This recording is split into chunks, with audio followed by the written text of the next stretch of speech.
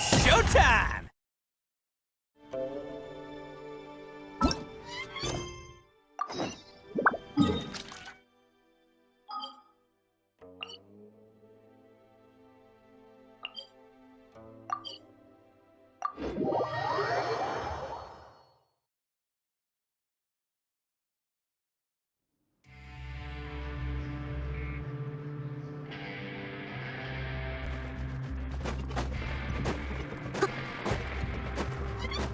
Someone with assistance.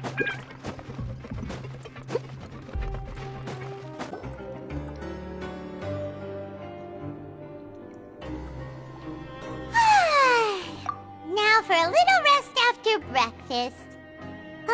This is the life. Wait a sec. Isn't something important supposed to happen today?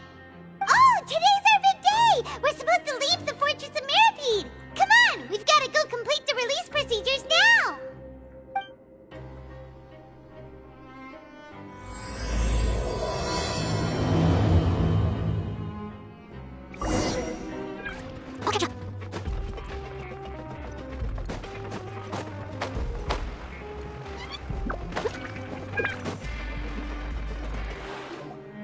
Please, sign here. This document will be effective immediately upon signing, and you two may exit the Fortress of Mirapede via the regular channels. It's been so long since we've been to the surface. Let's hurry up and... Huh? What's happening?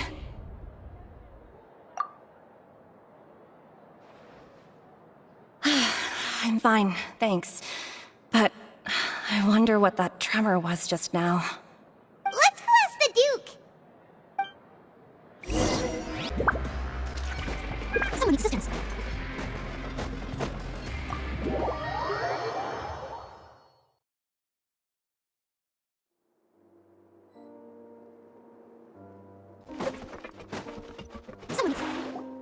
Your Grace?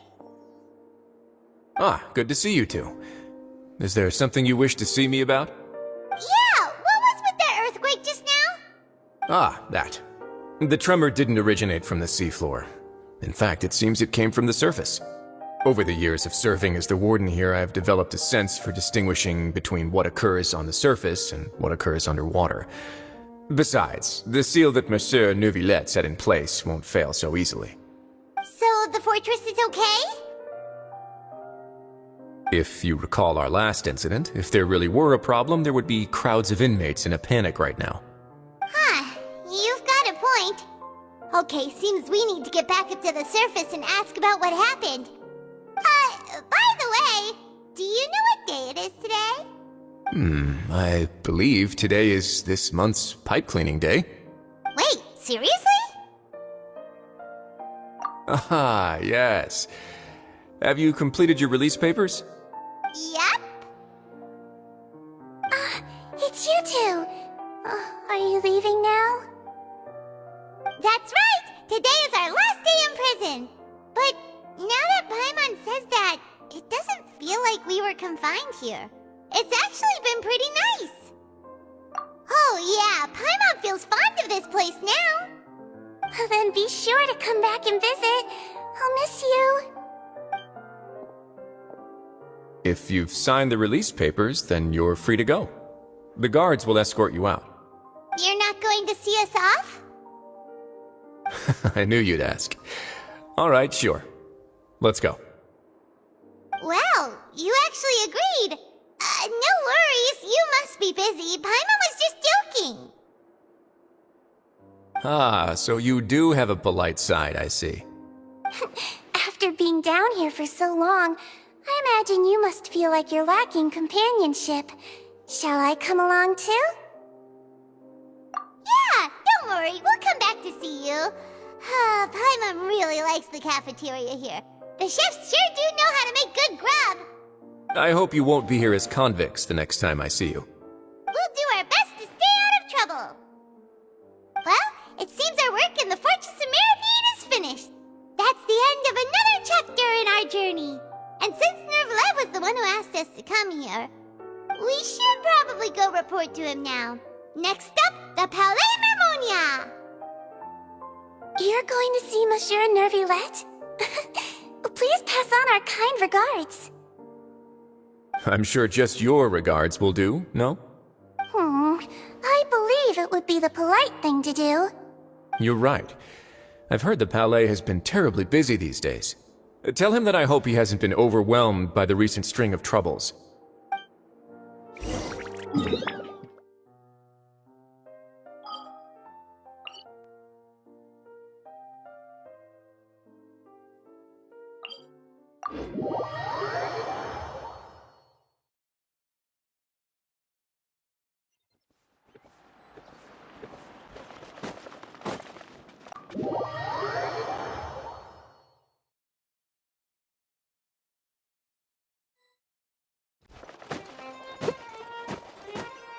The Palais Mermonia sure is buzzing with activity today. Halt! Huh? Oh, it's you two. Apologies. Monsieur Neuvillette did say you'd be welcome at any time. Excuse me, would you mind helping me take a look at this report? I'll be right there. Sorry, I've got my hands full here. You can see yourselves in. Everyone's so busy. Seems a lot has been happening.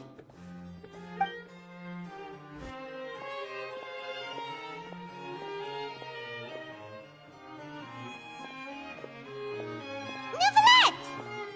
Hello. You've come at the right time, but you'll have to wait for just a moment, as there are some urgent matters I must tend to first. In the meantime, please, have a seat. If you'd like to have something to drink, let the Melusine outside know. That's all right. We just ate. Very well, then. Let's take a break over there while we wait for him to finish his work.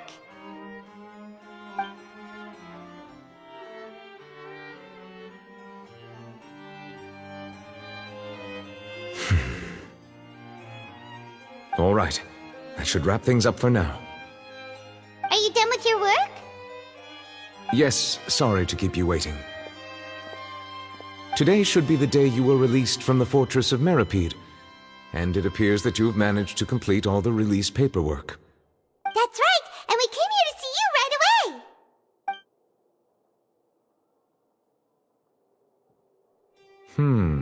A massive whale. Do you have any idea what that might be? Judging from your description, that cannot have occurred in any ordinary waters, but rather something like the primordial sea. A whale of that size and shape cannot usually be found in the waters of Tevat. Therefore, we can only assume that Child is presently immersed in primordial seawater. Immersed in primordial seawater? But how? And is he okay? Most people wouldn't be capable of entering in the first place. I'm not completely sure how he could have gotten there myself. Yes? What is it? Ah, right! Paimon felt it too! We asked the Duke and he said it wasn't from underwater, so we figured you might know something about it. It turns out that I have just received a report about this particular matter. In fact, that's exactly what I was busy with a moment ago. The source of the tremor was here on the surface near Poisson. After the shaking stopped, the water levels in the Poisson area rose at an alarming rate. The water levels rose? Oh no! What about all the people there? Fortunately, the water levels only rose for a short period of time and have already returned to normal now. However, I still have a bad feeling about the whole phenomenon. If the change in water levels is connected with the leaking primordial seawater, then the situation in Poisson may be much worse than it appears. Navia should be in Poisson, right? We need to go check on her! I would also like to go there as soon as possible, but I'm afraid I can't leave just yet. We must immediately formulate disaster prevention plans for the surrounding coastal areas to avoid potential catastrophes.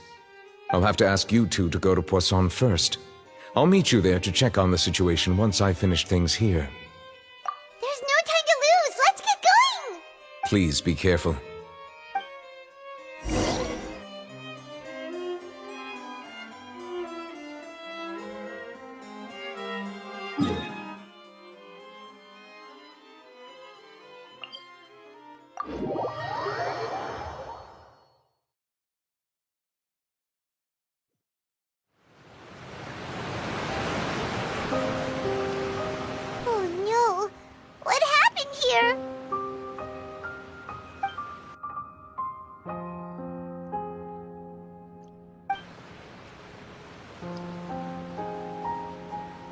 Nadia should be around here, right? We need to make sure she's still... Paimon means we need to check on her.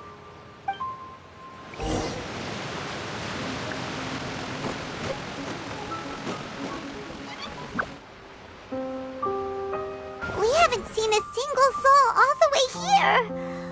Oh, this is getting scary. What will I ever do now? Look, there's someone on the roof over there.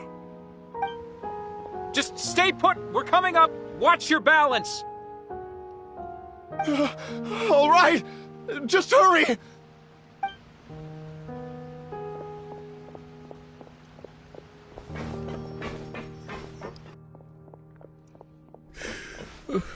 I'm not young anymore. How will I survive on my own? My Desiree! Oh, he looks pretty sad. My leg! My leg! How could this have happened? It hurts! Just hang in there. Help is on the way. You can hold my hand if it makes you feel better.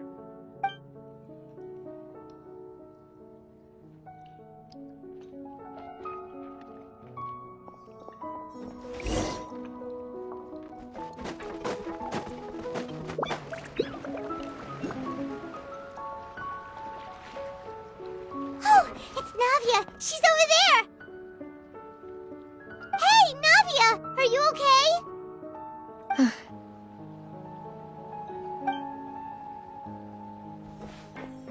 You're here. We heard there was a situation in Poisson, so we came as quickly as we could. Yes. As you can see, the water level suddenly rose. It caused quite the disturbance, in fact.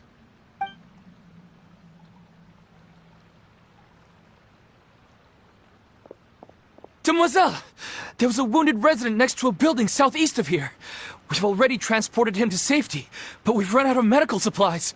He's wounded? How badly? He fell, so it's probably a broken leg. He's pretty shaken up. When the water level rose, he desperately climbed up to the roof.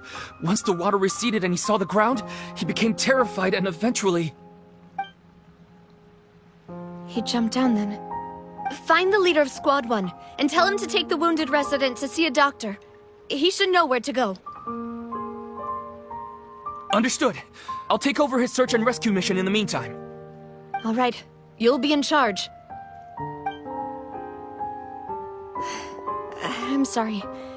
Where were we? The situation in Poisson? Right. Allow me to explain. A little earlier, we suddenly heard a loud noise. At first, everyone thought that something might have exploded in the waterways. But before we knew it, water started pouring out from everywhere. The rushing water seemed a little odd, almost like the unique color of primordial seawater. Some people didn't realize the danger and thought it was just ordinary water, leaking from somewhere. Everyone on the street who happened to be close to the water didn't have a chance to escape. As the water levels rose, they suddenly disappeared. They were all dissolved. Those who realized what was happening started to flee in a panic, desperately trying to get to higher ground. Many were injured in the stampede, and some people fell from significant heights. The Spina di Rosula initiated rescue operations as quickly as possible, but there have been a lot of casualties. Fortunately, the water began to recede after some time, and the chaos came to an end. The water that flooded the area contained primordial seawater, so the lower levels of Poisson are still hazardous. To ensure everyone's safety, I've asked the people there to leave as soon as possible. No one knows if this could happen again. All we can do for now is try our best to help evacuate the residents. We still haven't completed the head count, but we'll have some numbers soon. How awful. And all of this just came out of nowhere. It was quite frightening indeed. I only wish that everything that just happened was a bad dream. Is there any way we can help, Navia?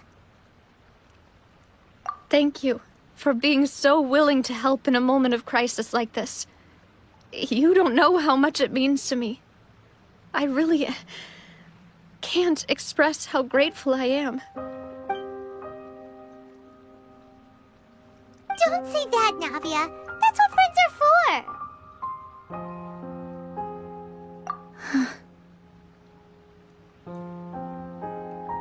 Demoiselle! We've got a situation here! I'll be right there. Sorry, I need to go for now. And out she goes. Seems it might be a while before she can take a break.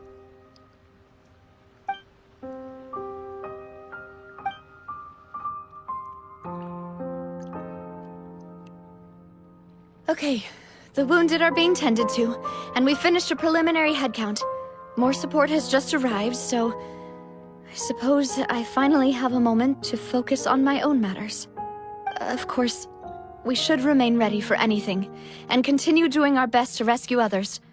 I'll be sure to have everyone at the Spina di Rosula ready to render assistance. Traveler, Paimon, would you two accompany me to my father's grave for a moment? Huh? Right now? Thank you.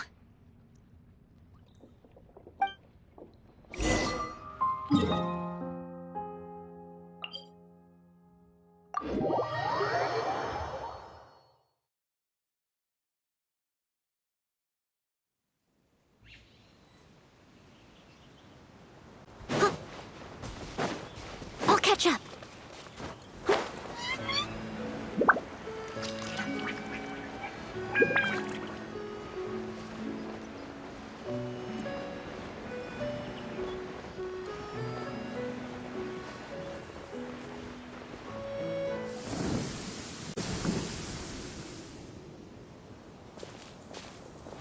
Not a lot of people here, huh?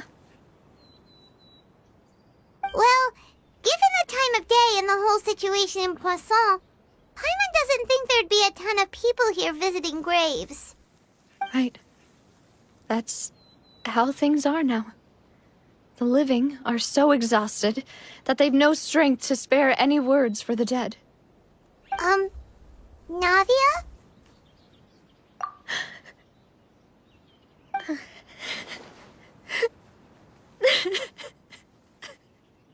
Navia, what's wrong? Sorry. I just... Malus and Silver... They won't ever come back here again. What should I do, Papa? Huh? What happened to them?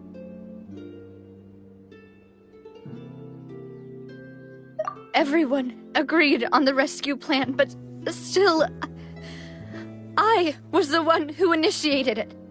They were helping evacuate the residents, but they couldn't leave in time. And they were caught in the seawater.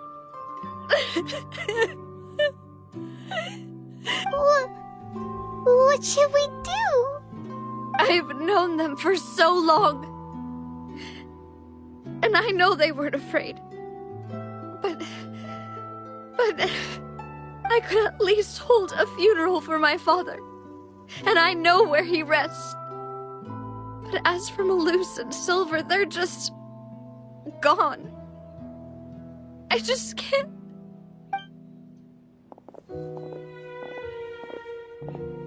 Everything looks so clean after it rains. Even the gravestones. I didn't expect that you'd enjoy a glass of red wine in front of Master Callus's grave. I can understand. Besides, the scenery here isn't half bad. See, it's not just me. I always want to bring something when I visit Papa. Perhaps we might even have a picnic. He wouldn't be angry, would he? How could Master ever be upset with you, demoiselle? Yet the cemetery is the home of those who have passed, is it not? Everyone ends up here sooner or later, no matter who you are. Buying yourself a plot in advance, are you? No need yet. But when I do, I hope you'll let me be buried beside Master Callus, demoiselle. Hey, stop joking around. I'm quite serious. That way, it'll save us both the trip to see each other whenever you visit your father's grave. That makes sense. In that case, could I be buried on his other side? After all, besides you, demoiselle, the two of us could certainly be considered Master's closest companions, no? Personally, I believe we fill those shoes just fine. Why are you bringing this up all of a sudden? Seriously. All right. I'll remember your requests. But I'd really prefer not to talk about this stuff. And what do you mean by saving me a trip? I'd make the journey even if I had to visit you two somewhere else. I'd promised to let them rest in peace here. But here I am breaking that promise. I'm sorry for letting you see me in a mess like this. I don't usually cry, really. Paimon doesn't know how to help you feel better. But, well, she understands how you feel. I'd always thought I could make my wishes come true. But now that I think about it, that never solely relied on me. Many things can only be accomplished with someone else's help. Malus and Silver have helped me so much. But by contrast, I could do nothing for them. I'm so sorry. You can spend as much time as you need here, Navia. We'll stay with you. Thank you. Right now, you don't know how much that means. By the way, you can have a look at this. It's a list of victims from the incident that took place here.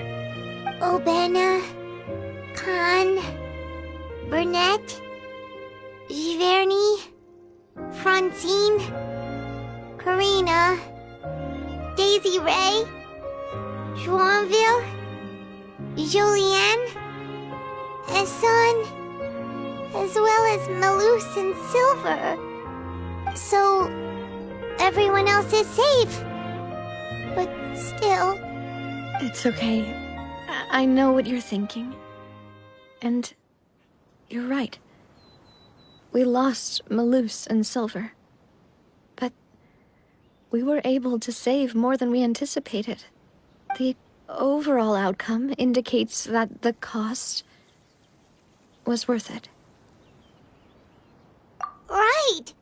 Don't think that way, Navia. One person might be saved at the expense of another, sure, but that isn't something we should ever consider a trade. Malus and Silver were not the price for saving anyone. They're heroes. You're right. Thank you, Paimon. What you said just now was pretty amazing, actually. I'll remember your words. Oh, really? Seems you've become more eloquent in the time since we last met. The knave? What are you doing here? Is everything going well on your side? Yes, my people are carrying out the mission according to your request. All the residents of Poisson have been evacuated, and we're preparing to relocate them to higher ground. As for these supplies, we have everything taken care of. There is no need to worry. Thank you very much. Wait, do you two know each other? We just met recently. Right, Miss Navia? Usually, I would call this a coincidental encounter. But that doesn't quite fit this time. Besides, it never even crossed my mind that a Fatui Harbinger would come looking for me. Thanks to the Knave, Spina di Rosula received generous support from the Fatui, which allowed us to complete the rescue and evacuation work so quickly. Mutual aid is essential to fostering positive developments. We were already in the area, in any case, so it was nothing. That said, I must say that you're a lot sharper than you let on. I'm sure you understand what I mean. I apologize for all the ways in which I tested you previously. We've never worked with a Fatui before, and it's extremely important for us to know who we're working with. My subordinates have reported that Fatui soldiers have been observing water levels and taking head counts in various locations. I hear that they've also prepared a large amount of emergency supplies. I'm quite surprised. This is nothing to brag about, nor do I intend to. It is simply the way of powerful organizations to act forcefully, whether they are doing good or ill. You've witnessed that firsthand, in any case. As I've told this traveler before, I know of the prophecy, and I intend to prevent the impending disaster. Lending your organization a hand was a natural first step in accomplishing that. As such, do not be troubled by this token of our sincerity. Perhaps one day, you'll also be able to help me in the same way. Without your help, there would have been many more casualties. I won't forget your kindness. Furthermore, I sincerely regret what happened to Malus and Silver. I only wish that my people could have arrived a little earlier to prevent this from happening. Don't say that. You and your subordinates did everything you could. As Paimon said, Malus and Silver didn't choose to sacrifice themselves for any specific person. And they weren't the price paid for other salvation. They chose to become heroes themselves. I've never liked hearing people put it that way. It's like trying to relieve pain by saying some noble-sounding words. But right now, there's nothing more suitable. They really did become heroes. You're right. I'm sorry for your loss, Miss Navia. Water is life to Fontaine's people, and it also spells disaster. It's no wonder that people always say that prophecies represent fate. Fortunately, I've never been one for such opinions. So, you're one who will try to change fate, then? Of course. That is why I'm going to Hotel Bouffe de Thé. I still have some things to take care of, and the children need my attention. By the way, Traveler, Paimon, one more thing. Alright, then we'll just... Huh? This isn't right. Paimon thought you would ask us to walk with you for a moment so you could tell us something in private. That is a clever and useful conversation technique, which I do like to use when necessary. But there's no need today. It would not hurt to have Miss Navia listening in. Traveler, I'm sure you remember that I said we could work together when we had the chance. You and I both know that there may be issues with the Primordial Sea. Previously, it was the Fortress of Maripede's sluice gate, and this time it was the water levels in Poisson. These are both signals. Indeed. Allow me to share the latest intel I've received from the House of the Hearth's intelligence network with you. During some recent investigations, a child claimed to have discovered some ruins near Poisson. The ruins date back to ancient times, and seem to be worth investigating in many ways. Judging by the dating of the ruins, they may be related to the prophecy and the coming crisis. The situation is becoming more urgent, so any pertinent information will prove extremely precious. My people initially came to prepare for ruin exploration. Unexpectedly, this disaster struck, and at present, we're all busy prioritizing the rescue effort. So that's why the Fatui were already in Poisson. I wanted to take the children along, but unfortunately, Linny, Lynette, and Fremine have all been dispatched to higher ground to assist affected residents. Linny told me that outside of the house, the person they trust most is you. Which is why I want to give you this task. The House of the Hearth's members see each other as family, But Linny, Lynette, and Fremine said that they also see you as such, even though you are not from the house. I'm sure you already understand how earnest they consider their friendship with you to be. Oh, that somehow makes Paimon feel kinda happy. The intel I just shared about the ruins could fetch a high price. But since the children consider you family, it's only natural that I freely share it with you. Got it! So all we gotta do is go to some ruins, right? We can handle that. Excuse me, but may I tag along? You wish to join, Miss Navia? But are you sure you're up to exploring some ruins? You need to rest. Well, I'm sad, yes. But I can't just go back and plop myself into a chair by the roadside and do nothing. There's no point in being depressed while we still have a disaster on our hands. As my father's successor, I must live up to the hopes he had in me. Besides, I'm also doing this for myself. I need something, a distraction, to keep my mind off Malus and Silver.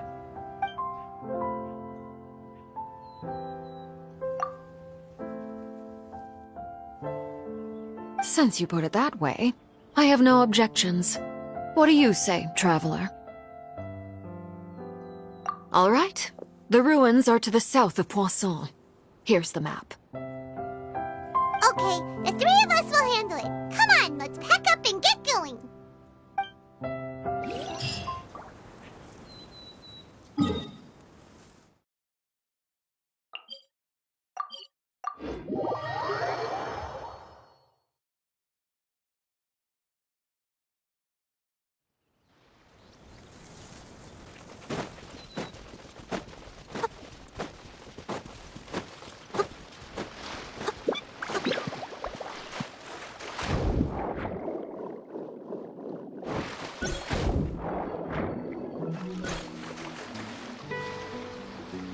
So, are these the ruins the knave was talking about? Whoa, talk about old. They seem to be pretty ancient, all right. Let's go in and have a look. Just be careful.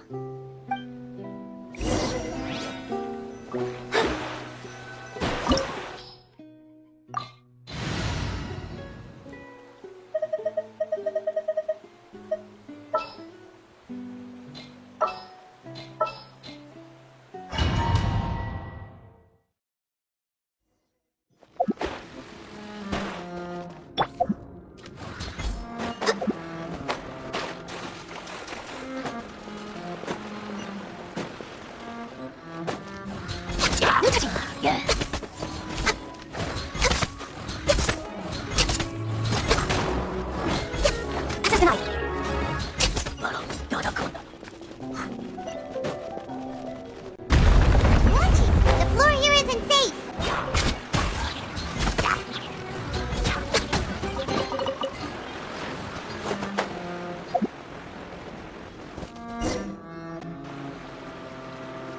This place has also been contaminated by primordial seawater. Yeah. And a lot of it, too. A Fontainian would most likely dissolve the moment they fell in.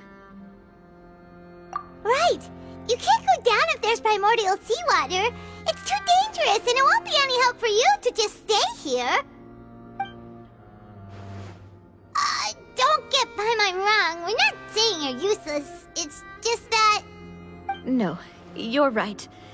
I can't do anything in this situation. I'll leave this to you.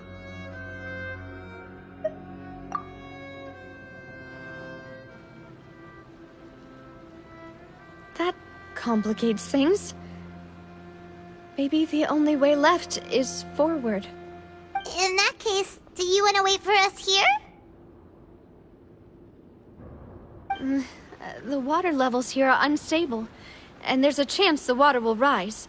So, staying here wouldn't be safe either. I'll go together with you. Perhaps we'll find the exit just up ahead. All right. Come with us for now then, but please be careful.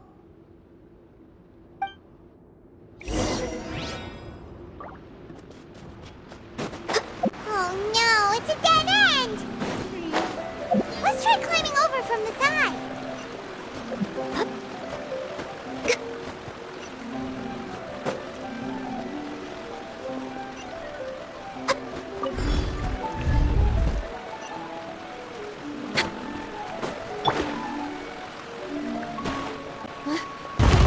There's something wrong with this bridge!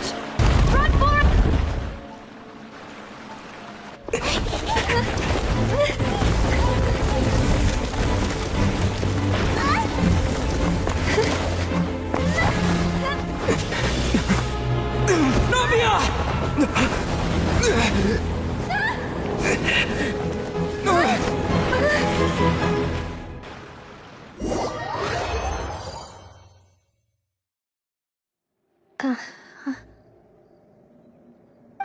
Demoiselle? Huh? Demoiselle, what are you doing here by yourself? Would you be standing here till dark if I hadn't come to get you? Maybe she just wants some time to herself, Malus. Oh, was I sleeping? Yes, it would appear so. I must be tired. That's quite possible. However, you were the one that suggested we go out for a walk. Oh, right. I nearly forgot. Whew. It must have slipped my mind when I dozed off.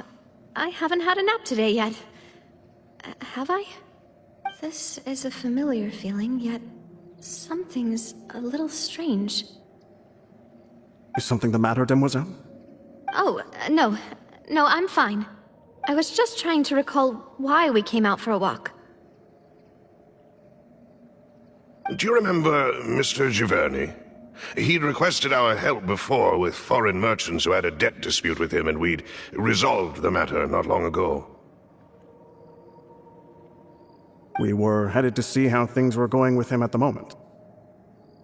Ah, right. Yes. I remember now. Oh? Miss Navia. Ah, Mr. Malus. And Mr. Silver, too. It's good to see all of you. How have you been? I've been great. Thanks to your help, those bothersome merchants finally realized that I wasn't the one they were looking for. Why, I wasn't even the guarantor for that person. They were knocking at my door day and night. Even my neighbor, Obina, was getting fed up with them. Sometimes force is required to calm someone down and get them to listen to what you have to say. That's right. Oh, by the way, Burnett, what was it that you wanted to give to Miss Navia again? Oh, yes. One moment, I have it right here. Miss Navia, these are some flower seeds that I prepared. Please take them. They're a very good variety, and they'll become very big and beautiful once they bloom. I don't know what we would have done without your help, so this is a little token of our appreciation. I hope you won't refuse. Ah, did you cultivate them yourself? Thank you so much.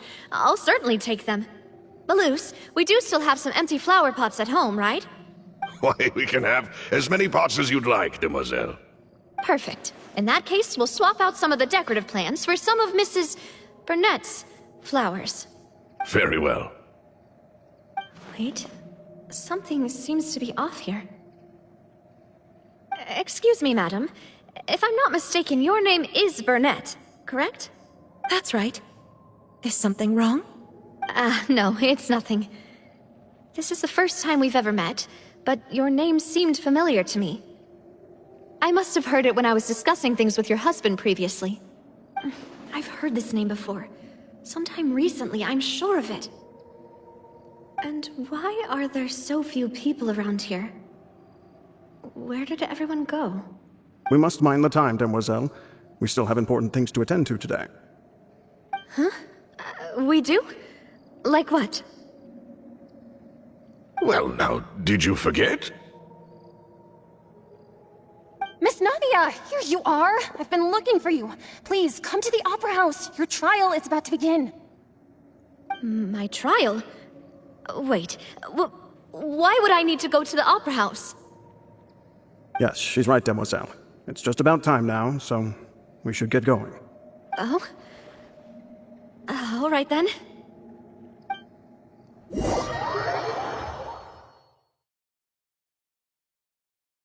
Look, it's Navia! She's here! And her 2 attendants are with her! Goodness, everyone's finally here. There sure are a lot of people here to see the trial. And they all seem to be oddly excited about something. I even know some of these people. Karina, Desiree, Joyville, Jolien, Essen. Why are so many people here? And why do I have no recollection of this case? And as for the judge... huh? Where's Monsieur Neuvillette? Please sit in the defendant's seat. Don't worry, Silver and I shall accompany you. All right. But are you sure you can stand behind me? Typically, it wouldn't be allowed, but today is an exception.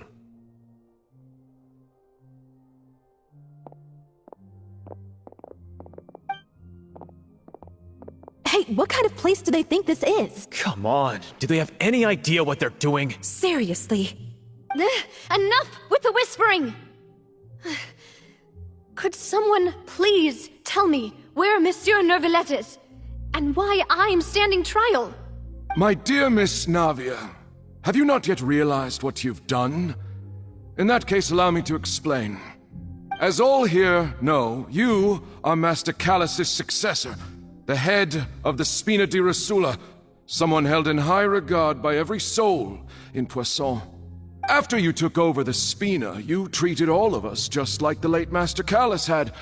If anyone in need reached out to you for help, you responded. Not only you, but your butler, your subordinates, nearly everyone in the Spina di Rosula fought for the well-being of those in Poisson. Wait a moment. Aren't you just proving that I'm a good person? Yes, correct. Absolutely right. And that is why you stand accused. You have helped so many people get through so many difficulties. You are one with us. We are inseparable. We are one big family, all of us who are from Poisson, inextricably linked. And with you being so important, we couldn't possibly do without you. Therefore, this fair and honorable court shall declare you guilty, and you shall stay here. You will be together with us forever. Huh? What are you saying? Everything you have said is correct. I have indeed done a lot for my hometown, and I would be willing to be with you all, but what is the purpose of having me stand here like this? What is there to discuss? Ah, well, if that's what you think, then I have no further comments. How wonderful, Miss Navia!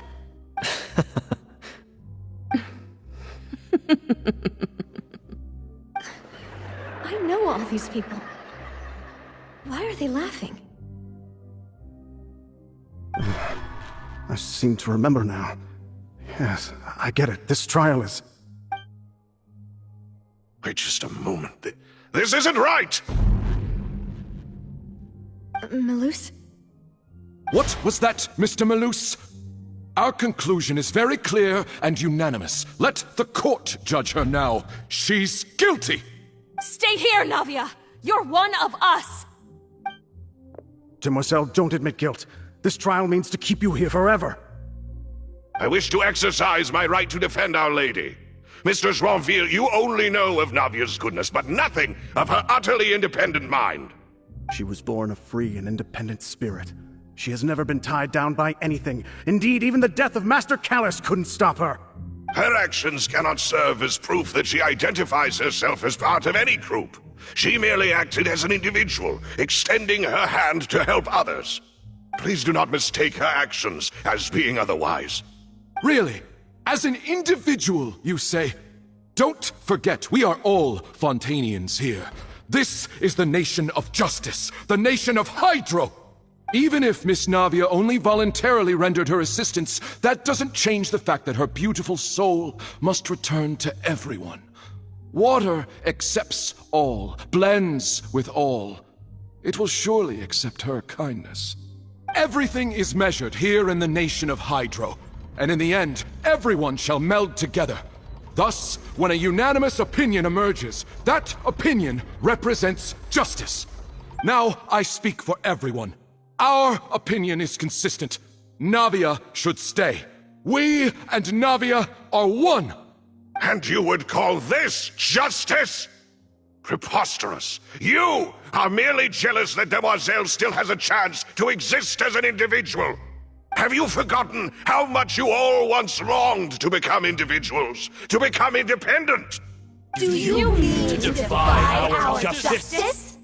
If your justice is flawed, then why should we acknowledge it? As you said, we can also have our own justice. Silver and I shall defend Demoiselle. And that is how we will enforce justice. Ugh, my head... It hurts. Demoiselle! Silver, it hurts. My head is spinning. All I can see is stars swirling in front of me. I remember now. Everything that seemed odd from the very beginning.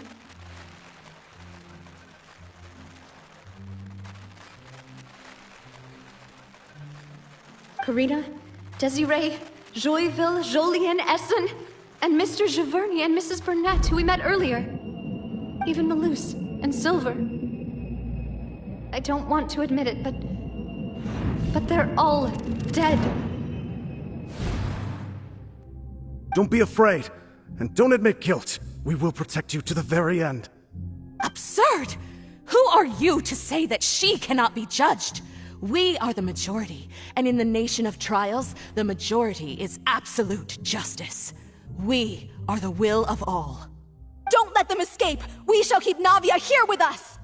Mr. Malus and Mr. Silver, must you be so stubborn?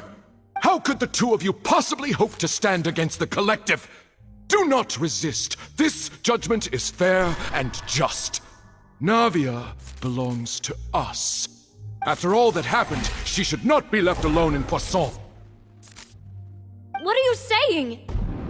No more excuses! He says we're jealous. Jealous? How could she possibly be an independent individual? What's with these people? Who's jealous of her? She belongs to us! Miss Navia, she... Silence! That's...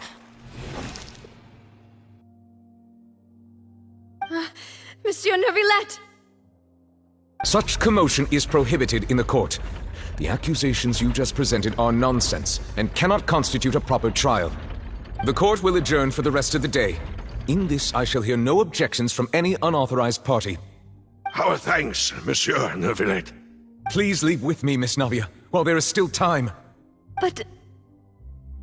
Go on now, Demoiselle. This is your only chance to leave this place.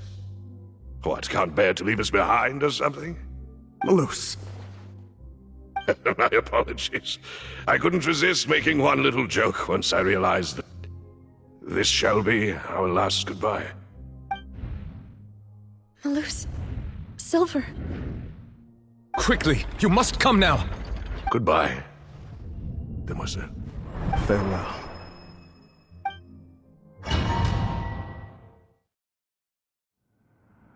No, wait! Just a second! Navia? You're awake. Good. I must have been dreaming. Malus and Silver were still alive, and they were defending me at some insane trial. It looks like you're all right. Did all the sad feelings cause you to have a nightmare? Paimon could give you a hug. The ruins you were exploring suffered a cave-in. When I arrived, I found you falling toward the water. You were just about to be dissolved within, but I...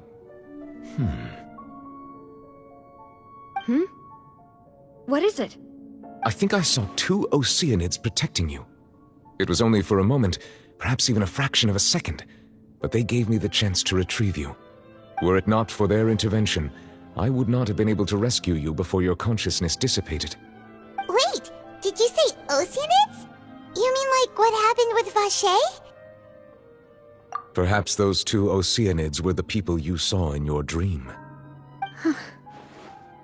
I always told them that they didn't have to protect me. To think that they'd keep doing so even after death. Please come with me.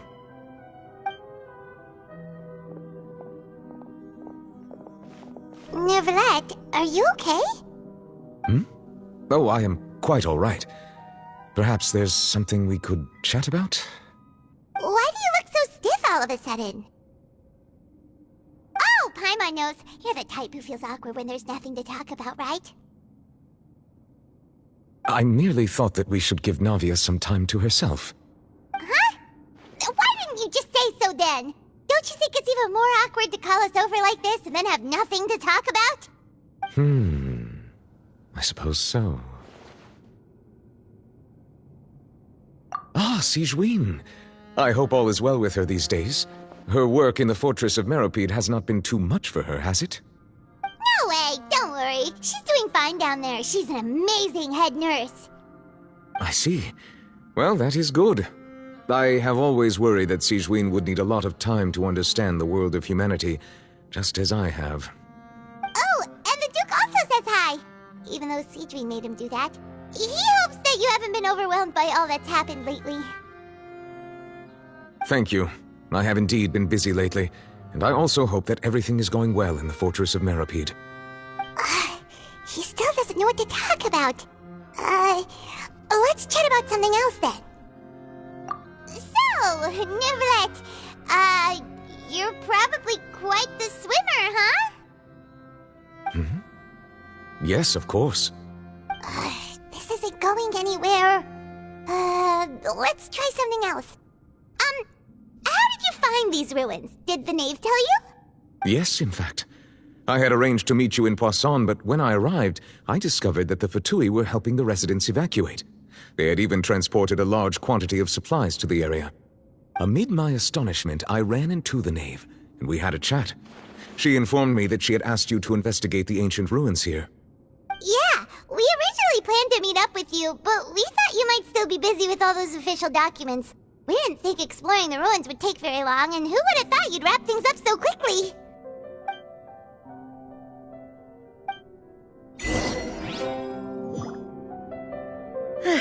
I'm sorry to have kept you all waiting like that. I'm feeling much better now. I guess we should get going again. Will you come with us, Monsieur Neuvillette? Yes, if you wouldn't mind my company. All right! Another one joins the party! Let's get going then!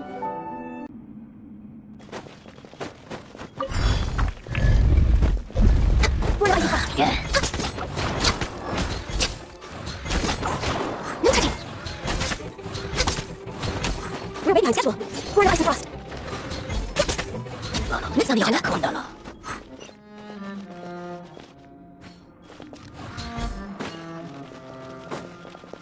Oh no! Another unstable path! Watch your step!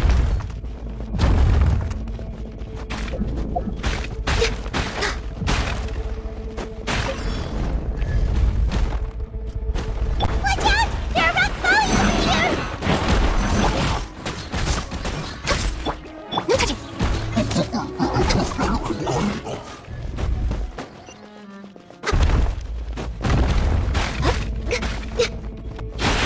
almost at the top! Keep it up!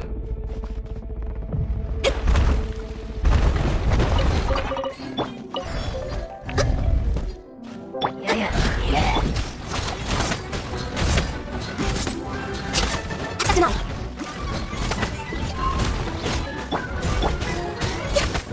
We're waiting on schedule. This is long overdue. We're in ice and frost.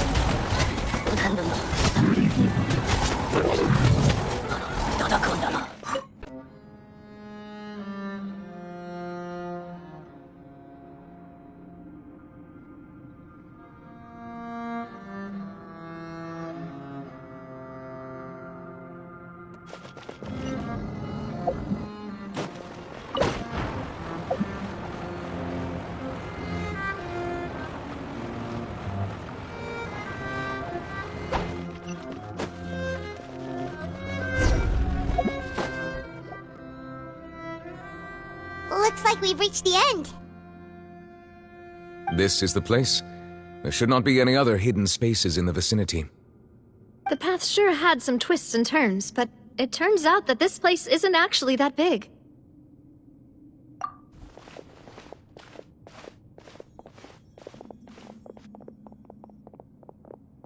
Stone slates? It seems like they were put here as an offering. Could we take them down and have a look? Perhaps we should just leave them be for now. There are 4 locations in total, but only 3 stone slates. The slate that should be in the first empty spot is missing. The surrounding walls also show signs of damage. There's something written below. Let Paimon see.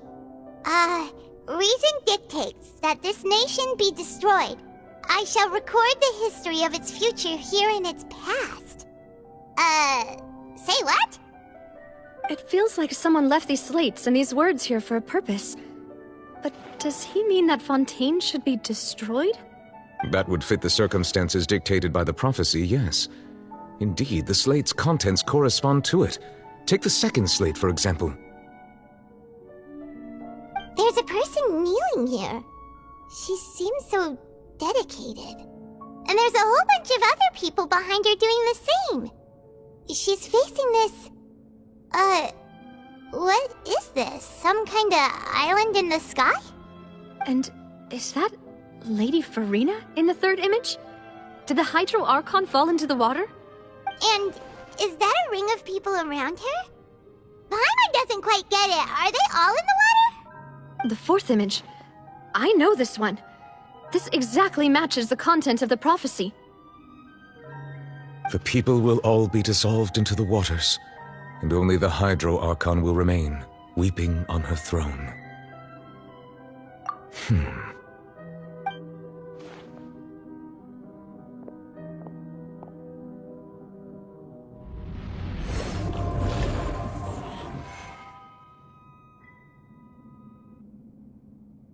More information should be hidden in these slates, but I fear I cannot easily uncover it, most likely due to us missing the first slate. I am very sorry. Don't blame yourself, Monsieur Neuvillette. Deciphering ancient stone slates isn't one of your duties. Ooh, Paimon's getting the chills just looking at these slates.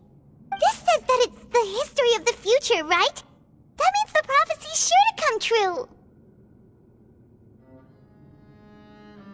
I really hope it doesn't mean that.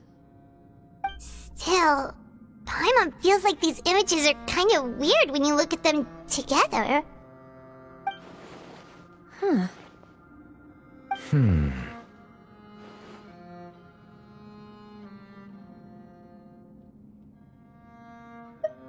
That's right! If the images are in chronological order, shouldn't the fourth, the waters drowning Fontaine, come before the third, where the Hydro Archon herself falls into the water? And yet the order is reversed here.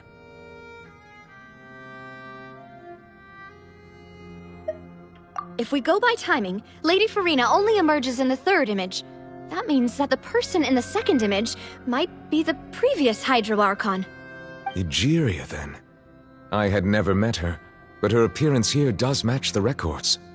The previous Archon kneeling before the floating island in the skies, as if confessing a sin. Did she herself commit that sin? And if not, why would she be in such a posture? Also, I'm still wondering why these ancient stone slates are here at all. Judging from their contents, could this place be the origin of the prophecy?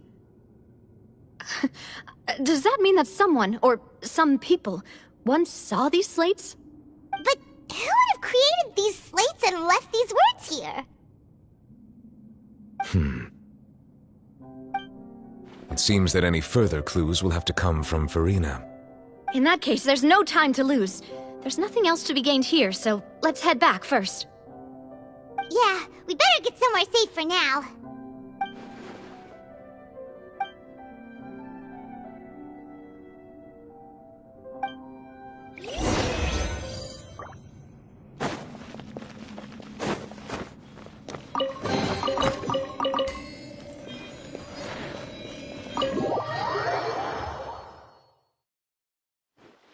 Let's split up here.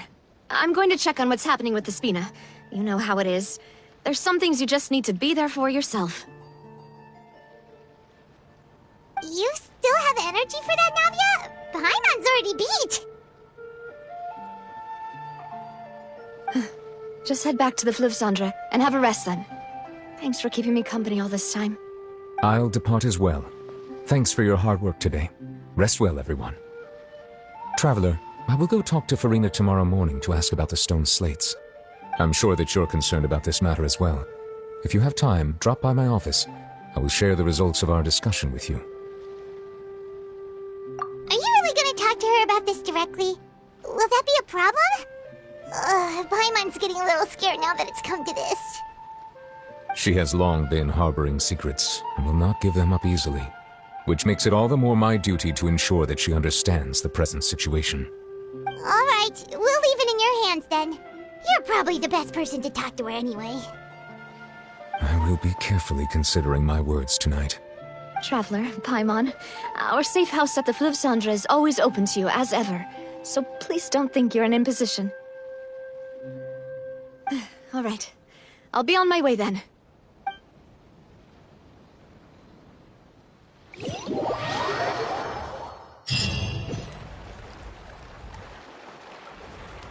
We're finally back! Welcome back. We've got a special menu prepared for you two tonight. Yay! And there's good food too! Navi, no, the boss is the best. Ooh, desserts! Nice, these are all Paimon's! Paimon's already starting to forget what happened today. Oh, that voice. Is that who I think it is? Huh? It's you two. What are you doing in Fontaine?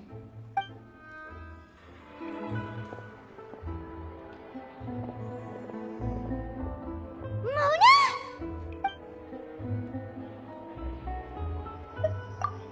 Seriously, nobody just uses a scry glass whenever they've got time to just see who they'll meet on the road. Still, we didn't expect to see you here. Wait, you're not a Fontainian, are you, Mona? Well, I have some business to attend to here, so I booked a hotel in the city. I was just out for a stroll when I bumped into you. Quite unexpectedly, if I might add. Why did you think I was from Fontaine, though? Is that because Magistus doesn't sound much like a Mondstadter surname? Yeah, let's go with that. Well, I used to have my own surname, which was, well, some other thing. Either way, the old hag told me when she took me as her disciple that the first step to being a great astrologist's pupil was to change that name. There was nothing for it, really. She really is amazing at astrology, so I changed my name to what it is now according to her wishes.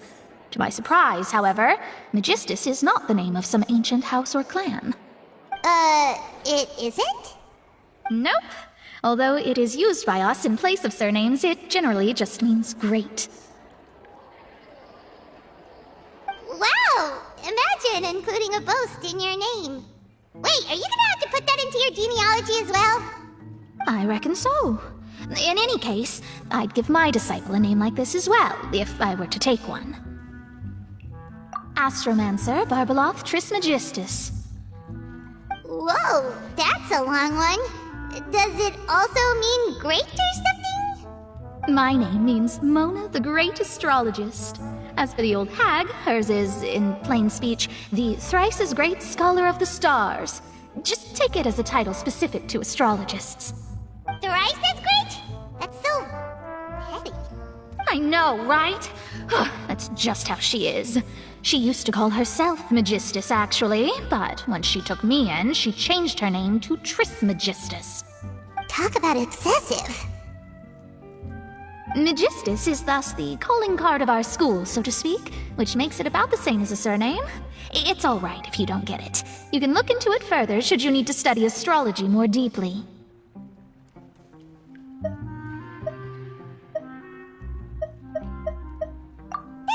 Terrible!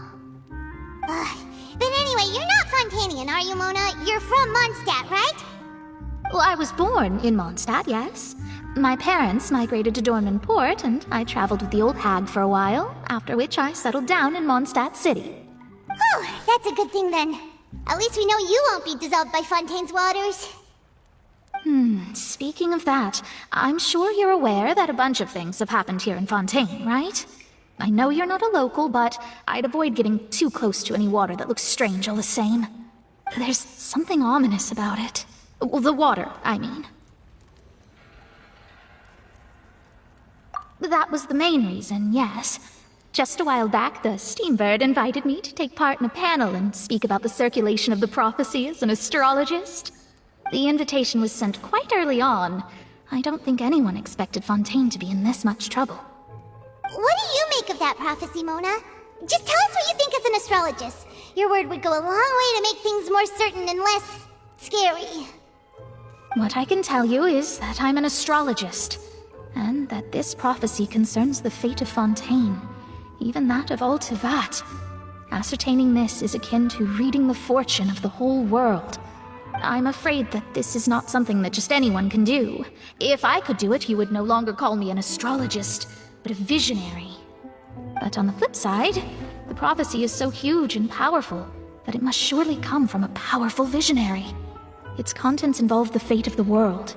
Disregarding it would be a mistake. A visionary? Sounds really powerful and all, but does such a person really exist? Of course. The old hag could do it, and I bet there are others amongst those Hexenzirkel colleagues of hers who could do something similar. Huh? Are you sure? All right, I'll help you. It isn't often that I see you with such a serious look on your face. I'll tell you once I hear back from her. Thanks, Mona! You're amazing as always! Oh, well, this is something only I can do after all. So yes, your praises are quite welcome. That's the greatest of astrologists for you! Of all the people we know, you know the star's the best! Indeed.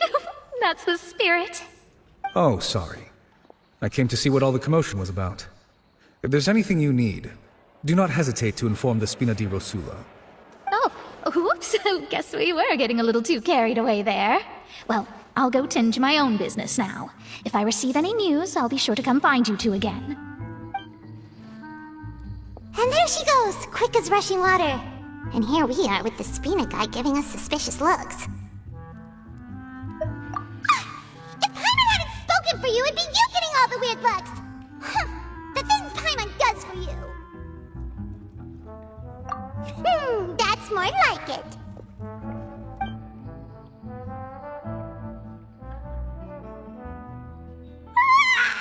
Good morning. To be honest, Paimon's still feeling kind of sleepy. But it's time to get up, Traveler. We agreed to go see Neuvillette, so let's pack it up and get going.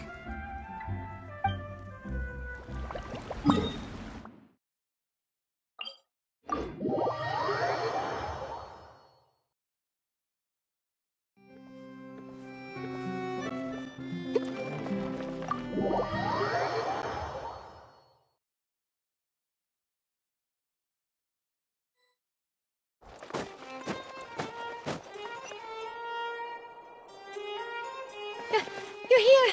Finally! Is something wrong? Monsieur Neuvillette and Lady Farina, they seem to have gotten into a dispute!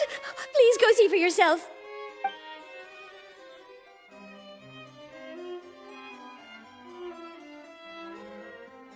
Like I said, I've already explained everything! And yet the problem has not been properly solved. There is little space for excuses between us. It is not my intention to offend you, but please, tell me where you stand. You are the Hydro Archon Focalor, are you not? Look at this. This is a list of the victims from the recent Poisson incident.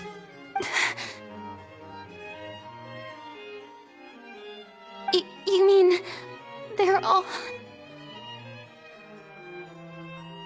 We did not arrive in time to avert this disaster, and I will not have it happen again. I will say this once more. You must tell me everything you know. Yesterday, I found 3 stone slates in some ancient ruins near Poisson. Do you know anything about those? Seriously? You're questioning me like this is a court case now. I don't know anything about that. But You found them in some ancient ruins, you say? That's correct, which is why I came to ask you some questions. There should have been 4 slates, but one of them was missing. The other 3 feature different images that seem to correlate to the prophecy. The prophecy? The second of these slates depicts the previous Hydro Archon Egeria kneeling before a floating island in the sky, as if confessing something. Do you know nothing of this either? I don't. I've never seen such slates. I'll ask you again. Do you really have no information regarding the previous Archon? My deciphering of the slates indicates that the Hydro Archon Egeria once had to confess to, or apologize for, a certain sin. If anyone would know about it, it should be you. All gods don't have the same secrets, you know. She was herself and I'm me. Is it really so strange that I know nothing? I understand your concerns, but I'm sorry. I just don't have anything to tell you. Forgive me for saying this now, Lady Farina, but I have long known of your various secret investigations into certain matters. There are several indications that you have been investigating the prophecy on the sly. This is not strange in itself, considering that you are the Hydro Archon. But it is strange that you should also claim to not know any of Egeria's secrets, as well as do nothing following your inquiries. You have never been as superficial as you have presented yourself to be, nor are you a fool. And yet, your behavior is very inconsistent. So you've been watching me all this time, have you? I didn't think you were that type. You... Well, since you know about my secret investigations, then you should know I'm actually working to take care of it. There's no point questioning or suspecting me. You're the Eudix, but you're still my subordinate. You should be following my lead. Just trust in me, you're Archon, and do as I say. Never mind whether you can truly convince yourself to or not. It'll all turn out fine. That's all I have to say. We do not discuss this matter again. Oh, the opera's about to start. Toodles!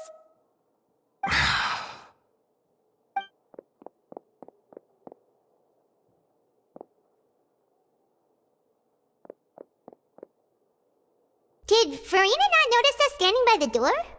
Wonder what's up with her. She was smiling. Huh. She didn't seem in the mood to care if we were listening in or not. I assume you've been outside for a while now? Oh, you noticed. Seems Farina didn't even realize we were here. She was in a great panic, though I cannot discern the reason. Our discussion reached impasses time and again, a state of affairs that we cannot allow to continue. Still, I do not understand. Dialogue is the basis for understanding, so why did she keep refusing to engage?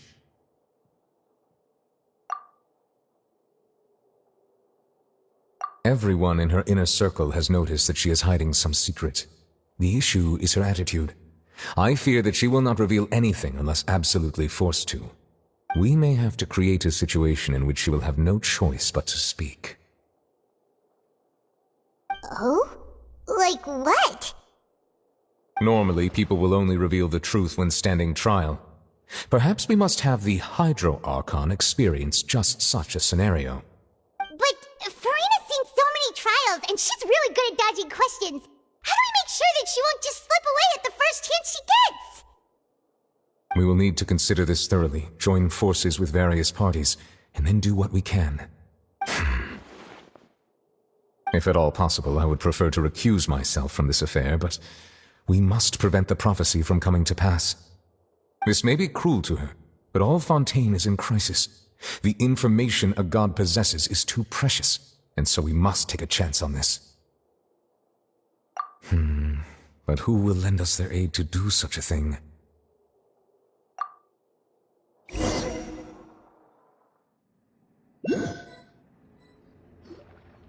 Well, that's everyone, huh?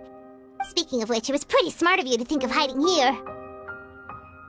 Poisson was just involved in a disaster, so it's presently devoid of people. That naturally makes it the best choice. And here you are drinking tea like it's the most natural thing in the world, huh? That's what families should do. Sit and enjoy a leisurely time together. It's nice to enjoy tea here, you know? Care for a cup? Lend me your ears, everyone.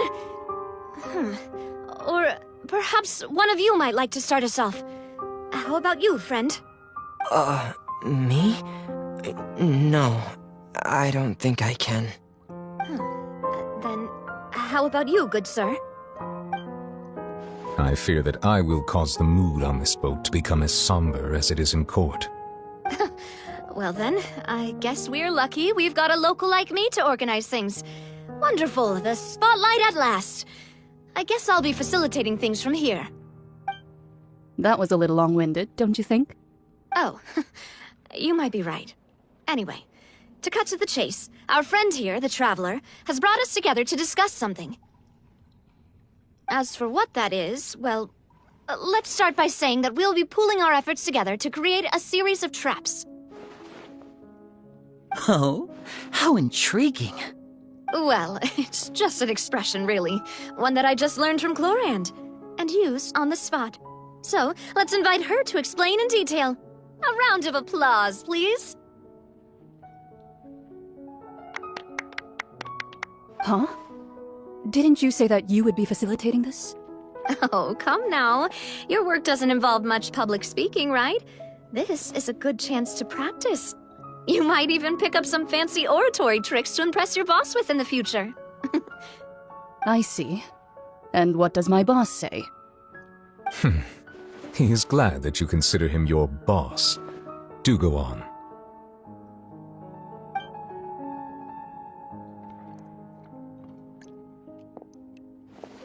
In that case, do any of you have experience hunting? Not that I recall. Fremine and I once used a wooden stick in a basket to catch wild rabbits when we were younger. As for Lynette, oh, right. You were sick that day, weren't you? I've also gone diving to catch some fish before. Does that count? I'm afraid not. You may or may not have heard, but Fontaine once played host to a group known as the Marechaussee Hunters. Though that was their name, they did not hunt animals, but rather various monsters left behind by the ancient dynasty of King Remus. Today, Fontaine's monster population has already thinned greatly, so the hunters have blended back into society, taking up arms in other lines of work. They even left a unique methodology of hunting in their wake. A trap comprises of the following components: bait, a trigger, and a containment device. Sometimes a lethal implement will also be necessary to deal with the prey. So, if we were to build a trap together, right now, what would you choose to build it with? For me, I would prefer something basket-shaped. Pigeons and rabbits will see the bait and naturally enter the snare. Our line of work requires a deft hand, and we're some of the best in the industry, so you can count on our techniques. You used some of those techniques while moving the people of Poisson, didn't you? My subordinates mentioned that you even performed some magic for the bawling children. Yes, and I even managed to gather some intelligence in the meantime. I'm quite the multitasker if I do say so myself. I'm afraid I can't claim that as my strong suit. I prefer more stable methods, like placing bait in the water and waiting for the fish to come within reach. That's the kind of method I would count on. Calm and steady. Exactly the kind of person who would catch loads of fish. And I can be their assistant. With discretion, I'm sure. I'd probably use some sort of mechanical animal. Papa once bought me some small clockwork squirrels, mice, and such. When placed in the forest, they can attract others of their kind. I remember that you liked those too, didn't you? I did. And that would be a good way to go about it. If they're realistic enough, animals of the same kind will follow them all the way to the trap. What about you, Monsieur Neuvillette? I fear I do not have any related experience. That makes sense. You usually solve problems directly, without the use of any such tricks. But I do have one more question for you, Monsieur. If we were to create a trap now, how would you design it? I would like for it to be effective, but bring no harm to the prey.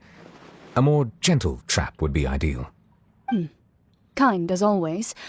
However, our intention doesn't necessarily change the containment device and the type of implement we need.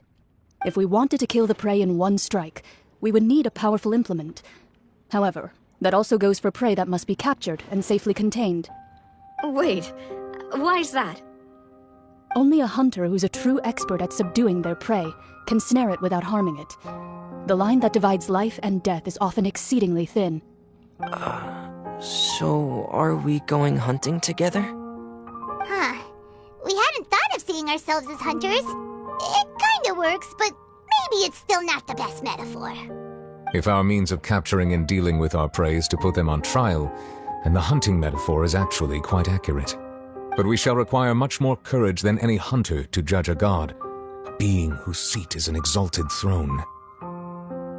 Oh, so that's what's going on. Sounds very interesting.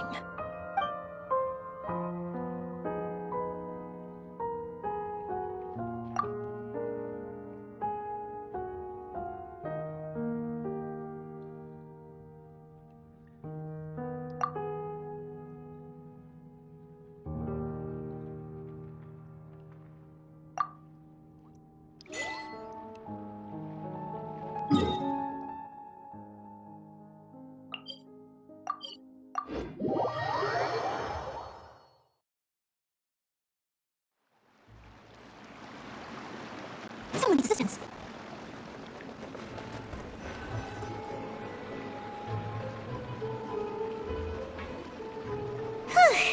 It's been a tough few days, hasn't it? So much has been happening. Paimon didn't think the meetings would go on for so long, but everyone seemed pretty fired up, huh? Paimon thought they'd be at least a little frightened. Well, Fremine was, now that Paimon thinks about it, but everyone else just looked a little surprised. Well... It's hard to say. Paimon doesn't have any experience with this sort of thing. But with you around, Paimon sure will do great. After all, you're the most reliable person in the world, aren't you? Huh? Did you just pour some tea? Paimon didn't notice you doing that at all. Then what's that? Paimon's never seen that cup before. Don't be frightened. I'm just joining you two for tea. I merely refrained from saying anything till now. Who's that voice? But there's no one here. Ah, have you forgotten me already? Wait, you are familiar. You're the voice we heard from the sky in Sumeru. The voice from the sky, I fear that description is wrong. Though, not completely wrong. You're feeling lost now, just as you were feeling previously. I sensed that confusion and thus came to you. Guiding people is an irresistible hobby of mine, after all. Consider me a passerby, just accepting a commission from my friend's disciple on a whim. The prophecy. Yes, what has been prophesied will be fulfilled. You may view such things as the history of the future. What? Then is there any way we can stop it? I believe you have witnessed a failed attempt with your own eyes. Can everything in Teyvat so easily be changed? Ah, so you've caught on. Just as prophecies are usually only the future as seen from the perspectives of the gods, could things be happening in hidden corners where the gods' gaze does not fall? Are the things that you shall see different from the fate that the gods perceive?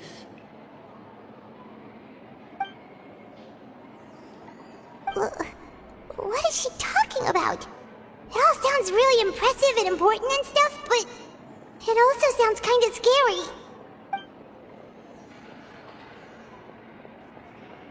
I believe that you understand, right?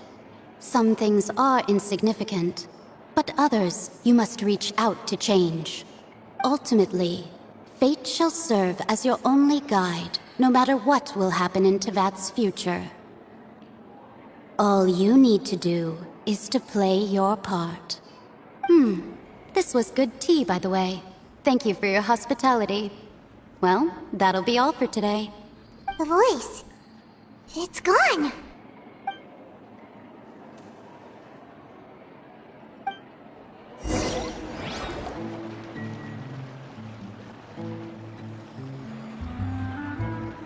What? Paimon hears someone talking. Alright, coming! Hey, it's you who's getting lazy, okay? Well, I see I've walked in on some lively banter. Mona! Fine, just fine. I went to take part in that Steambird panel. It turned out to be more interesting than I expected. Not all Fontainians are pessimistic about this. One journalist mentioned that sitting around and waiting for the end to come would be wrong, and that they should make their own rescue preparations. I agreed, so we had a brief chat with her. Did she have pink hair by any chance? Why, yes, it was Charlotte. I assume you've heard of her, no? That daredevil journalist? I'm in full support of her view. Prophecies are very important, but how can people allow their lives to be commandeered by just a few words? That's right! Paimon's glad to hear something sensible for once. Ah, yes. About what we had discussed before. I did try, but I'm afraid I couldn't reach the old hag. I'll try again tonight, but I wouldn't get your hopes up. Huh?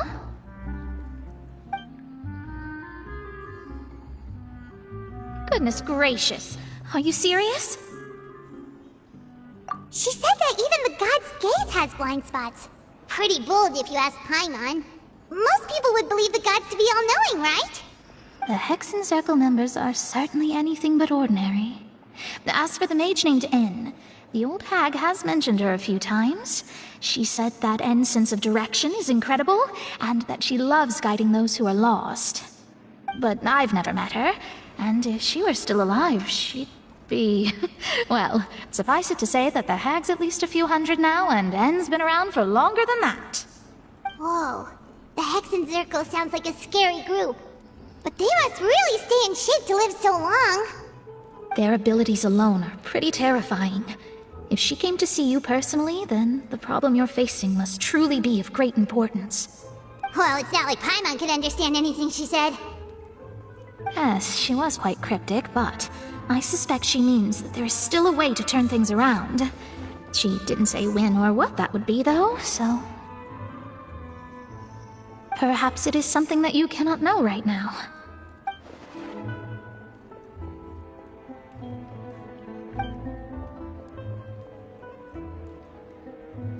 Traveler, Paimon, are you two all right? Oh, we're fine. We're just a little down right now. It kind of feels like the end is coming, you know? I see.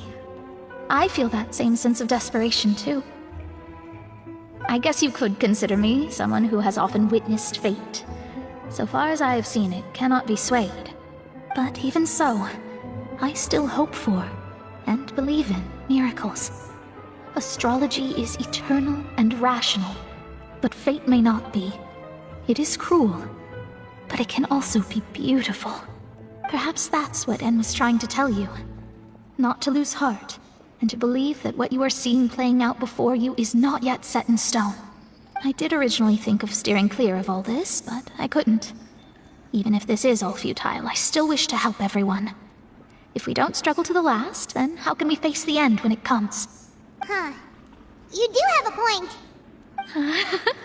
There I go, talking about astrological principles again.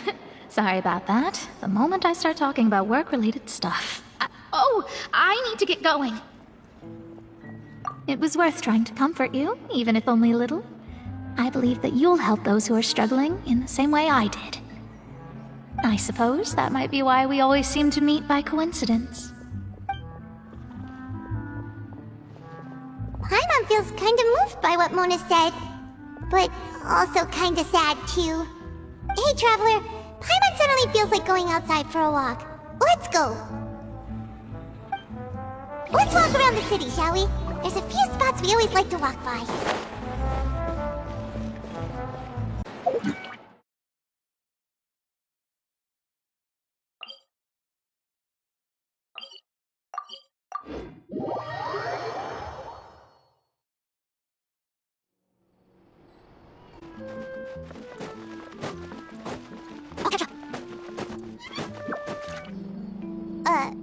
Huh? Our names are written in this newspaper. What's going on? Let Paimon see! The underwater stronghold, the Fortress of Meripede has continued in its noble autonomy, but that does not mean that others cannot interact with it. My recent attempts to enter the fortress bore little fruit. Huh. Guess Charlotte still hasn't given up on that. Thus, did an Outlander friend become the focus of this report, a blind adventurer with their white fairy legends trailing in their wake. It is said that this mysterious traveler once visited the underwater fortress. So while the fortress's interior remains a mystery behind closed doors, do not fear, for the tales of the traveler contain surprises in spades. Journalist Charlotte's biggest scoop yet, the Traveler's Trail, World Walker. Huh.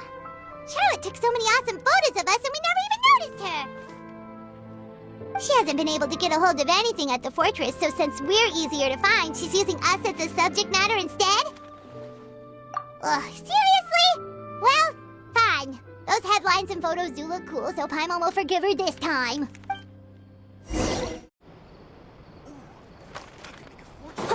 Investing too much.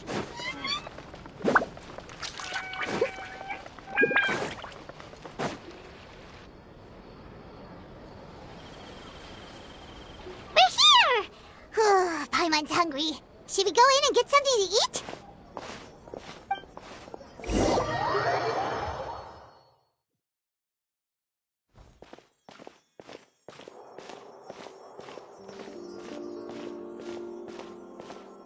Hey, quick! Look! That's the limited edition only 16 slices a day cake! It was so delicious the last time we tried it! Despite the tense situation we were in, let's give it another go! I'm sure it'll be great! 1 slice of cake, please. Someone showed up after all! Oh, wait, you're the one from the Palais Mermonia. Oh, are you here to buy cake too? It seems Monsieur Nervalette was right. You really can eat. Wait, did he really say something like that? That's right. Even he has his own preferences when it comes to food. As for me, I love the cake and coffee here. Do you come here often? Usually every day. Every day? It's part of my daily schedule, apart from work. I shall have my cake and coffee.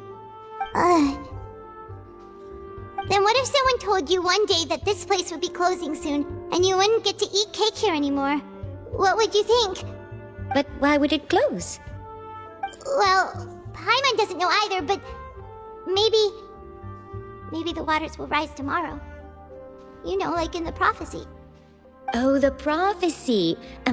To be honest, I haven't paid much attention to that. No, still, even if there'd be no more cake tomorrow, that wouldn't keep me from having some today. No, it's the same for eating in general. You might not be able to eat tomorrow, but if you can do so today, then you should carry on. That's what people call living, you know. Huh. Don't be sad. Excuse me, could I have 2 more slices of cake to go? These 2 slices are for you. Sijuin said that this kind of expression you're making is what humans call being sad. Oh, you know Sijuin? I sure do. She was born before me, and she sometimes comes to the surface to teach us things about humans. She said that humans are creatures that are saddened easily, yes, and you can only lift their spirits by feeding them delicious food. So please try the cakes here. I've got something else to do, so I'll be going now. You 2 try to stay in a good mood after eating, all right? Bye.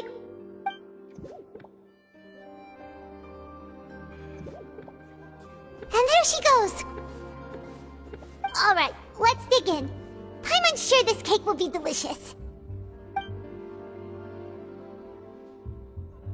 It's more delicious than last time! And the flavor gets even better with the sip of tea. It sure would be nice if we could come again tomorrow. Sure would be nice if we could always eat delicious food here. Art is the key ingredient in finding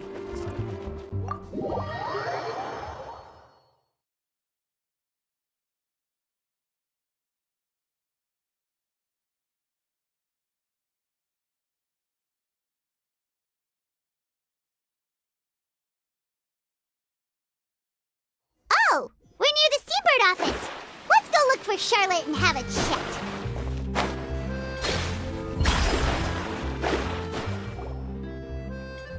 Wow! If it isn't the Traveler and Paimon! Oh, have you seen the article I wrote about you? Ha! You got some nerve! You just used us to make some quick mora! Oh, you needn't worry about that. I heard that you were in Poisson some time back, so I sent you a letter to discuss just that. It appears you didn't receive it, though. It's all right, though. I've set aside the amount intended for you. I've even set the table with some food. Really? Oh, you're the best! You're almost a little too easy to win over, Paimon. If I were a journalist with ulterior motives, you'd be in trouble now, you know. Oh, Paimon knows you're not like that. Still, what brings you here all of a sudden? Were you looking for me? When Mona mentioned you, we thought of coming to see you at work. I see. It seems you've already bumped into Mona here in Fontaine. So she mentioned me? What did she say? She said that you're a real daredevil of a journalist. Nice. In which case, can this daredevil journalist dare to request an exclusive interview with the legendary Traveler and Paimon? Huh? So your article in the paper today doesn't count?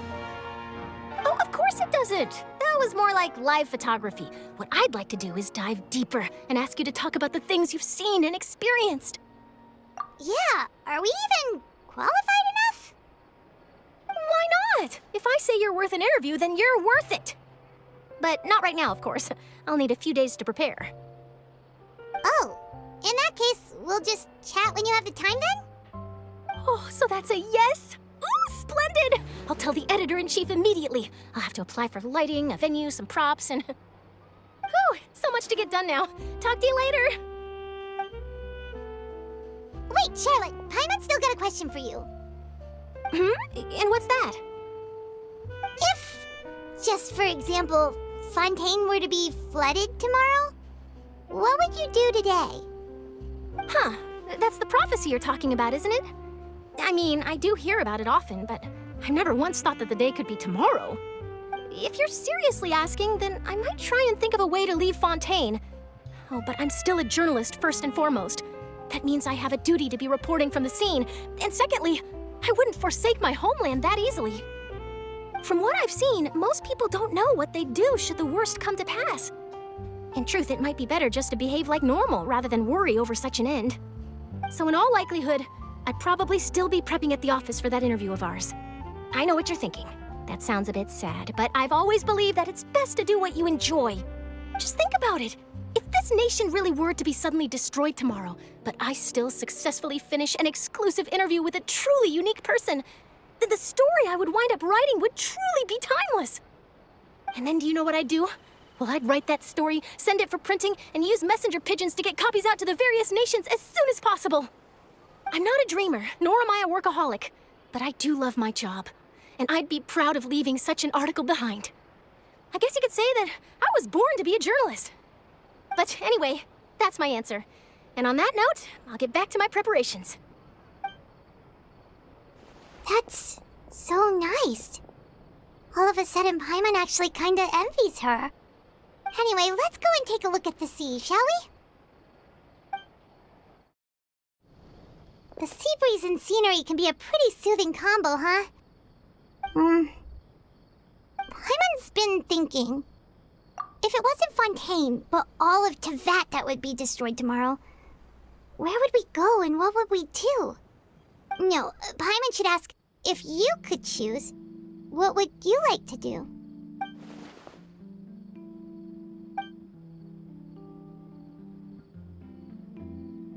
We've always been moving to the next destination, so we haven't spent much time thinking about these kinds of things.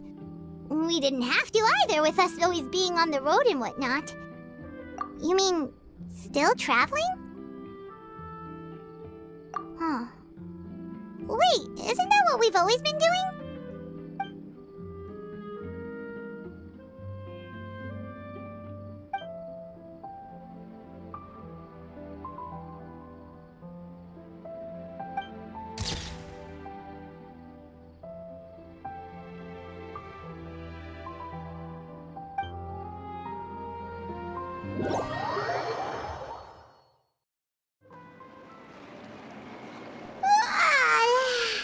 Feels like you'll grow mold if you stay here long enough. But it's still better than the Fortress of Mirapede, that's for sure. It's not only damp there, but salty too. Ah, so the two of you are still here. Wonderful. Oh, you're from the Palais Mermonia, aren't you? Yes, I'm Isadora. Monsieur Nervillet sent me to look for you two before. I heard that afterward you went to the Fortress of Mirapede. Not at all. I'm well aware that you're friends of his. Actually, I'm here to pass along a message from him. Yes, inside the Opera House. The Maréchaussée Phantom has declared the incident a small-scale riot. A riot? Well, that said, I don't personally think it was that serious. Lady Farina was watching a performance at the Opera House, and while she was resting during an intermission, some other audience members suddenly started harassing her, loudly accusing her of doing nothing about the prophecy crisis. And before she could respond, others started to join in. The crowd continued to grow, and protests against the Hydro Archon started to break out. So people have started to put the blame on Farina.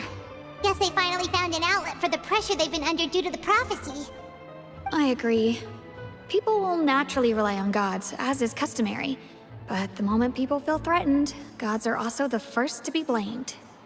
So what happened after that? Is Farina okay? Seeing that the situation was spiraling out of control and that further argument was pointless, she claimed that she'd gotten tired of this and left in a hurry. The Maréchaussée Phantom had their hands full maintaining order and did not catch where Lady Farina had gone. Only when things had stabilized did we realize that she had gone missing. So, you mean she's still missing? That's right. The Maréchaussée has dispatched many people to search for her, but we don't have any leads yet. That said, I don't think there's much to worry about. She is a god after all. Even if she were to fall into the hands of rioters, what could ordinary people do to her? Good. Monsieur Nervillet sent me to tell you about the situation, but he didn't say anything else.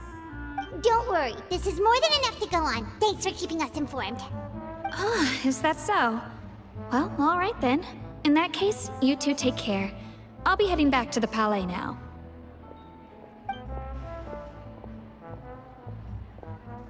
Well, sounds like we should hurry over to Poisson then. If we know Farina, she won't try to fix things in this situation. Instead, she'll look for a place to wait out the heat. And, as we also know, she may be loud and dramatic, but she doesn't have a heart of stone. When Nervillet was talking to her in the Palais Mermonia, and she heard about Poisson, she couldn't hide her sadness and remorse. It would be hard for her to ignore being accused by the public today. Paimon thinks Farina's probably taken the opportunity to slip away to Poisson and try to relieve the sense of guilt that she's feeling. Huh. Well, what do you think? Paimon knows the answer, of course, but Paimon can do the analysis to back it up, too. Cool, huh?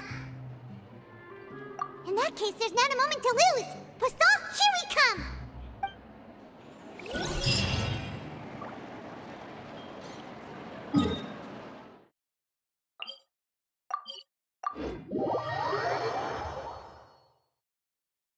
This place looks deserted. Guess all the survivors must have evacuated already. All that's left here are signs of devastation. Could Farina really be here? Let's try to find her as soon as possible.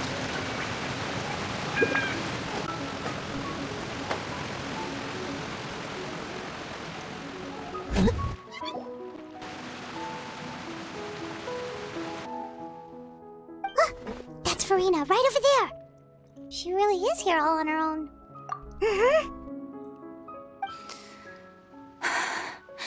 Should I just give up? This is all meaningless. What was meant to happen did happen after all. Everyone's dead. I'm sorry. I'm so sorry. Give up, Farina. There's no point in holding out. I'm sorry. But what can I even do other than to repeat meaningless apologies over and over? Who's that? Don't worry, Farina, it's just us. So it is you, blonde traveler from another land. Why, I almost thought you were someone from that mob of my ignorant subjects, come to kneel and beg for my forgiveness. Farina, you were crying just now, weren't you? The tear stains on your face are obvious. What do you mean, tear stains? Oh, I remember. The show at the Opera House earlier this morning was so moving. I'm still trying to process it. Who did that uncivilized rabble think they were, disturbing my enjoyment of the arts? They even dare to tout their Archon. I must teach them a lesson.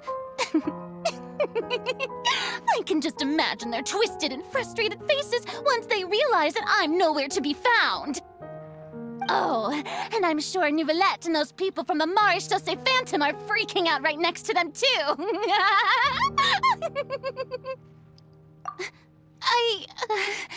Of course not. Hey, there she is! The Hydro Archon's over there! Quick, after her!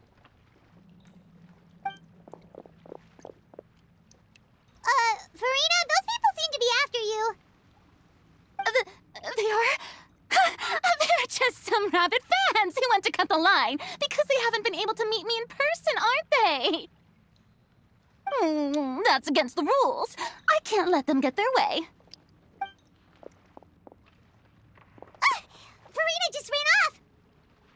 Quick, we have to catch up with her!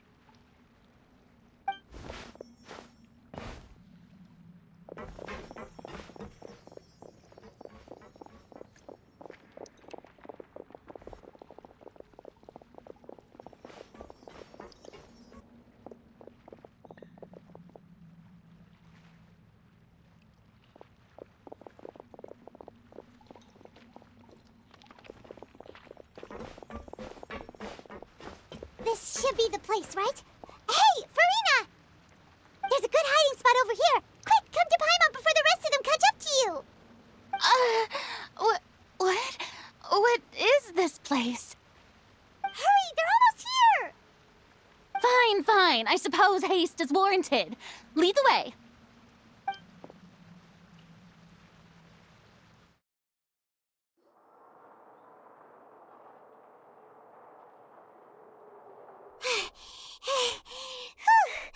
Paimon's exhausted.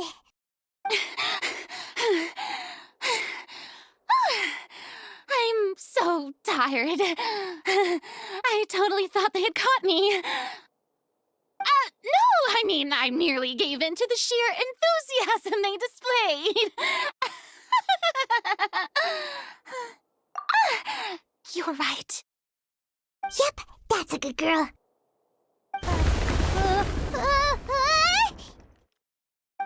What's happening? The ground's shaking. Is it an earthquake? Yeah, a quake of this kind preceded the flooding in Poisson, didn't it? It can't be. It's happening again. Well, there's no need to worry too much about that. Nouvellette's made some emergency plans, so the evacuation should go a lot smoother this time. Yeah, I hope you're right. But the people of Poisson, they've already...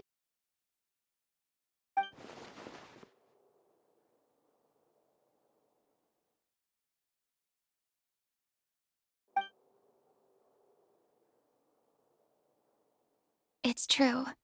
I've been investigating the prophecy for hundreds of years. I once had informants all over Tevat, searching for clues and feeding information back to me. I've tried all kinds of ways, too, to hold back the sea. Anything to keep the coastline from advancing.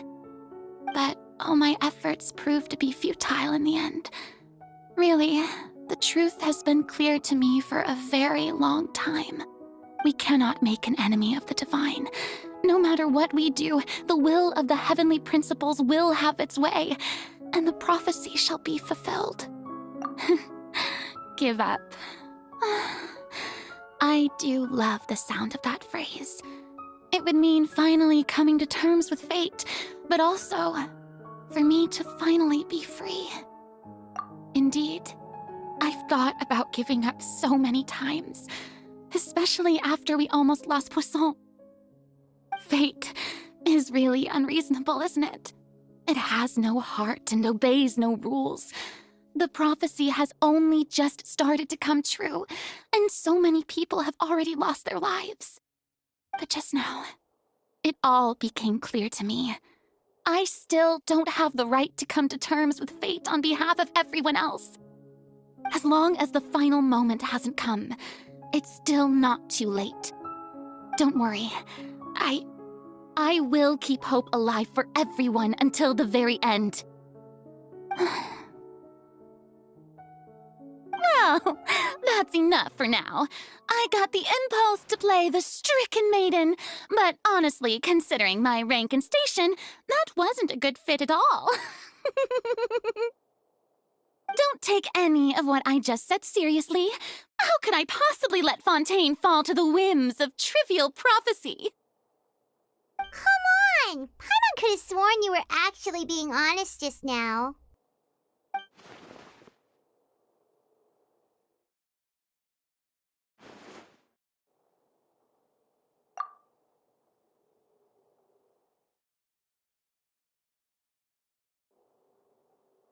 Share my burden. That's impossible. It was fated right from the start that this would be my duty alone.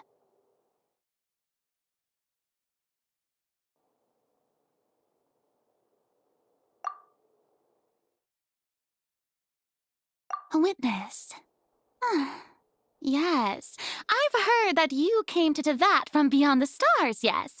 In other words, you never belonged here. And if Tevat is, in its entirety, a show on a stage, then you're just a spectator, aren't you? If that's the case...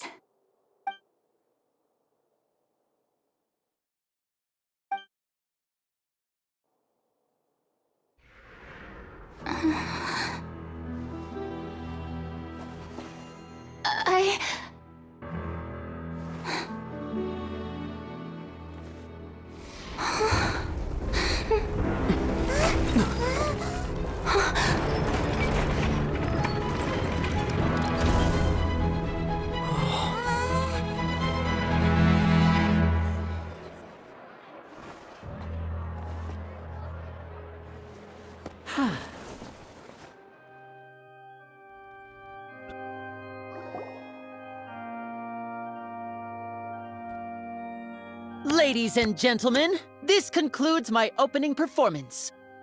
Now, without further ado, we may proceed to the trial of our god. So this is what it is. Yes, you deserve praise for the effort you took to raise the dramatic stakes. Do not forget, however, that I am Focalor, the god of justice, the embodiment of justice itself. Does it not strike you as even the least bit absurd to bring the very concept of justice to trial? May I interpret these words as your refusal to stand trial? In that case, you will have the opportunity to defend your honor through a duel. You would draw your blade against a god?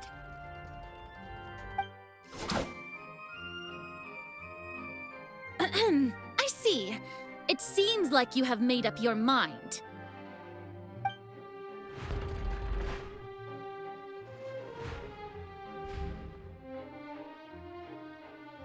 Paimon can't believe it. She just surrendered. What the heck is going on? Did I just see an Archon surrender to a human? Wow, how utterly humiliating. Lady Farina, what is the meaning of this? It would seem that there has been a misunderstanding. To be clear, the raising of both hands is not always an indication of surrender. Looking for excuses again, huh?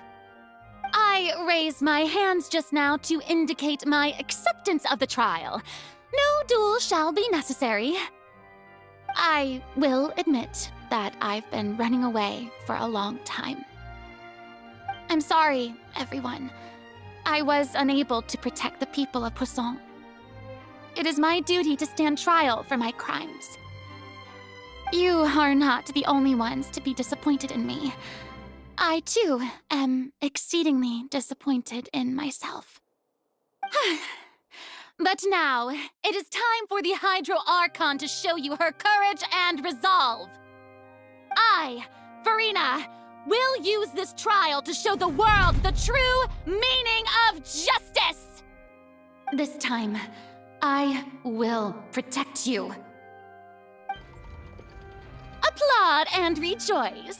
One of the most outrageous and fantastical arcs known to the opera epiclese is now unfolding before your eyes. Mark my words, this shall be one of the most exhilarating and brilliant shows ever to grace the stage of Fontaine! The trial of the Hydro Archon, Focalor, will now begin! Woohoo! Now we're making history! Why does it feel like Farina just took over the whole thing? Like, come on! Didn't she just get forced to stand trial for her crimes? Also, even though she's still acting super dramatic, she is taking this seriously this time, right? All right, then. Who will be my opponent in this trial? The court asks the prosecutor to please take the stand. Is that so? Very well. Then please speak, witness of Tivat, my accuser and fated opponent.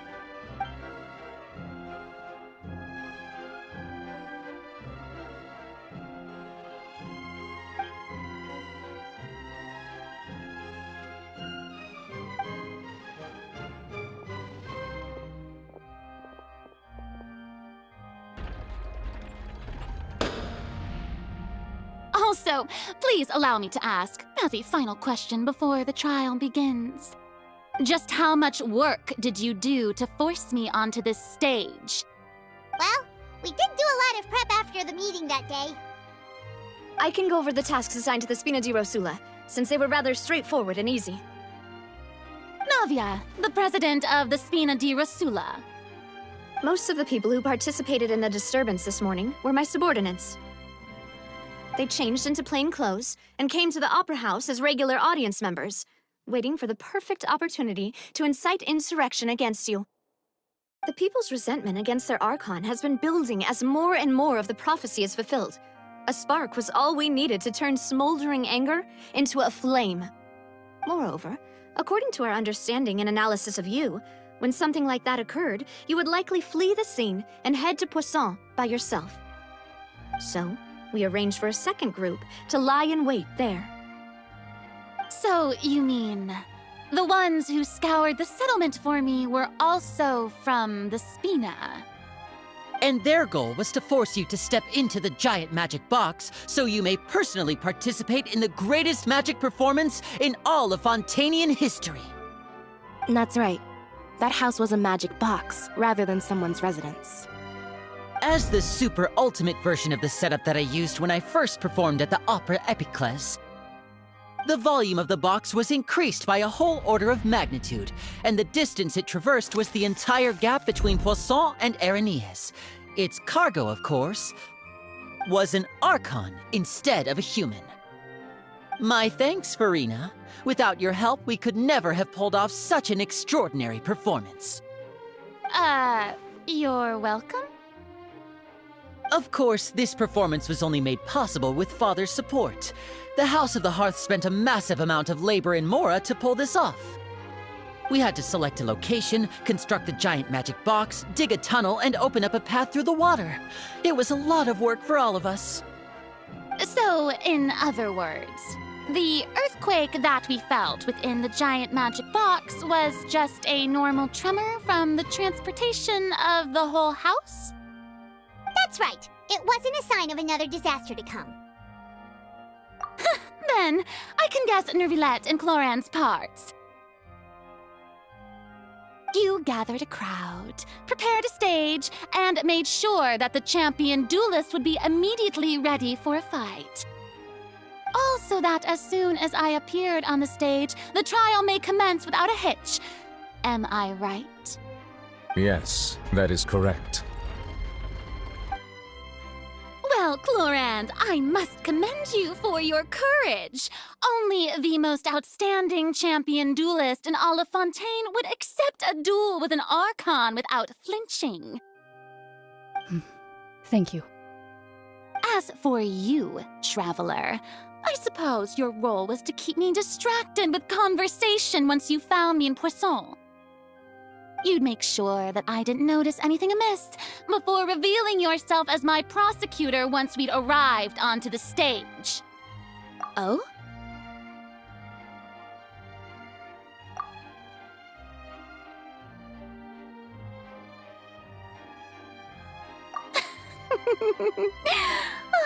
Is that so? Then I suppose I must have missed my final chance. It's fine. It matters not. What's done is done. The stage is already set, so there's no reason to disappoint the audience.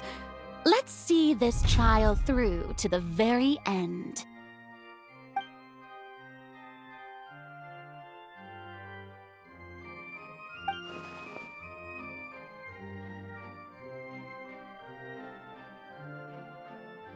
Sir Prosecutor, please allow me to pass this along. This is a document that Miss Charlotte applied for and received permission to share with you during the trial. According to her, it should speed up the proceedings. Huh? Charlotte wanted to give us something? Oh, so she's here too! Hey, Charlotte! Oh, let Paimon see. Isn't this the exclusive interview that she did with us before? So she's already finished it, huh? Wait, then that means this document is a perfect timeline of everything that's happened ever since we stepped foot in Fontaine! So in other words, we can refer to this anthology of evidence every time we want to use something from our journey as evidence for an argument! Let's quickly confirm the information in it. Just think of it as a refresher, alright? You defeated the Hydro Archon in the very first duel you took part in at the Opera House. That's one for the history books, all right. I didn't think that you'd wind up getting to the bottom of the case I'd been following all this time. I guess you could also see this as a happy coincidence. This is the first time Monsieur Nervillette had a difference of opinion with the Oratrice. Even the Hydro Archon can't figure it out. A Fatui Harbinger. She's an extraordinary person. Her instinct must mean something. The fortress of Meripede was almost destroyed in a single day. That I didn't witness that scene personally will always be a source of professional regret, I think. According to Monsieur Nervillette, both Child and that whale should have been in the primordial sea at that time. I nearly lost my awesome friend Navia. To be honest, that still gives me shivers. The words of someone as extraordinary as a witch can probably only be truly understood when something surreal happens to you.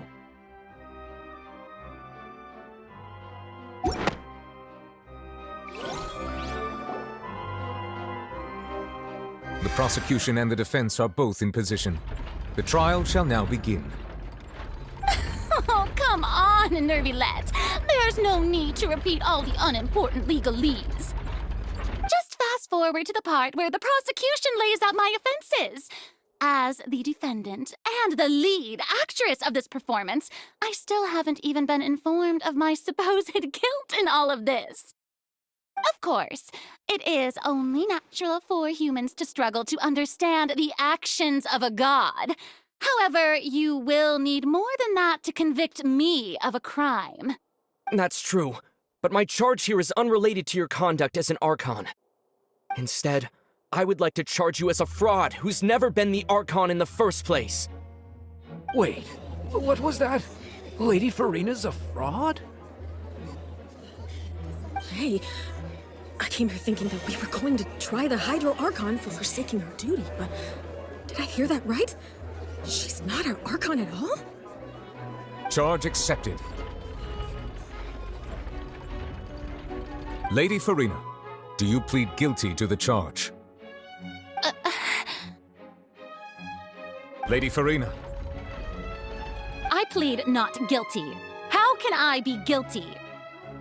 There is no way that I, Focalor, otherwise known as Farina de Fontaine, a member of the Seven and the Regina of all waters, kindreds, peoples, and laws of Fontaine, could be anything other than your true Archon. Yeah, even though Lady Farina can be rather eccentric, isn't it going too far to doubt her very identity? Yeah, I've never questioned her identity either. Sure, Lady Farina can be super irresponsible, but what grounds does that prosecutor have to make such a huge claim? I have cause to believe that common sense will prevail in this case. Many of the members of the audience have known me as the Hydro Archon ever since they were born. There would be no fooling their memory. See? Even the Oratrice has decided to show me its favor. Are you sure you want to commit to a charge that will never be upheld? If you wish to drop the case, I can promise you as the God of Justice that you will not have to face trial for making a false accusation. We will treat everything that's happened as a dramatic spectacle and move on with our lives. What do you say to that? An argument with near impossible odds, huh? We have to not only refute Farina's claims, but also overturn the long-held beliefs of the people. Well, I tried to give you the chance to surrender. If you must persist, then let me ask. If you believe I'm not the Archon, then what manner of being do you think I am? And if I was not the Archon, then how did I manage to live for over 500 years?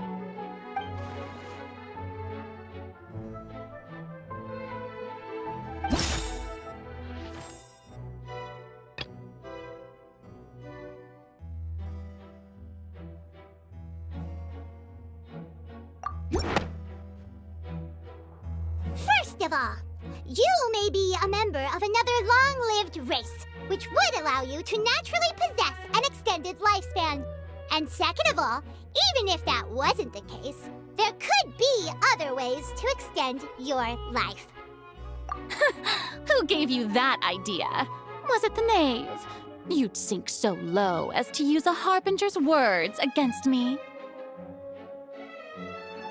A curse? I once thought it possible that the aura of an Archon might naturally resemble the type of curse. But in light of this claim, perhaps what I sensed was not your divinity, but a curse after all. Neverlet sensed it too, huh? Lady Farina is actually a human? Well, it is true that it's extremely difficult to tell humans and gods apart just by looking at them. It's not impossible.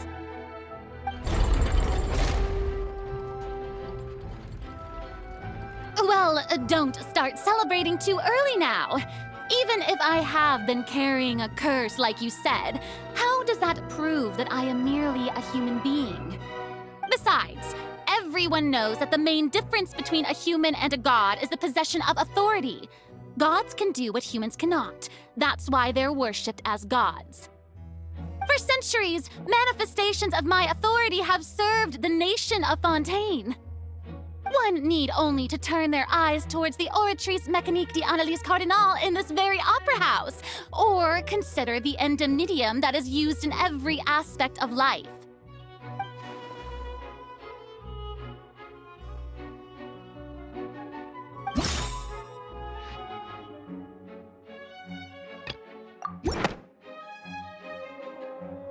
You tried to reference the Oratrice. But weren't you as confused as all the rest of us when the Oratrice declared Child to be guilty without any proof? Otherwise, you should have come up with a good explanation for that by now. Didn't I make myself clear at the time? The decisions of the gods are naturally difficult for humans to comprehend. There is no need to provide an explanation. Lady Farina, I believe a reminder of your current circumstances is in order. While the court is in session, the principles of justice and the law must come before all else. While you are an Archon, you are also first and foremost the defendant in this trial. You will prove yourself unable to defend against the prosecution's charges if you continue to withhold vital information against the rules of the court. I never thought you'd use that kind of rhetoric against me. That was no trick of rhetoric, Lady Farina. I've merely reiterated the rules of the court. Rules that all should respect and follow. So,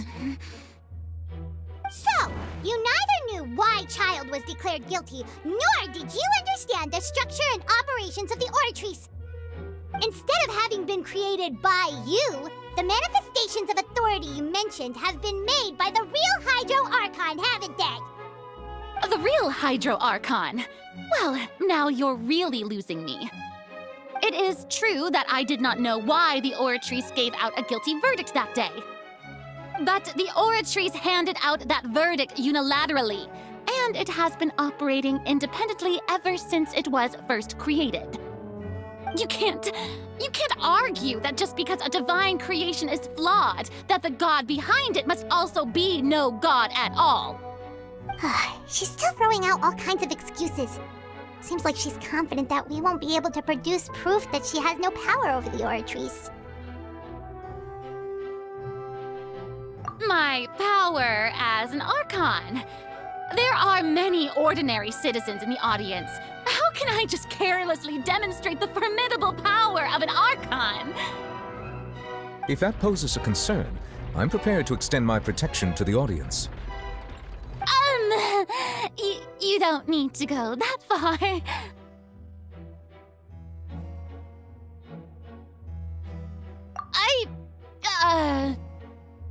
Aren't you the Hydro Archon? Or is it that you can't even wield the power of Hydro, much less the authority of a god? Indemnitium! Yes! It's all because of Indemnitium! All Archons derive their power from the faith of the people, and I've converted the people's faith in justice into Indemnitium! Thus did I give up all of my divine power to provide everyone with energy for their daily lives. Have you ever seen a more magnanimous god? Isn't that a huge stretch? Yeah, no matter how generous an Archon can be, how could they give up all their power? Can a god with no power even still be called a god? It seems like nobody's buying Farina's excuse. Hey, come now, everyone! Please don't stare at me as if I was a liar! I'm still the same Farina you knew, right? The one that you loved! Shouldn't you want to believe in me? Please? You've got to believe me!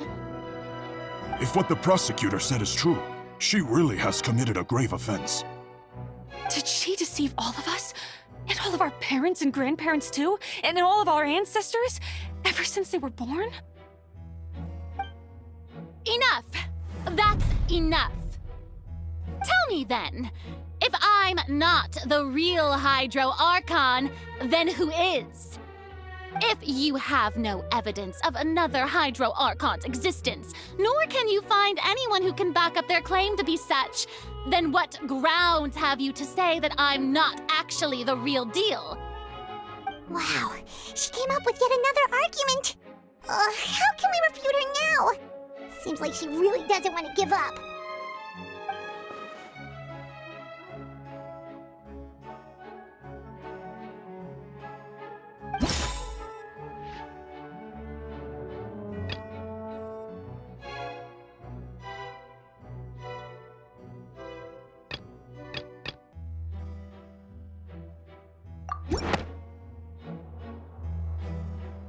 It has been established that all Fontainians can dissolve in water from the primordial sea. And that means... Since you insist on claiming to be a god and not a human, then there's a method that you can use right here and now to eliminate all suspicions of you being the latter. Miss Navia, please apply to serve as a temporary attorney for the prosecution before addressing the court. Though you act in partnership with the prosecutor, you must still adhere to proper procedure. Super sorry, Monsieur Chief Justice. I swear this really will be the last time that I'll speak out of turn. Now, I've brought some seawater from Poisson. As everyone knows, a massive flood struck the area not long ago, taking many lives, including those of some of my closest friends. So, Miss Farina, would you dare to touch some of this seawater? If we are are to believe that you are indeed the real Hydro Archon, touching the seawater would have no effect on you. All it should do is strengthen your case. But if you don't dare to touch it, then we would have basically proved the reverse. Oh, and I must remind you that after the disaster at Poisson, nobody wants to see any more people dissolve. I do hope you'll act prudently and choose the simpler path of admitting guilt. Navia from the Spina di Rosula. The Spina has governed Poisson for many years. I guess her suggestion is valid. If Lady Farina is indeed just a human, she's probably Fontainian like all the rest of us. Would she really dare to try?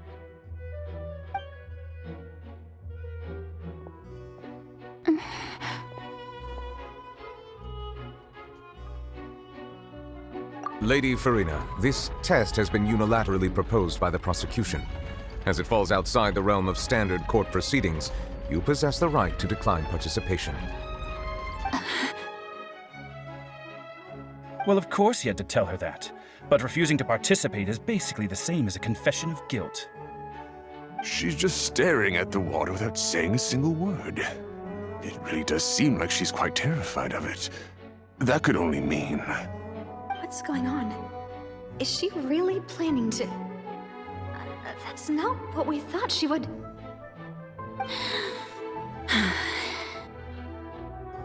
Due to the inherent risk of the test, Lady Farina, you may...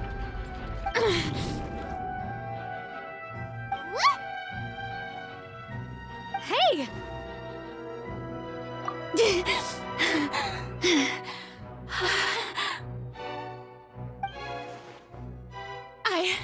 I'm fine! Look at me, everyone! My hand is still here! I haven't been dissolved! Will you believe me now? I really am your Archon! I'm nothing like a normal human who would fall apart as soon as they touch this water! Really? Was this not the most obvious thing in the world? Miss Seedween? If you're present, Miss Seedween, please come forward and attend to the defendant. Seedween? Don't be nervous. It'll just take a few seconds. Let me see.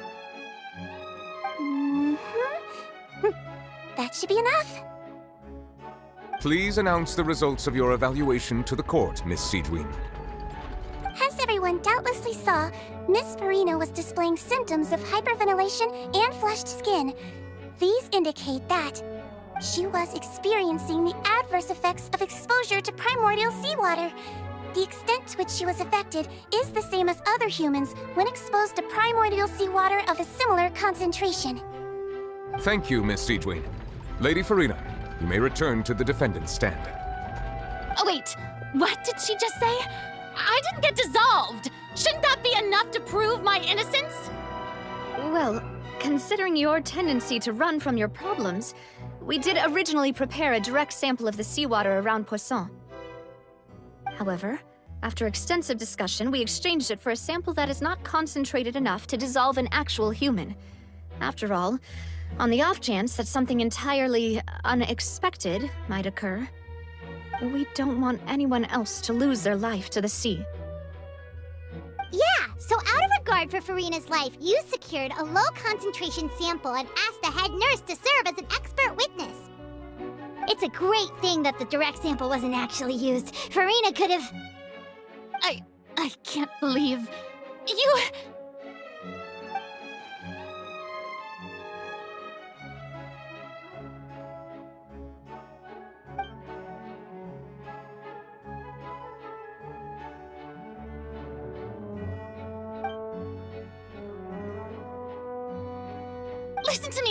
Listen to me, everyone! Please don't give me such cold and disdainful looks! What happened just now didn't prove a single thing! Think about it! How can you conclusively prove that an Archon can't also be affected by the primordial seawater? Also, if I was really just a human, why would I dare to just put my hand in that kind of water?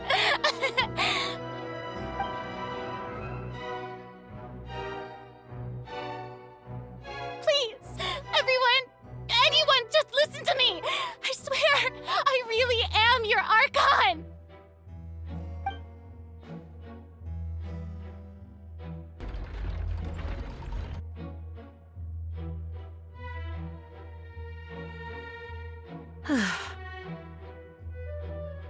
I don't think anything she says at this point will sway anyone. The odds are just too stacked against her now. With all the things that have been said, Paimon doesn't think there's any way left for Furina to win. I believe the time for arguments and presentation of evidence has come to an end. If there are no objections, we will move on to the final judgment.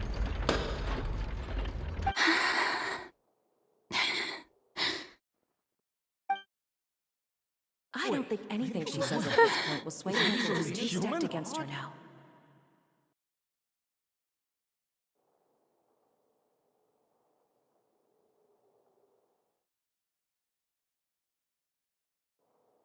In my capacity as Chief Justice, I shall now render judgment on Furina's misrepresentation of herself as the Archon of Fontaine.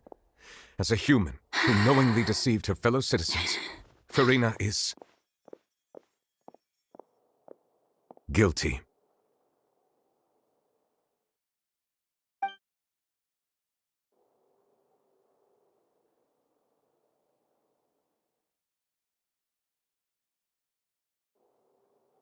We shall now turn to the Oratrice Mécanique d'Analyse Cardinale to render the final verdict on the charges.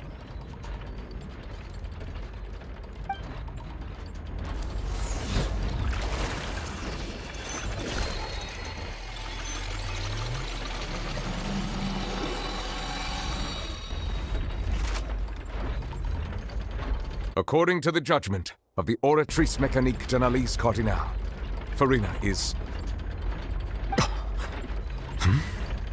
Well, what's wrong? What's the Oratrice's verdict? No, the Oratrice also displays a guilty verdict.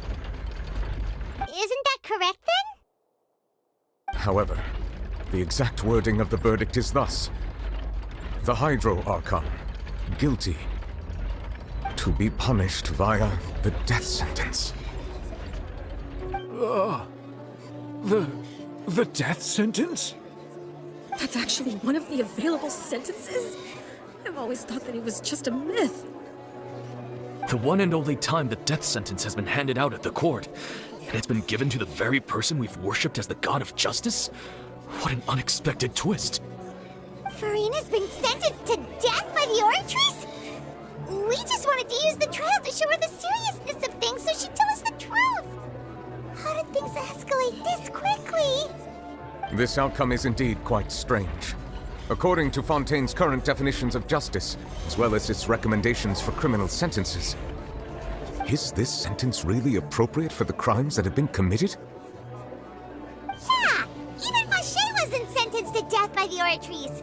You know, the real evil mastermind behind the serial disappearances case. Indeed. Not only is Furina's sentence overly excessive, the very point of our trial today was also to prove that Furina has never been the Hydro Archon in the first place. But now, the Oratrice seems to have deliberately invoked the title of the Hydro Archon. What does this mean?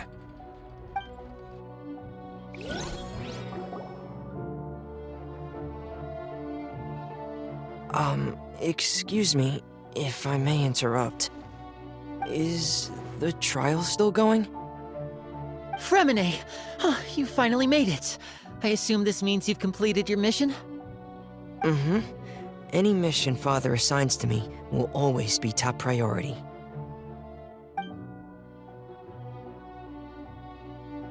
Is that the first prophecy slate? Huh. So the knave privately arranged for Fremine to try and find the missing slate. I looked everywhere and finally found it at the bottom of the sea. It took me a long time to get around some dangerous stretches of water. But has the trial already concluded? Then doesn't that mean I've come too late? Oh no. Father will be disappointed in me. Thank you for your hard work, Mr. Fremine. Please allow me to review the record left on the slate.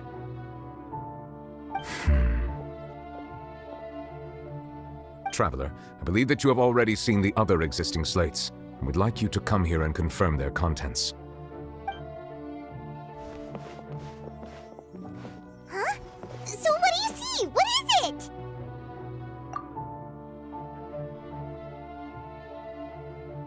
I I believe I've now made sense of the Hydro Archon's crime. It has to do with Fontaine's lost history.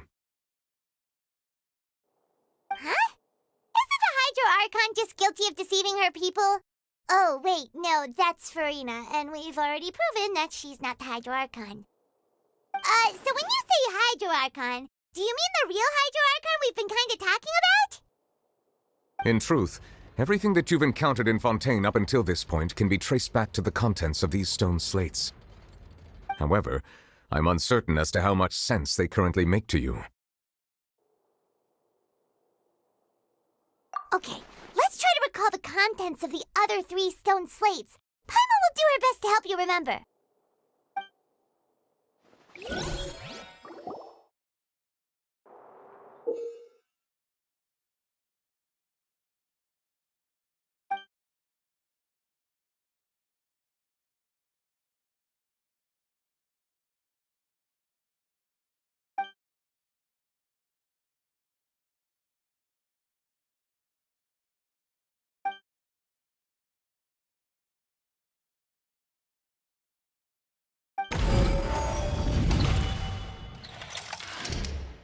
Stone slate describes what you just said.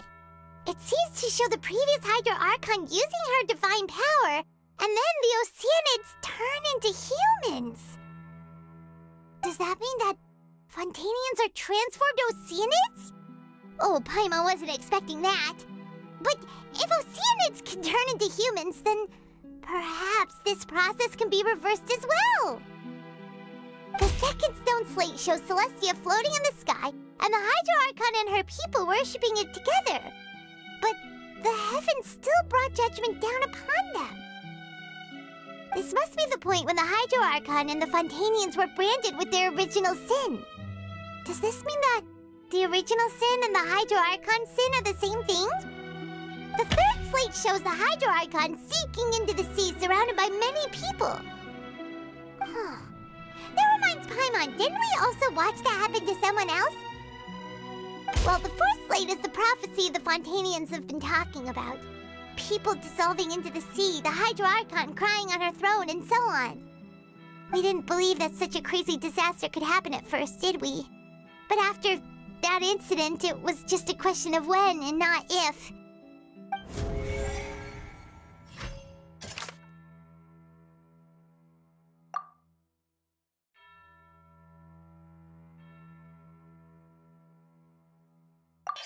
We know from the case of the serial disappearances of young women that Fontainians can be dissolved in primordial seawater, and the first stone slate tells us that long ago, the Hydro Archon used her power to turn Oceanids into humans. This might be the reason that Fontainians can dissolve.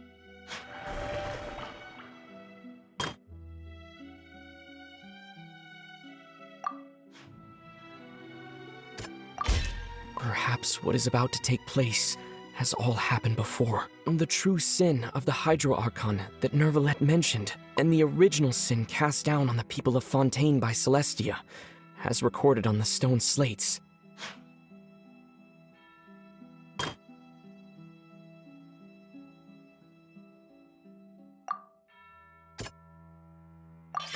It's not as simple as falling into the sea. When Navia fell into the sea, her consciousness was subjected to judgment. The stone slates show the people gathered around the Hydro Archon in the sea.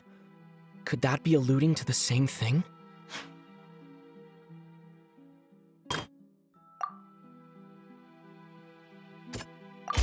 The prophecy from the stone slates found its way into society, but not many people believed it at first. The fortress of Meropide was nearly flooded with primordial seawater, which we know can cause Fontainians to dissolve. It seems increasingly likely that the prophecy may come true. If we hadn't dealt with it in time, things could have gone very badly. They'll dissolve into the primordial sea but won't cease to exist. Their essence will flow in the seawater, converge, and take the form of an Oceanid. The Hydro Archon was sentenced to death in court, shocking everyone present. Perhaps this means that her sin was actually Fontaine's original sin. Navia fell into the water inside those ruins, and she nearly dissolved. She was surrounded by the people of Poisson in a court within her consciousness, and was forced to take part in a trial meant to make her stay. The eruption of the primordial sea at the fortress of Meripede was the surest sign that the prophecy was about to come to pass no matter what. The stone slate's contents can all be verified by recent events. If we combine what we know together, loads of truths should come to light.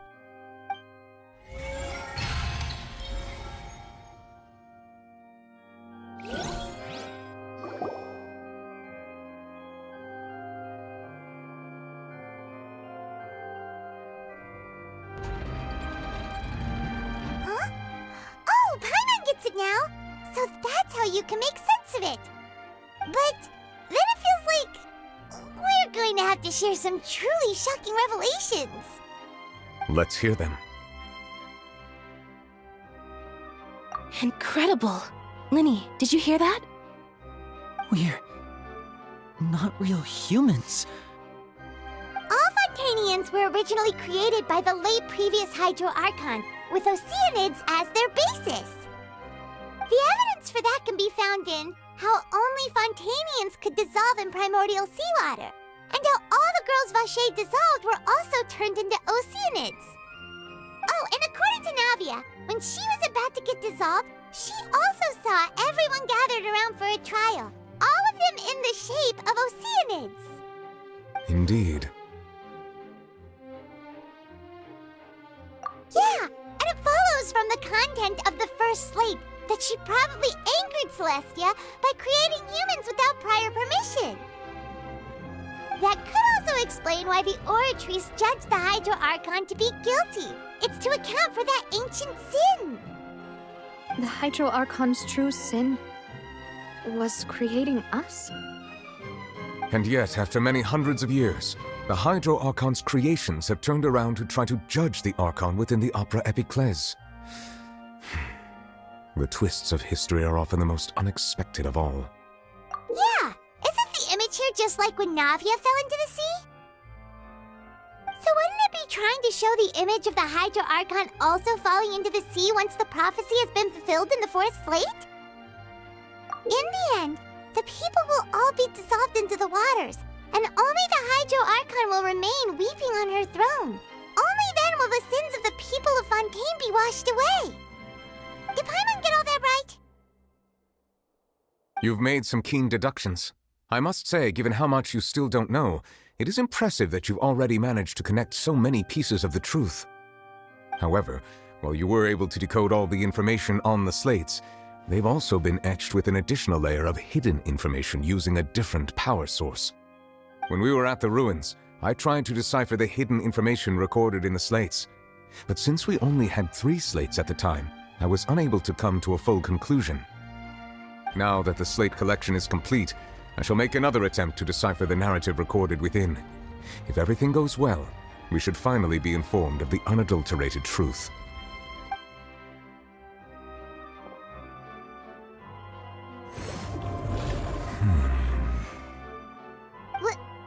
Well? Did you get it? I believe I should share this truth not only with you, but with all the people of Fontaine as well. I will try to briefly summarize it for you. Your hypotheses regarding the origin of Fontainians and the sin of the Hydro Archon were both correct. In the Fontaine of old, the previous Hydro Archon sensed the yearning of her Oceanid familiars for life on land.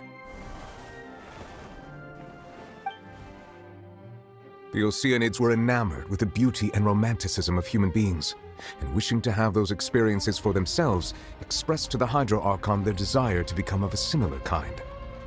However, even though water as an element is intricately linked with the power of life, the Hydro Archon as one of the 7 did not possess the authority to create a new form of human life. Not one to give in, she eventually found a way to create permanent humanoid bodies for her familiars by appropriating the power of this planet's primordial sea. She poured primordial seawater into the Oceanids' blood vessels, creating humanoid mimics in the process. But if Fontainians were to ever come into direct contact with water from the primordial sea, the power within their bodies would escape these artificial restraints and return to the sea. As a result, their forms would collapse, and they would be reverted to their original forms as Oceanids. Of course, the Hydro Archon never received permission from the heavenly principles to create a new human race. And thus, the Hydro Archon and all of her creations came to shoulder the original sin of appropriating the power of the primordial sea. That is the true history of how the people of Fontaine first came into being. So we were all Oceanids before we turned into human beings? That's way too much information for me. I think I'm just going to pretend that I never heard a single thing. Wait, but if that's the truth, we can't let the Hydro Archon be sentenced to death. After all, her only sin was creating us.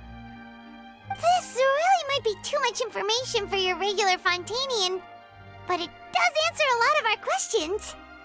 Alas, your hypothesis regarding the third and fourth stone slates was inaccurate. The slates' respective positions are, in fact, correct. A key point of the visual on the third slate is how all the individuals depicted in the water are humans rather than Oceanids. They have not been dissolved, which implies that the water depicted in this slate is not water from the primordial sea. The nation of Fontaine is the nation of Hydro, as well as the nation of trials and justice. Instead of being the literal element, the water in the scene symbolizes judgment and justice. You may also recall Navia's experience. When she fell into the sea, her consciousness was surrounded by that of many others who intended to hold a trial to determine her fate. Therefore, the meaning of the third slate is that the people of Fontaine shall try the Hydro Archon at the court of justice. Yes, it refers to our present situation. I think I'm following now. So, what you're saying is, even though we decided to put on this trial to avoid fulfilling the prophecy, in truth, everything we've done has happened exactly as the prophecy foretold. So now, it seems, we're the ones making sure it comes true. What should we do? Huh. No matter what, the prophecy will be fulfilled. Is this what it feels like to be a prisoner of fate? If that's the case, does that mean the scene in the fourth slate will also be fulfilled soon? Traveler, I would like to point out another small fallacy in your deductions. About the fourth slate, you probably thought that the eruption of primordial seawater beneath the fortress of Meropide served as the surest sign that the prophecy was about to come to pass, yes? However, I believe that rather than being a sure sign, that eruption could in fact only be a small warning of something far worse to come. As for the root cause of the catastrophe, I believe you've already encountered it once before.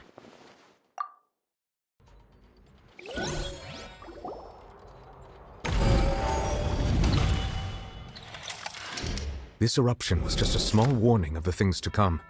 We must find the root cause of the disaster.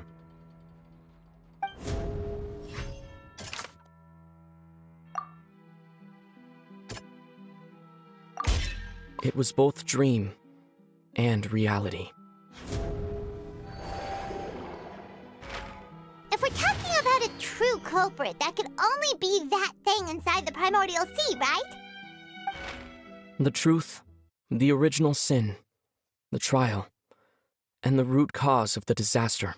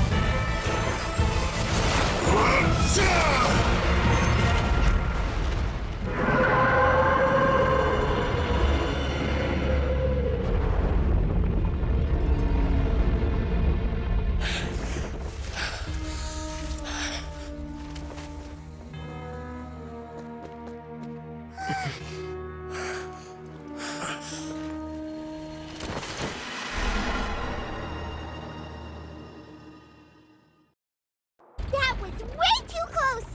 How did that thing just burst into the Opera House? Wait, was that the huge whale you saw in your dream? So we've met it at last. I understand very well why it has chosen to make an appearance here. That whale does not belong to Tevat. It is a monster that has traversed the stars, weeping all the while. It has been greedily consuming the energy from the planet's primordial sea, using it to grow. That is the main cause for the rising sea levels. And once it has finished consuming all of the energy contained within the sea, its next step will be... You said that when the Hydro Archon first created Fontainians out of Oceanids, she filled their blood vessels with primordial seawater. Precisely. That whale finds the blood of Fontainians nigh impossible to resist. Therefore, when it left the primordial sea, it decided to make its next stop a packed opera house full of food. Food in the form of Fontainians. We just barely managed to push it back, right? In that case, won't it come back to target the people again once it's managed to recover its strength? That is correct. Indeed, it is more accurate to say that we should thank that Harbinger for buying us some time. Without him, the whale would have likely come onto land far sooner. From the way he looked, he must have been fighting the creature for quite a long time. That battle maniac. We've always known that he had a special connection with that whale, but we definitely didn't expect it to help us out like this. Anyway, now that we know that this whale is the actual cause of the disaster recorded in the prophecy, all we need to do to stop the prophecy would be to find a way to beat it up, right? It is too late. It had already absorbed too much of the primordial sea's energy before we could notice it. At this point, it has become practically integrated with the sea itself. Even if the entirety of Tevat were to be destroyed, it could still survive and swim off towards some other world. That's not something I will accept. We've already done everything we can, and we even found the true culprit. We've come so far. You can't just tell me that the last hurdle is some impossible foe. That's just not fair. Indeed, that's not how a grand performance should end. I'll fight it to the end, no matter what. So the prophecy will be fulfilled no matter what, huh?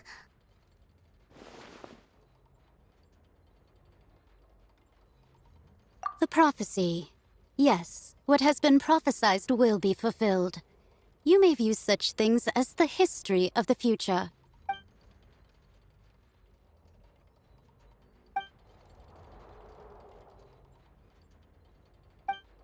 Just as prophecies are usually only the future as seen from the perspectives of the gods, could things be happening in hidden corners where the gods' gaze does not fall? Ultimately, fate shall serve as your only guide, no matter what will happen in Tevat's future. All you need to do is to play your part.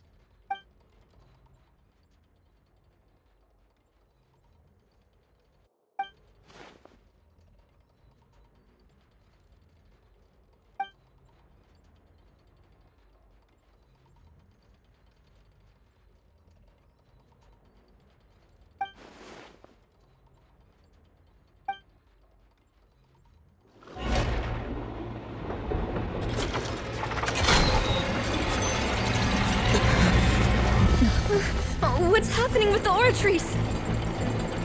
I believe it is preparing to carry out the death sentence.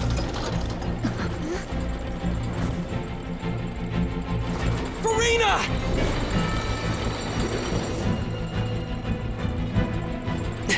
No, I still need answers.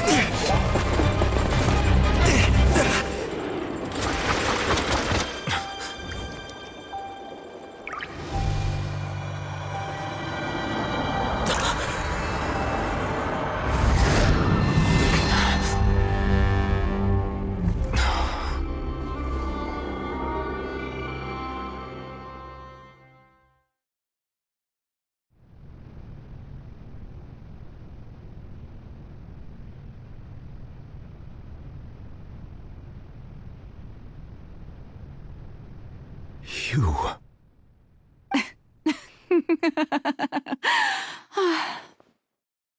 Sorry. That shocked expression on your face is just too amusing. I couldn't help myself. You are not Farina. Who are you? Ah, the sweet sound of bewilderment. Marvelous. A sure sign that my attempt to deceive everyone was a resounding success. But to answer your question, I am Focalor. You know, the god. Focalor? Why did you deceive us? Oh, that wasn't my goal, of course. Goodness, no. But I had to fool everyone else too, if I was to stand any chance of deceiving the heavenly principles. Deceiving the heavenly principles? It's all because of that pernicious prophecy. Dreadful, wasn't it? Everyone doomed to dissolve. Fontaine condemned to be flooded. One was not amused. In fact, one was positively bemused when that problem was thrust upon me by my dearest predecessor. That's the former Hydro Archon Egeria, for the uninitiated. It hardly gets more disastrous than a preordained national catastrophe, now does it? She knew full well that the prophecy would surely come to pass. And as one of the seven, she also knew full well that one defies the heavenly principles at one's peril. So yes, as you have no doubt surmised, it was a rather impossible situation that I found myself in. I spent a terribly long time mulling it over, alone on the ocean floor. And I was almost growing barnacles by the time I finally realized there was only one possible solution to this confounding conundrum. I had to outwit the heavenly principles, allow the prophecy to be fulfilled, ostensibly at least, while saving everyone at the same time. I'm a genius, I know. I can only assume that's why Egeria chose me as her successor. Although, looking back now, it was hardly the inheritance one dreams of. Between the task of saving the nation, the quotidian duties of the Hydro Archon, and not to mention the original sin of creating a new race of humans, I dare say she left me quite a colossal mess to clean up. But one can only play the hand one is dealt. I did not choose this, any more than I chose to be one of her Oceanid familiars. So you were also once one of the Oceanids, transformed into a human by Egeria's hand? Yes, I was. I always dreamed of becoming human. And I still do, even now. In my eyes, to be human is to be part of the greatest opera ever known. After becoming a god, I separated my divinity from my body and spirit, leaving behind only a self that was as naive and bewildered as my past self on her first day as a human being. The me you see before you now is that divinity, and the human counterpart I left behind, I named Farina. She could feel joy, sorrow, and everything in between. She could be as vain and conceited, or as meek and vulnerable as she wished. Her strengths were of a kind only a human could possess, as were her shortcomings. But in my eyes, Farina's humanity was what made her perfect. She was perfectly human in every way. The person I always wanted to be.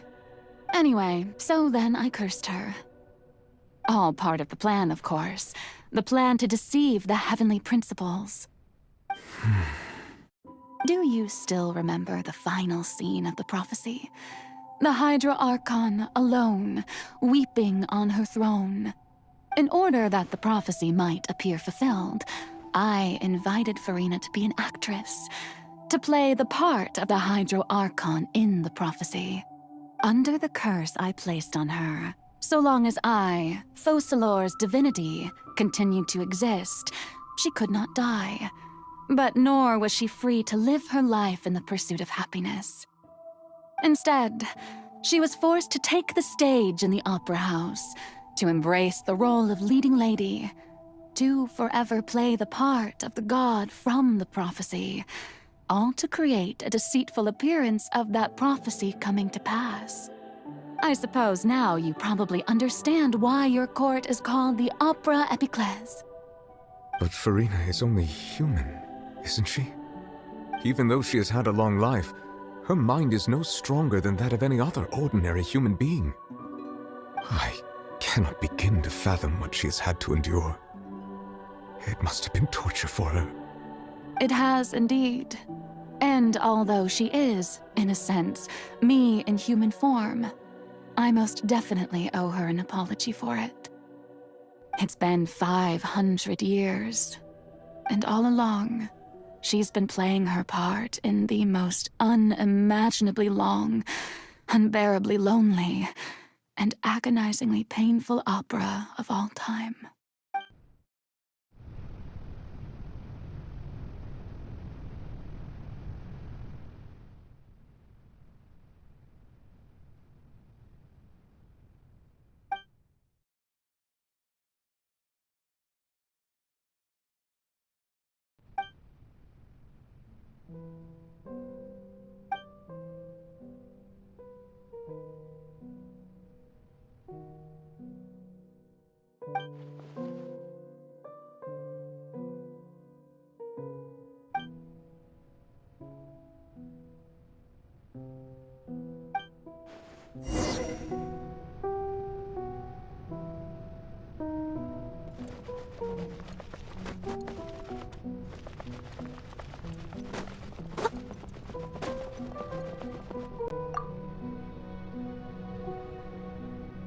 Oh, who permitted you to come onto the stage? Now, I understand your admiration for my august self, but I must ask you to keep to the rules. All right. It is not my intent to reprimand you. There is no need to state your name. Just be off with you. Do not distract me from my performance. Oh, do not jest. Can you not feel it? I am Focalor. The eyes of countless Fontainians are upon me. I must, at all times, display the utmost elegance and nobility.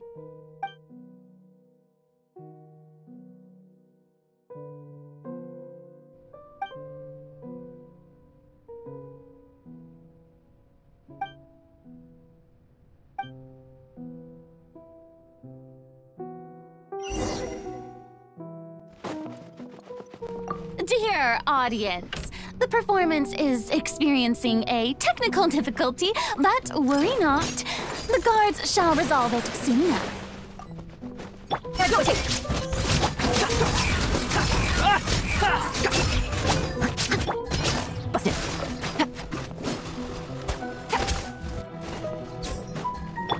Hey, what gives?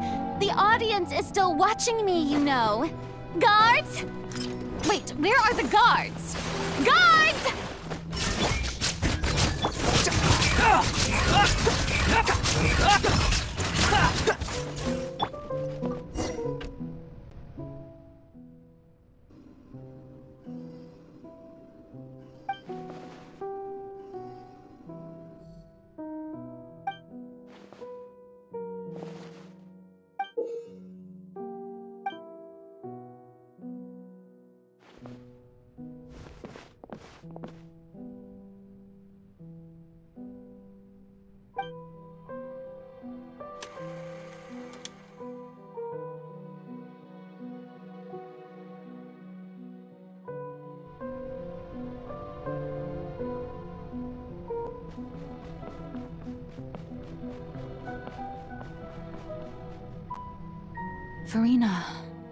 Farina.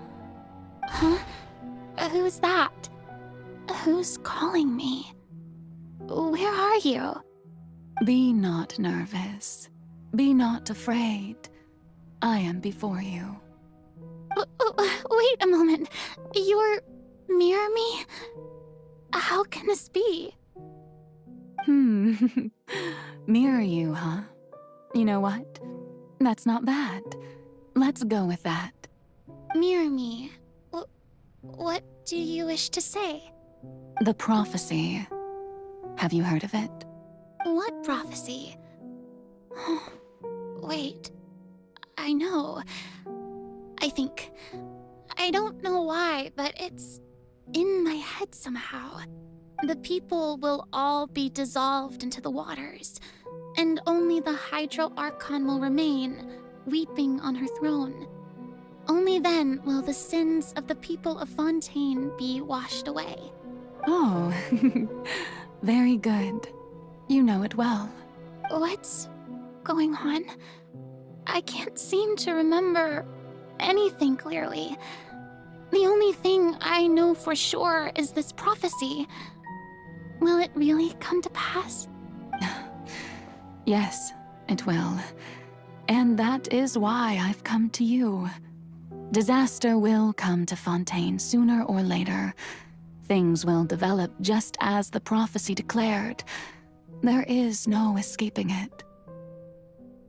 But doesn't that mean everyone will die? I'm a Fontainian just like them. Will I dissolve too? Oh, don't worry. Magical meetings exist in this world precisely to give people a chance to turn things around. It is the reason why you met me today. I will tell you how to save everyone, but you may have to suffer somewhat. Oh, so there's still hope after all. Goodness, you frightened me. You spoke so much and with so much certainty.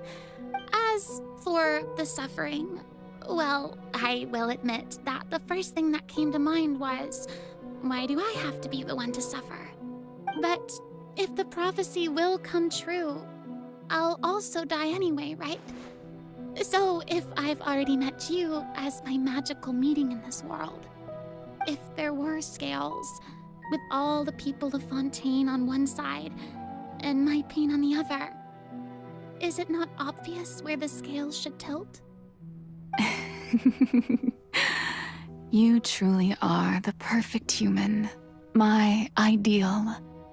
I suppose this would also be the justice that belongs to you. Huh? Don't worry, it's nothing. Listen well. Fontaine has just lost its Hydro Archon. I need you to play a role, that of the new Archon. Play as a god? That's right. You must begin a never-ending masquerade. You must never let anyone suspect your identity. If you can keep it up, then I shall have my way of defying this prophecy. But should your identity be revealed, then all hope will be lost. But how will I do this? A human assuming the role of a god without being exposed. Don't worry. What you must do is not to turn yourself into a real god. You simply need to play the role of a god as humans imagine them to be. Being a human yourself, I'm sure you already know what such an entity would be like. Remember, your true challenge will not be pursuing divinity, but contending against humanity. I'm still not sure I understand, but I'll try. I'll try to do this. So, how long am I going to have to play this role? To accomplish this mission, you will have to stay on the stage for many, many years. You will endure and not grow old until your task ends. But I promise you, all will eventually end in a magnificent and dramatic trial, and everyone will be saved. A trial, huh? How exciting. I'll be looking forward to it.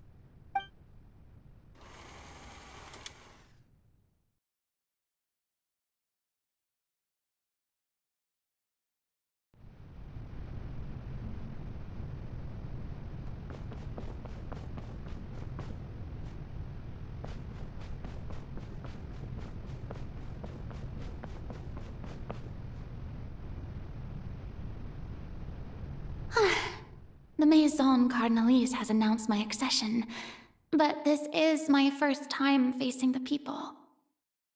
What should I say to most appear like a god? To be honest, I still don't know. Perhaps I should first try to act natural.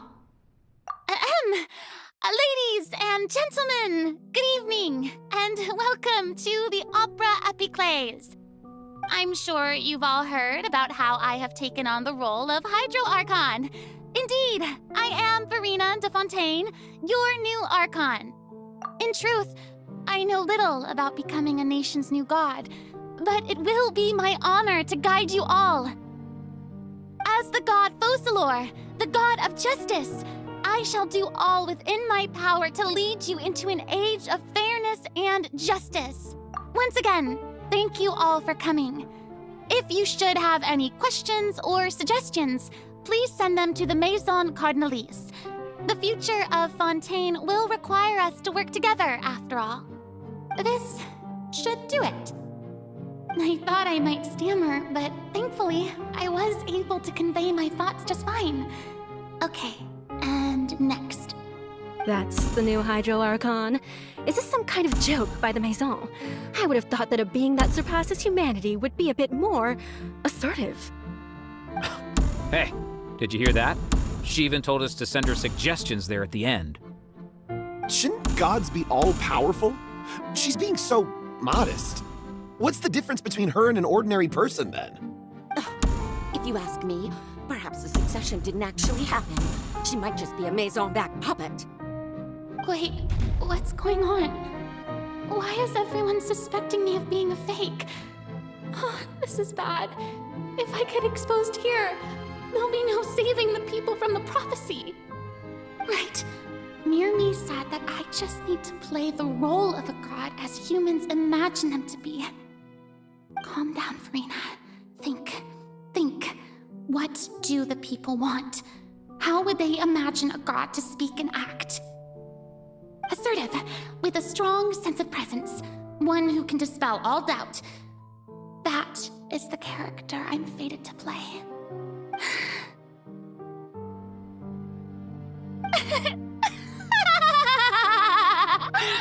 Oh, very good, my people. Only ones such as you are deserving of my rule. Now, I was wondering, if some weak puppet were to one day come onto the stage and claim ownership of this opera house, would the children of Fontaine follow them? Well, it seems that you would all see right through them. Having passed my test, you are qualified to witness wondrous trials alongside my august self, here in this opera house. You may consider my previous act a door gift of sorts. I thought it was a debut that suited the atmosphere. Now then, let us be reintroduced. Ah, so that was just a performance. How could I have forgotten that we were inside an opera house? Her personality. It's quite shocking, to be honest, but I suppose it's a better look than before. Such a fascinating and bold deity. How wonderful! Our future may yet be bright after all. It seems I've turned them around. Best follow this flow and restart my accession speech. My dear people, whether you acknowledge me or not, whether you trust me or nay, I say to you, keep faith in your ardor for justice. We have heard it said that this nation's sins can no longer be washed away. Well, I say that justice is most fragrant when it blooms amid sin. The scales of justice should not weigh heavy in the hands of its God. On one side, it must carry fairness and justice. And on the other, praise and applause. May law be the prayer on our lips. May judgment be our worship. Let us light the fires and drink to the future of Fontaine! There is no trouble in this world that justice cannot solve. All that is needed is for you, my people, to believe in it, heart and soul. So long as I, the Archon Focalor, stand within the Opera Epiclese, so long as I stand before the Oratrice, I shall even judge the gods of this world!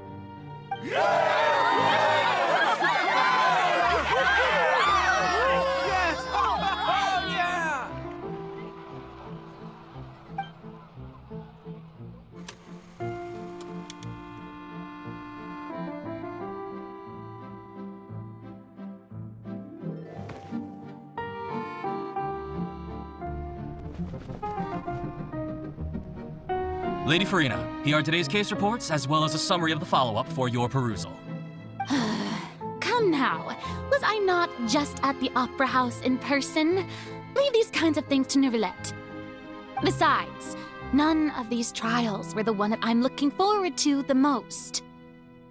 If I may be so impertinent, what kind of trial are you truly looking forward to?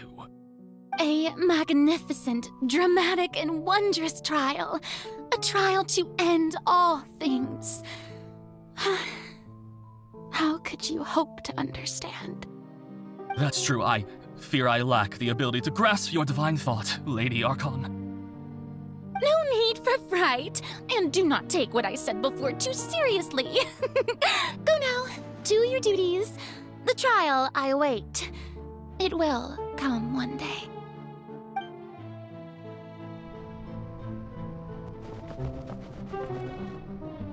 Lady Farina, I don't know what to say. Thank you for agreeing to see me. No need to thank me. Or rather, thank your own sense of perseverance instead. Long have you stood in line to meet me, have you not? Oh, I'm afraid that's just an inevitable consequence of my divine charm. All right, Deuteria, is it? How is your son's illness? You remembered me, and you knew of my family, too. He is doing much better now. In fact, he is far more of an ardent believer than I. He was the one who forced me to seek an audience with you, and to bring your words back to him. Oh, good. Very good. If this should happen again in the future, please do not hesitate to come and tell me. Going down to citizens' homes every so often, while not usual practice, should serve as a fine change of pace. You're such a gentle and wise god. Thank you once again, on behalf of my son.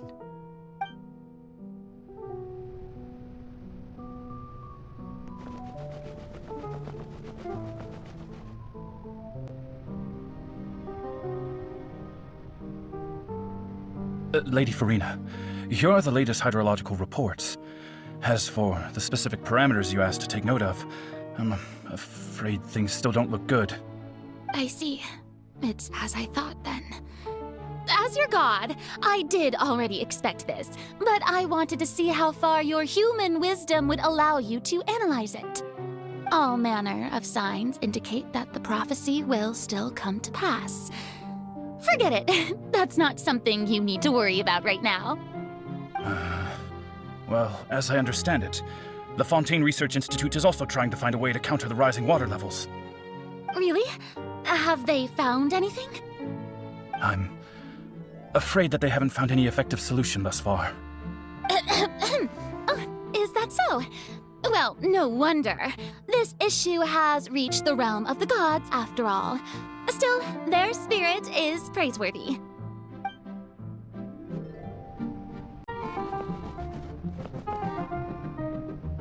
The day is finally over. I haven't had a moment to breathe this whole time. But it's good to see that everything's getting on track. There are no longer any voices of suspicion. Maybe this is fine. I just need to keep going, and everyone will be saved. All right, Farina, don't think too hard about this. You need rest. Tomorrow's a new day.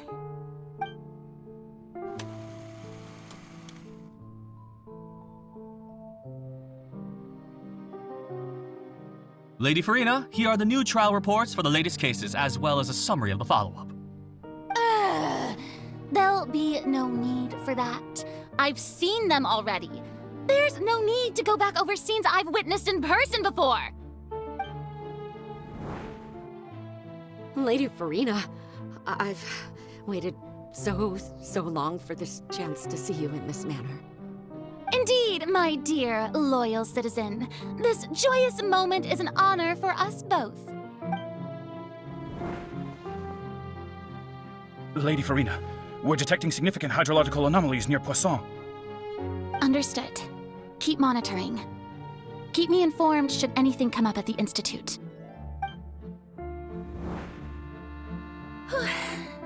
I I don't think I let anything slip today.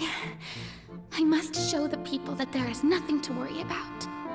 I just don't know when these days will end.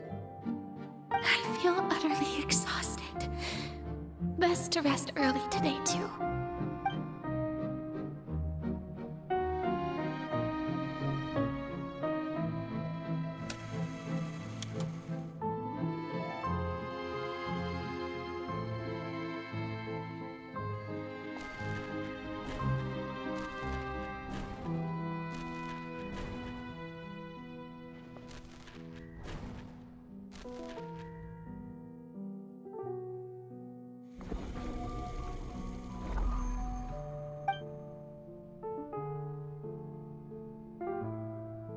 Lady Farina, it's like a dream being able to speak with you up close like this.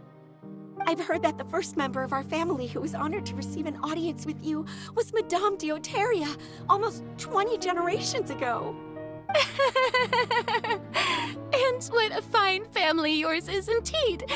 It brings me great joy to meet such a faithful believer, a descendant of a line most ardent. Surely you exaggerate, Lady Farina. My lady? What is it, good citizen? Oh, are you crying?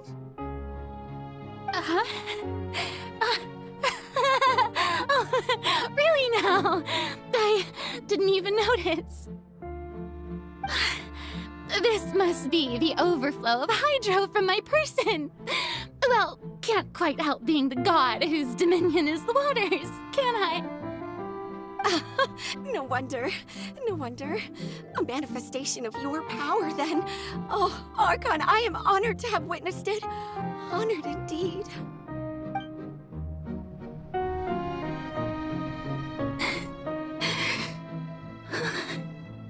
So interminable. So lonely. Just how much longer?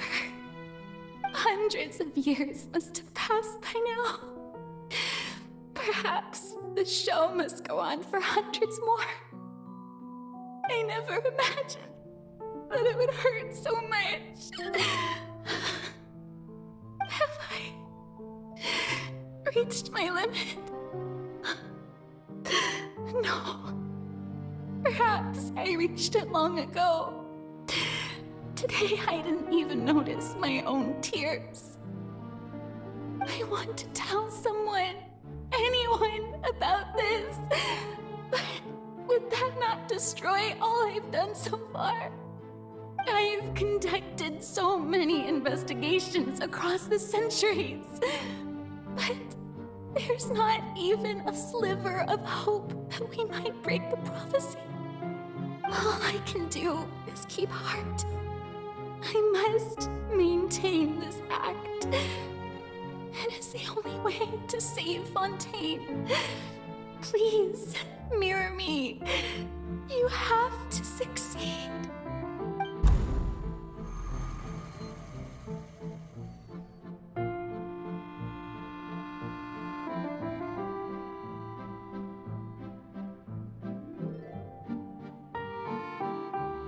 Farina, you don't have to shoulder this burden alone. Although I don't know what you might be keeping from everyone, your people are more than willing to share your burden with you.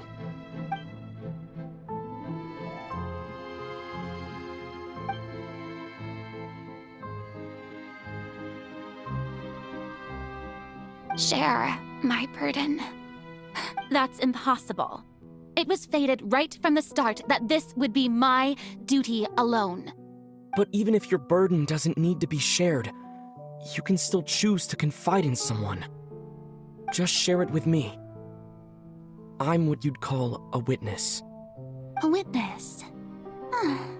Yes, I've heard that you came to Tevat from beyond the stars, yes. In other words, you never belonged here.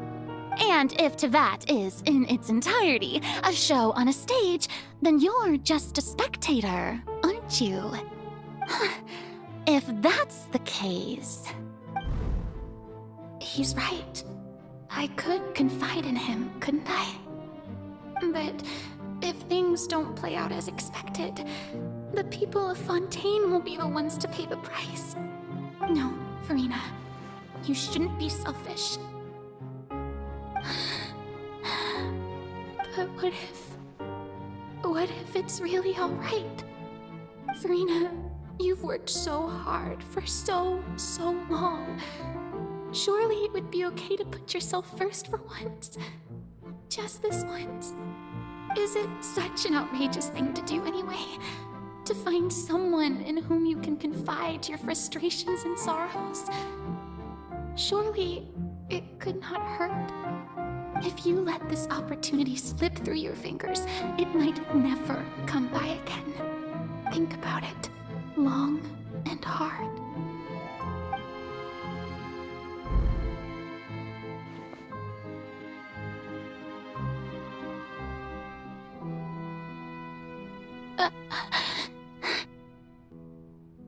No, I have nothing to say. I am Farina, the Archon of Fontaine. Everything will surely get better.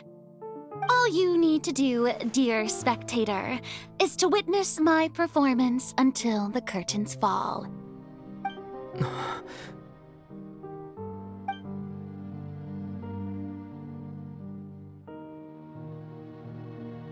Fine.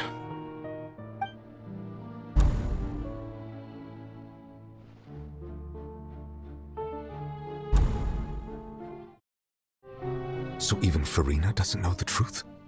You've never once let her in on the full plan? Yes, it had to be done.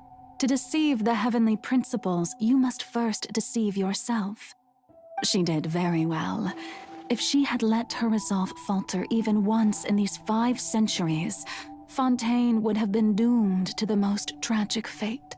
It seems that trusting humanity was the right decision after all. I believe that I understand how your deception works, but that is only half the truth, is it not? How would you build on this foundation to save the people of Fontaine? That is the most important thing. Ah, good. Of course, the Iudex of Fontaine has pinpointed the crux of the issue. I'm sure you've long sensed that the Oratrice is no simple machine, yes? I've always suspected that it had its own consciousness. And Lenny did mention that he heard a human voice within the core chamber. It now seems that that person was you, hidden within the machine all along. Am I right? And then I became one with the Oratrice, taking Fontaine's gnosis with me. Yes, it would seem so, wouldn't it? Alas, your understanding of this device still lacks sufficient depth. In truth, it is no enactor of justice.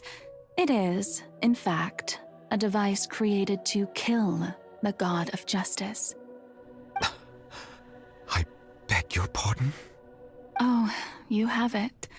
And to be more precise, not only will the Oratrice take down the god of justice, it will also take down the divine throne upon which she has been placed. I mean, did you think I would be the sort to enjoy peaceful repose while Farina suffered? My work over these last 500 years has been to constantly accumulate indemnitium within the Oratrice. But really, some have already discovered that only a small fraction of the energy generated by the device was ever used to provide power to Fontaine. The vast majority had to be, accumulated to enact this death sentence. It was all a part of your plan then? Both the trial and the sentence? Indeed. This power, accrued over 5 centuries, could have sustained Fontainians for millennia had it only been used for that purpose. Almost all of it has now been stored within the Oratrice. But only power of this magnitude could hope to destroy the Hydro Archon's divine throne, shaking the rules established by Celestia and breaking through the institution that is the Seven. So the Oratrice's call for death was for neither Farina nor Focalor, but for the Hydro Archon. The destruction of that divine throne. If I do not misunderstand your intent, you must be... Returning what's rightfully yours to you, of course. In other words, this was all done to return the authority of the Hydro Archon to the Hydro Dragon of this planet. But...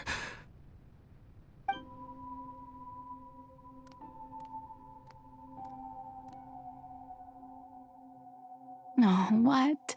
Getting sad again, are we? The authority of the ancient dragons shall soon be yours once more, O Hydro Dragon Sovereign. And this is the face you make. All you've done throughout the years is just so you can sacrifice yourself at the very end. I've never quite seen it that way, you know. Even now, I'm quite pleased at how well my deception worked.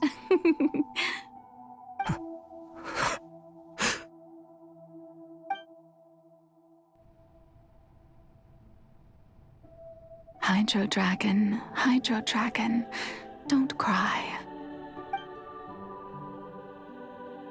I must say, had it been within my rights, I would have loved to judge the heavenly principles themselves.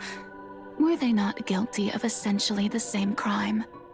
Egeria stole the power of the primordial sea, and the heavenly principles stole the power you ancient dragons possessed. I, for my part, am the god of justice. And is it not just that your original powers should be returned to you?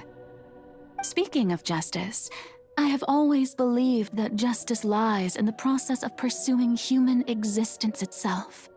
So, if the theft of the primordial sea's might was Fontaine's original sin, then, leaving matters of procedural right and wrong aside, the descent of the Fontainians as humans and their right to exist in this world would be Fontaine's original justice. In other words, existence was Egeria's justice, and to me, justice is the continuation of that existence. Defying the prophecy and ensuring that Fontaine's people shall live on, that should be the justice enthroned over all others. At this point, we, whether it be myself or all other Fontainians, have shouldered the burden of this sin for far too long. Iudex Neuvillette, the highest judge in our land, when you regain your full power as an elemental sovereign, what verdict shall you pass upon us? So when I was invited to the court of Fontaine to serve as Iudex, I see now that that was your idea too. At last, I now understand the true purpose behind this position. In the beginning, I was uninterested in human existence. But these 5 centuries of living alongside them have gradually brought about mutual understanding between us. And I have even attempted to feel as they feel. You are a devious one, Focalors. Things being as they are, surely you know that I could never declare them to be guilty.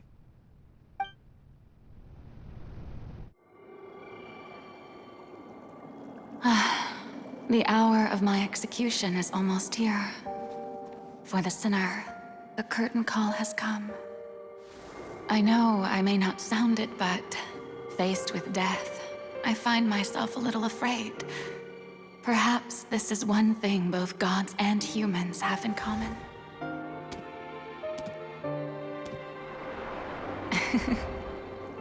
Farewell, Neuvillette. I hope you've enjoyed the part you played these 500 years.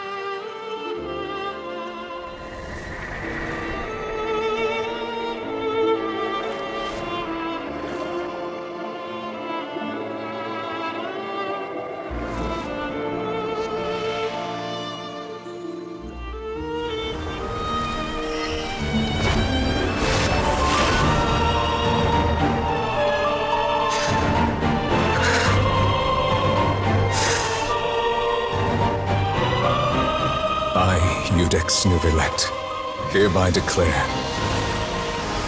people of Fontaine, your sins are forgiven.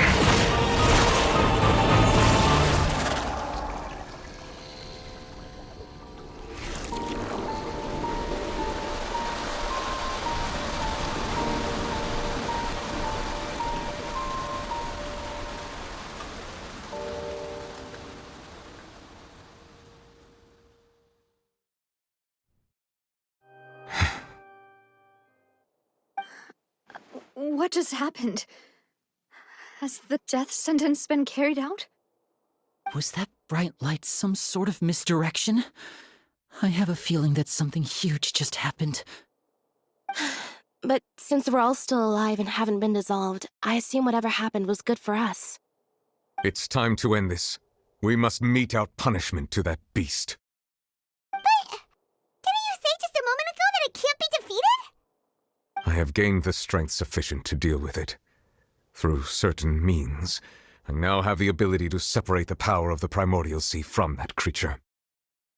We should seize the opportunity to pursue our quarry. Traveler, now that the oratories can no longer function, I require an executor to help me mete out justice. The root of the calamities befalling Fontaine, the beast that enacts the prophecy. Its name is the all-devouring narwhal. Come with me, traveler. The hour of execution has come.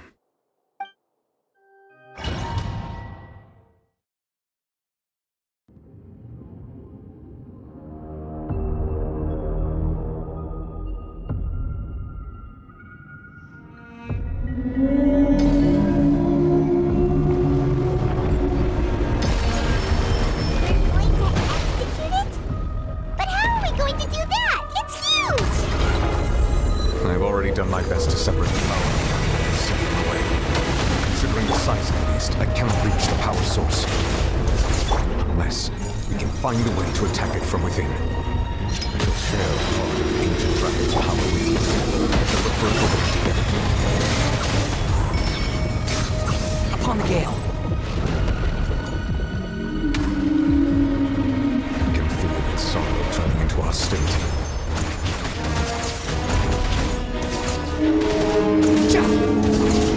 Squalling Fury!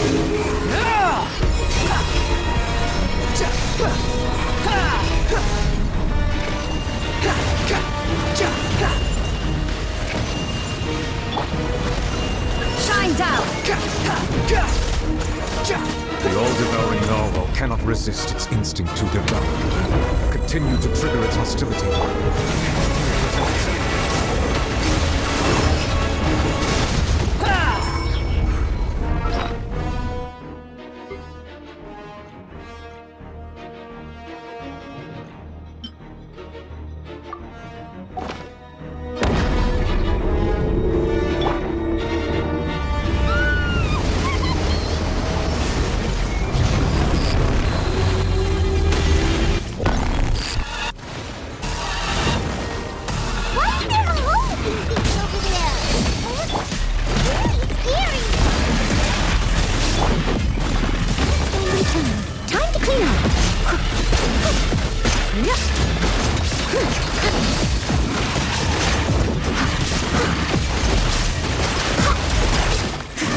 I have granted you my protection. Do not fear. Seize the moment and use my power to suppress its roots from within.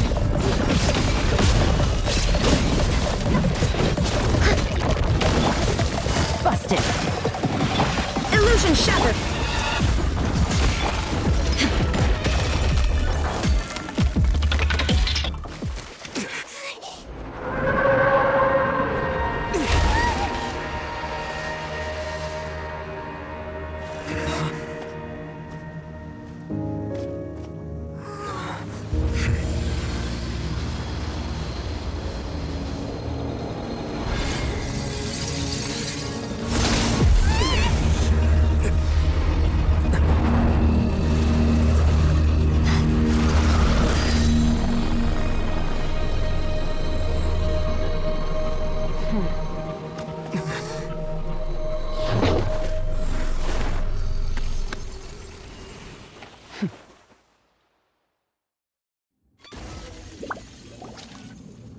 Thanks for helping with the cleanup. It should have been my job, but... oh well. It was just supposed to be a short private training session for me. I didn't think that my disciple and my master's pet would start brawling in the meantime. Well, actually, I had a feeling that it would happen at some point, but they bumped into one another earlier than I thought. What a blunder. I suppose I'll have to swing my sword 3 million times as penance. That power. Who are you exactly? Paimon has an idea. From what she said earlier, she must be Child's master. Skirk, right? It's just that he gave us the impression that she was the less talkative person. I simply did not have anything to say to the weak. But you, on the other hand, managed to defeat the all-devouring narwhal without using power from beyond this world. So you may speak to me as equals. I have to agree. It's a strange use of a planet's primordial waters just to raise an all-devouring narwhal. That kind of power is wasted on it. It's not cooperative. It eats too much. And I have more important things to do with my time than pet sitting. The only thing that creature has going for it is its looks. All in all, it fails as a pet. Miss Skirk? I think you might have missed the point. The point being? Well, being that this pet almost destroyed an entire nation. So what sort of person is your master? Well, Child's master's master. Wait, is that right? Oh, right. So you don't know him. Sorry, I assumed you did. His name is Sertologi. Huh? I am unfamiliar with that name. Huh. So Master isn't sufficiently famous. How should I describe him then? Have you heard of the name The Fowl? The Fowl? Still nothing? Well, how about the Visionary? Vetterfalnir, then? Or Gold Rhine-daughter? Ooh, that one we've heard! Rhine-daughter's part of the Hexen Circle. She's Albedo's mom, right? Oh, so you do know that name. To be honest, I also heard all of those names and titles from my master. I don't actually know them either. But I suppose you understand now, yes? My master is likely a similar sort to Rhine-daughter. They are both pursuing some form of perfection. Wait, didn't you also mention a visionary person? Paimon didn't quite catch their name. Actually, never mind that. I believe it expedient to inform you that the all-devouring narwhal used up nearly all its strength fighting you. Such roiling hydro energies will prove difficult for the planet's deep seas to digest. As such, the Fontaine back on the surface has most likely been thrown into chaos. In other words, the prophecy that you've been fretting over should now be in full swing. What?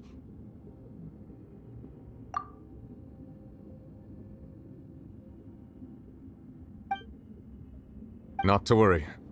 Focalor has already managed to deceive the heavenly principles. In the end, the people will all be dissolved into the waters, and only Furina will remain, weeping on her throne.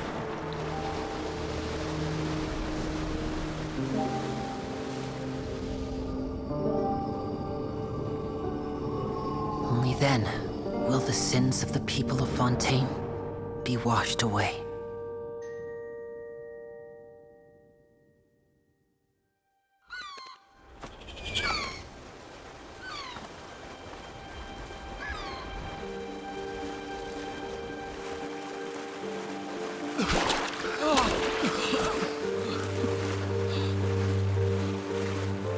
Hey! Help! Over here!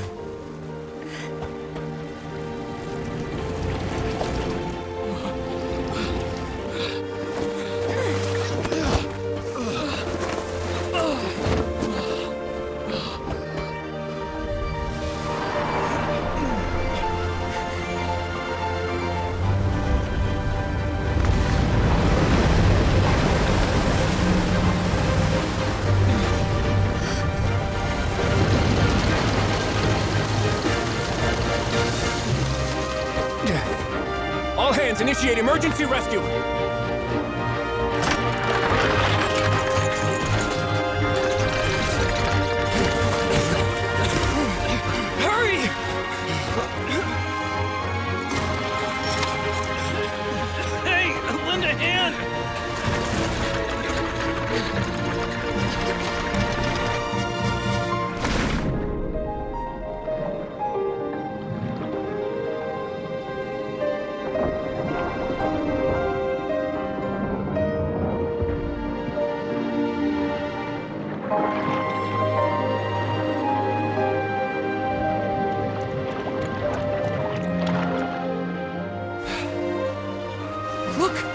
water's receding!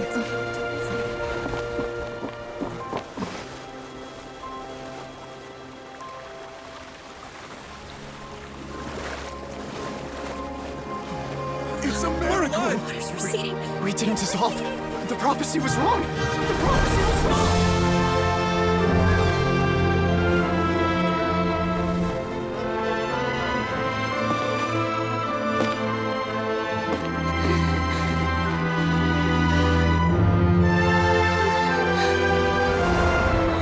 Are you alright? We're saved. The prophecy was wrong.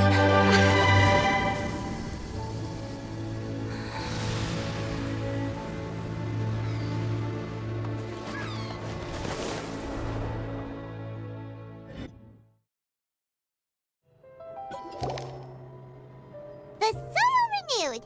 The Spina di Rosula talks post-disaster rebuilding. I recently visited Poisson to meet with Miss Navia, spokesperson of the Spina di Rosula, and we spoke about Poisson's present and future. Old soil can still give birth to new bloom, Miss Navia stated. Hope is like seeing a small cookie when you're starving late at night. You just need a little of it. Skyship Winglet, booner brain of the Fontaine Research Institute. The various disputes that have arisen on account of Mr. Edwin have suddenly become a shield over the Institute, with Jurier turning out to be a once overlooked hidden gem. People always call the first researcher mad, but few know what to call the second. And should that latter person achieve a miracle, they would find it all the harder to find a word with which to classify him and his team. Wow! Paimon barely recognizes the people in the reports. Are those really Jurier and Navia? They sound like real big shots. What do you think? Pretty enthralling, huh? The Steambird's idea was pretty simple. With a disaster just having passed, we would print a free edition packed to the margins with good news to calm people down. The value for these big scoops lies in their inevitable follow-ups. We'll publish further reports and go into the stories behind those people. Edwin's assistant, Jurier, created a true flying ship, while Navia is leading people in the reconstruction of their home. I'm sure that these stories could draw even your well-traveled eye. Paimon's curious too! Wait a minute. Didn't we watch everything happen from start to finish? What's there to be curious about? And that's exactly why I'd like you to come conduct interviews with me. You're the best incubators of news, if you haven't noticed. And also, with you around, I'm sure I'll get to see that Duke. Are you sure? Hasn't he turned you down several times already? Oh, this time will be different. Come on, let's head to Poisson first, and then make a trip to the fortress. There are some things you'll only know when you get there.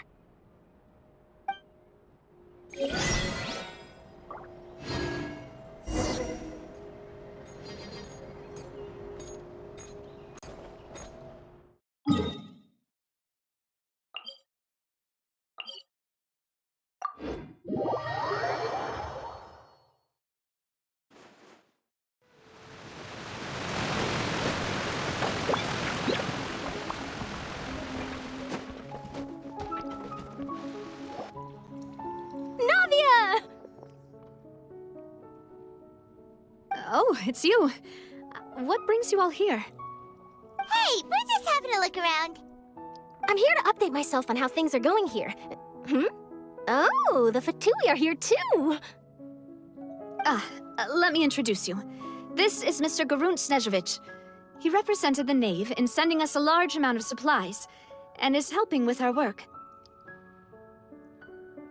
Our residents are hard at work as well. Thanks to everyone, work is progressing nicely. We've lost a lot of people, but we're moving forward. That will have to be enough. Hello, Miss Charlotte.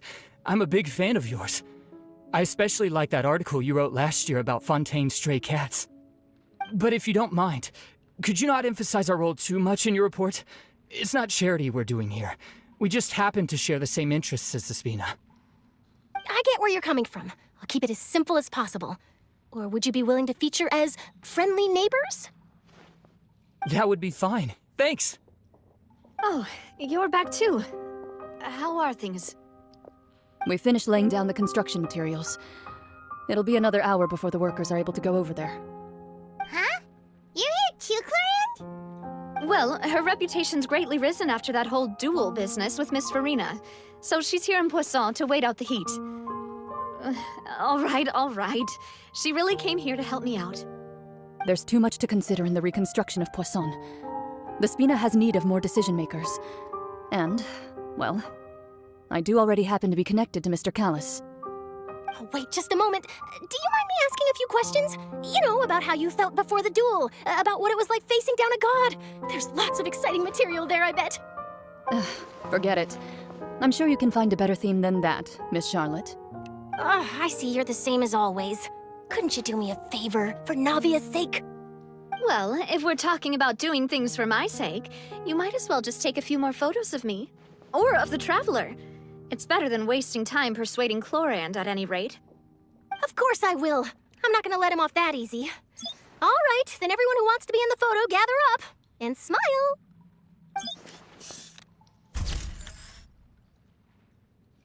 How did it go? Was it a good shot? Did Paimon look cute in it? Not bad. Your addition really helped the composition of the picture. All right, hang on a moment. Let me snap a few more shots. All right, that should do it. I'll be back here later anyway, so let's call it a day. You're very quick. Speed is of the essence when it comes to the news, and freshness is the key. Also, not to brag, but I'm pretty good at building connections. Who knows? I might eventually get that interview with you after all, Miss Chlorand. Wow, you really do have that never say die spirit. I'm impressed. I'll hazard a guess that this is how you got that interview at the Fortress of Maripede. Whoa, you're well informed. Let me make a guess too. I asked Sijuin, who told Monsieur Nervillette, and he told you, right? That's a very complete information chain. In truth, all Monsieur Nervillette asked me was, when did the Fortress become so friendly towards the media? I told him that it was best not to speak too soon. There's no guarantee that Wriothesley will make a personal appearance. You're right. I've got to treasure every moment I have with them. In which case, I'll be making a move first. Stay safe now. And tell me if you hear anything interesting. I'll treat you to afternoon tea in exchange.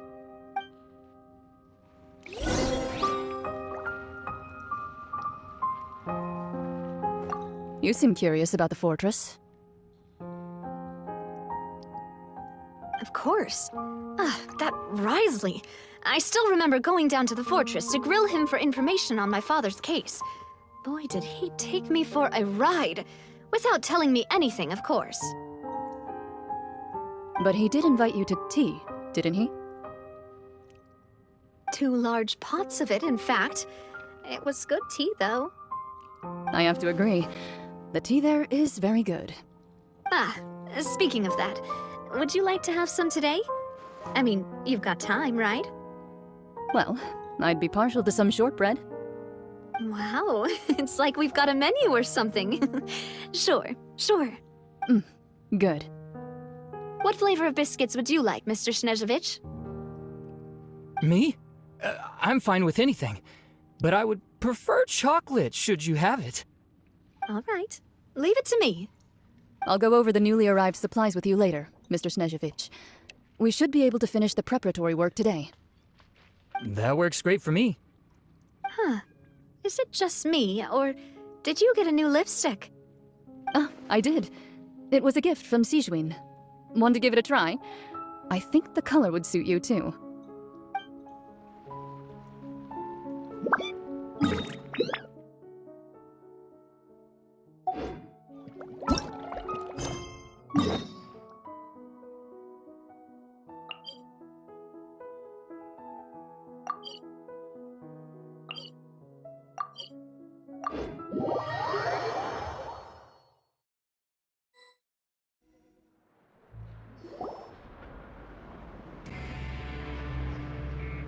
Wow, guess we're here again, huh? There's a real nostalgic feeling to this place. Looks like you've been missing us. Duke! Did you come all the way to the entrance to greet us? Of course. I'm here to welcome you and our dear Miss Charlotte, whom our good head nurse recommended to me. It's an honor to finally meet the much-rumored Duke. Thank you for consenting to my visit to the fortress, sir. No need to thank me. But that said, I shouldn't be the focus of your interview. I trust you recall our agreement? Of course, of course. All right then, this way.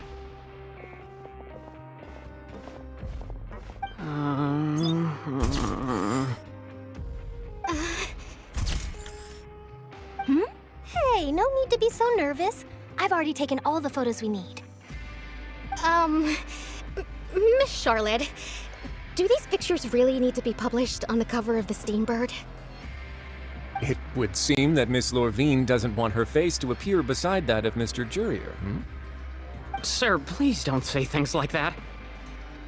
But it looks like dear Mr. Jurier denies it. Might this interview be very important to you then? No, I just... This is my first time being interviewed, and I'm very thankful to the Steambird for... Now, I might not look it, but I actually did meet Mr. Edwin once. And I'll be honest, I enjoyed chatting with you more. You've definitely got more of that genius vibe going on. The boat that brought about a miracle, the ark that saved the people.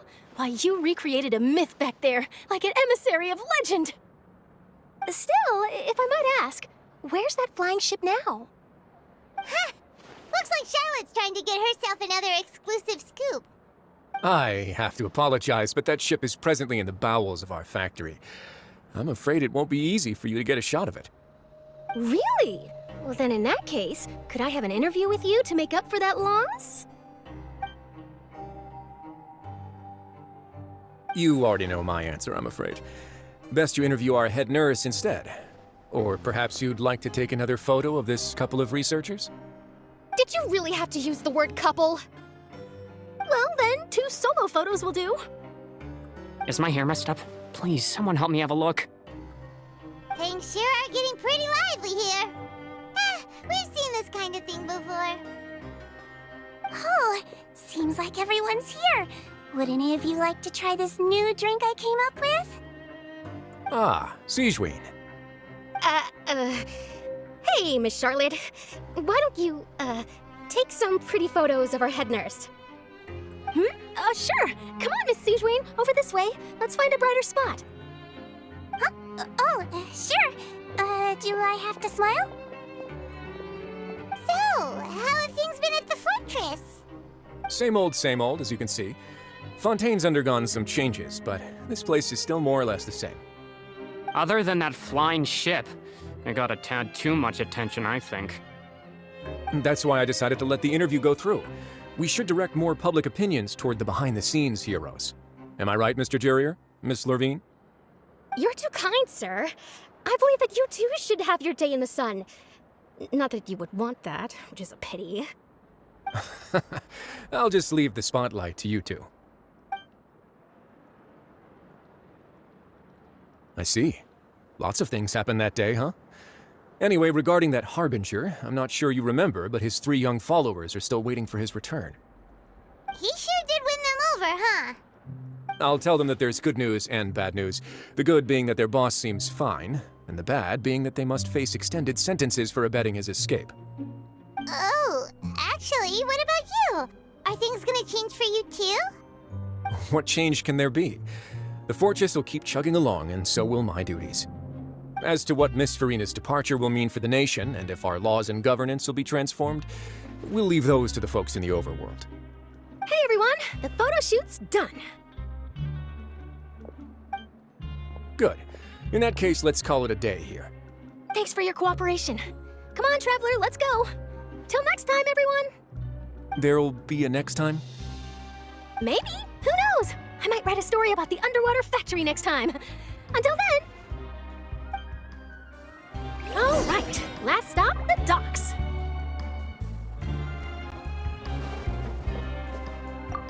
Oh, you know, I'd love to see you in one of Charlotte's photo shoots one day.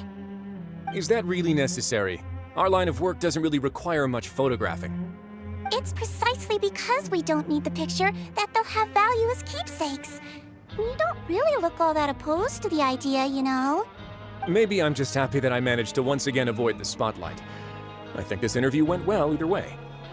Yes, you successfully kept prying eyes away by using Mr. Jurier and Miss Lorvine as shields. Very good. You should be happy for them. They have a bright future ahead of them.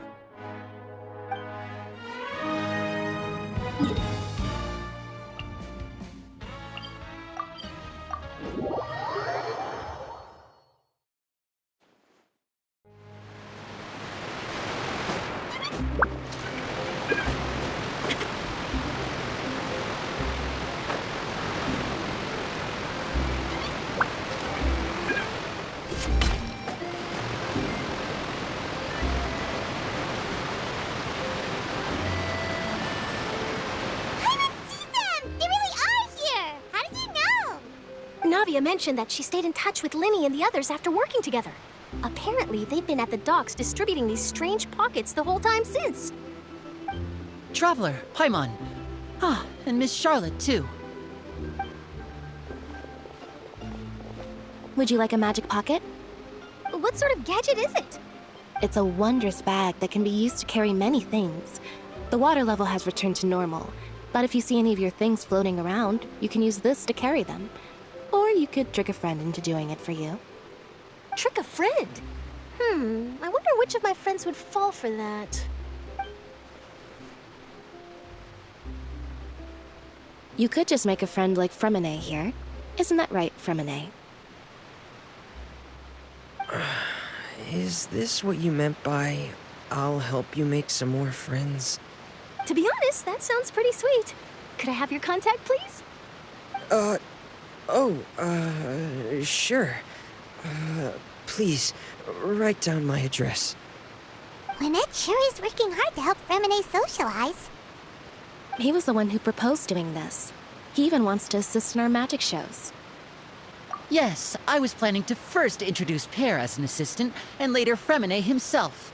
In the future, I think we can leave underwater escape magic to him too.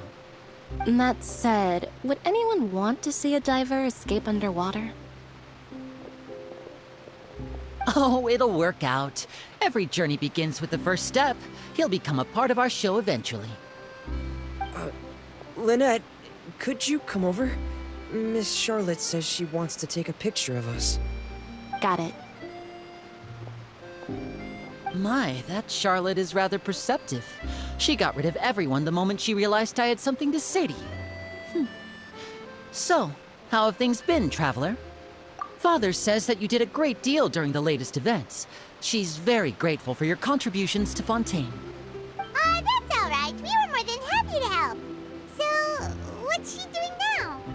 Oh, I guess you haven't heard.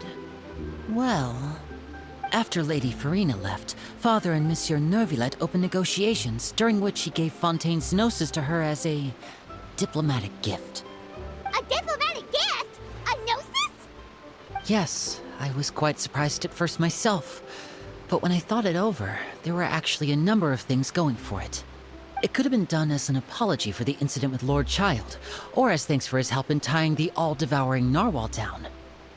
Furthermore, Father did also lend significant aid to Fontaine and Poisson. Well, that's true, but this is a gnosis we're talking about. Doesn't this seem a bit irresponsible? I would agree, but I've also heard that it seems that Monsieur Neuvillette has had a significant change of heart regarding the matter. So there's some reason for this that only Neuvillette knows about? I suspect you'll have to ask him about that yourself. Ah, yes, speaking of which, I did see him strolling around the entrance to the Fortress of Maripede a while back. Isn't he real busy and stuff? Paimon didn't think he'd have the time for that. But back to the topic. The gnosis was given to the knave, right? What about Child? They say that he's returned to Snezhnaya to recover from his wounds. I hear that the recent disaster really did a number on his health. That's true. When you think about it, we've had loads of run-ins with the Fatui. To think we'd be allied with them this time. So shocked by such a simple switching of sides?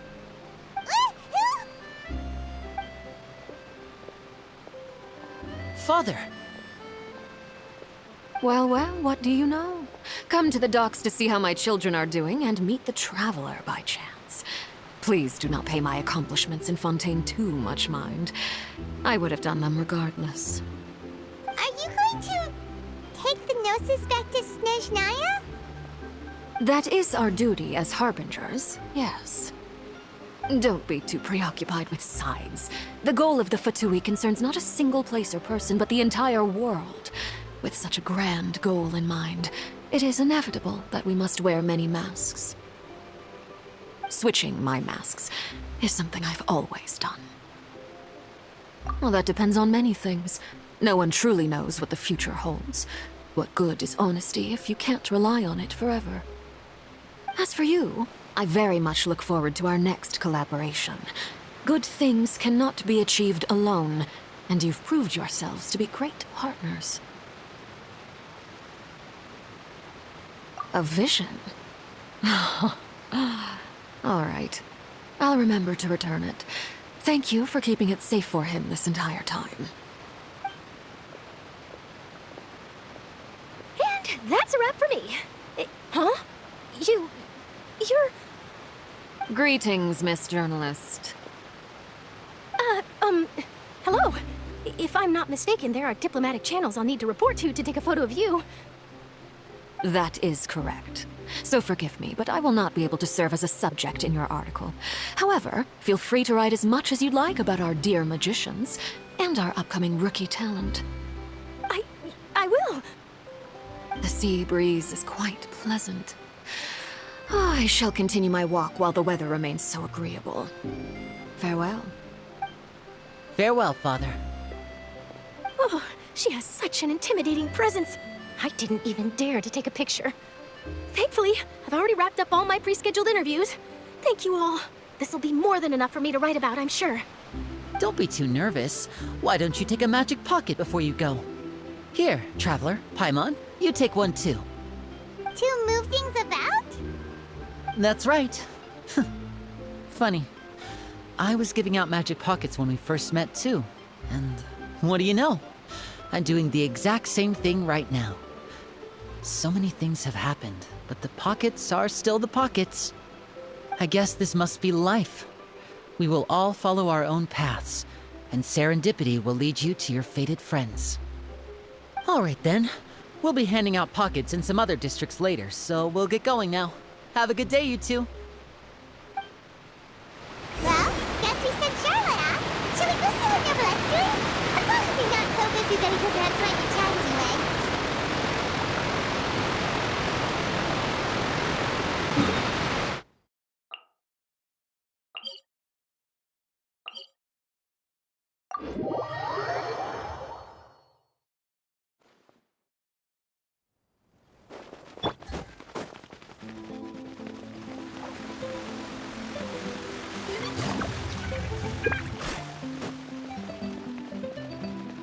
The entrance to the fortress!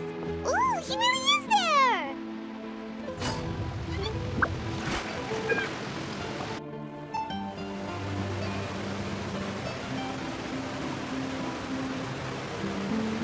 So, you really are here, Neverlet! Paimon didn't think you were going to have free time this hour of the day. Really? Oh, I suppose you must have met Mr. Linney.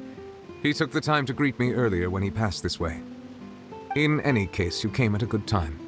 I was just considering reaching out to you to set up a meeting, so I may explain some things that I haven't had the time to before. Aw, Paimon's glad that you remembered. Thank you for keeping us on your mind, what with you being busy and all. Alright, let's have it then. How was Fontaine actually saved? The whole business is still quite the mystery to us. It is strange how words can often leave a bitter taste in the mouth when it finally comes time to say them out loud.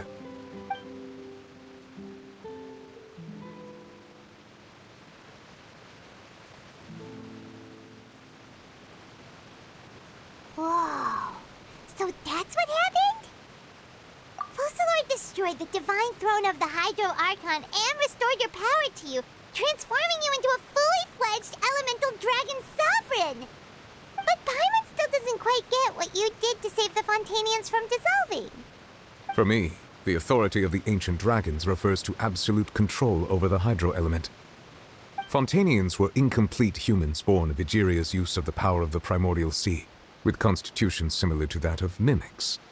But so long as those primordial energies remain within them, I could use the ancient dragon's authority to grant them true blood, after the fashion in which life was first brought into being on this planet. In other words, when I gave my verdict, Fontainians became true humans, and thus would naturally no longer be dissolved by water from the primordial sea.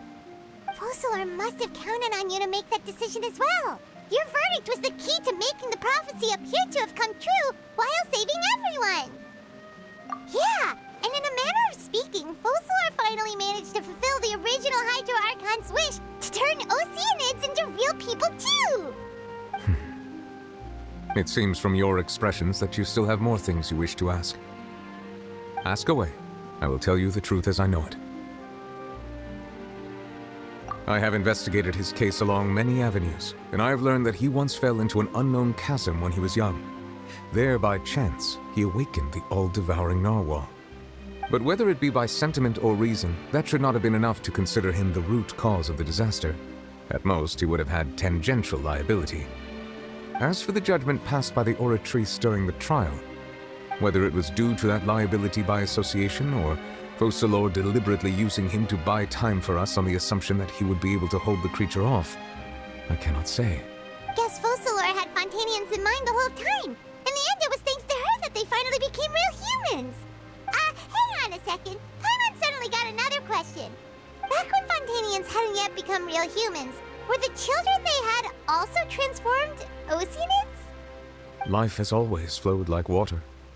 Do you recall how Fontainians would often come to the Fountain of Lucine to pray for children? Yeah, Lynette said the fountain is where all the waters in Fontaine converge. In truth, even those couples did not know that such prayers were no mere custom, but instead a form of ritual. Those Oceanids who were blessed within the spring water would later descend as new humans in the coming months. Paimon sorta gets it now. Either way, it seems like this ritual won't be of any further use, but it'll probably live on as a local custom. Ask away. I will tell you the truth as I know it. Yeah, about that. Risley said Farina has already left. What's that all about? Ah, Lady Farina. The people are only aware that her death sentence has not been carried out. She abdicated the post of Hydro Archon and left affairs related to that title to me, before leaving the Opera House. I related Focalor's words to her faithfully and completely.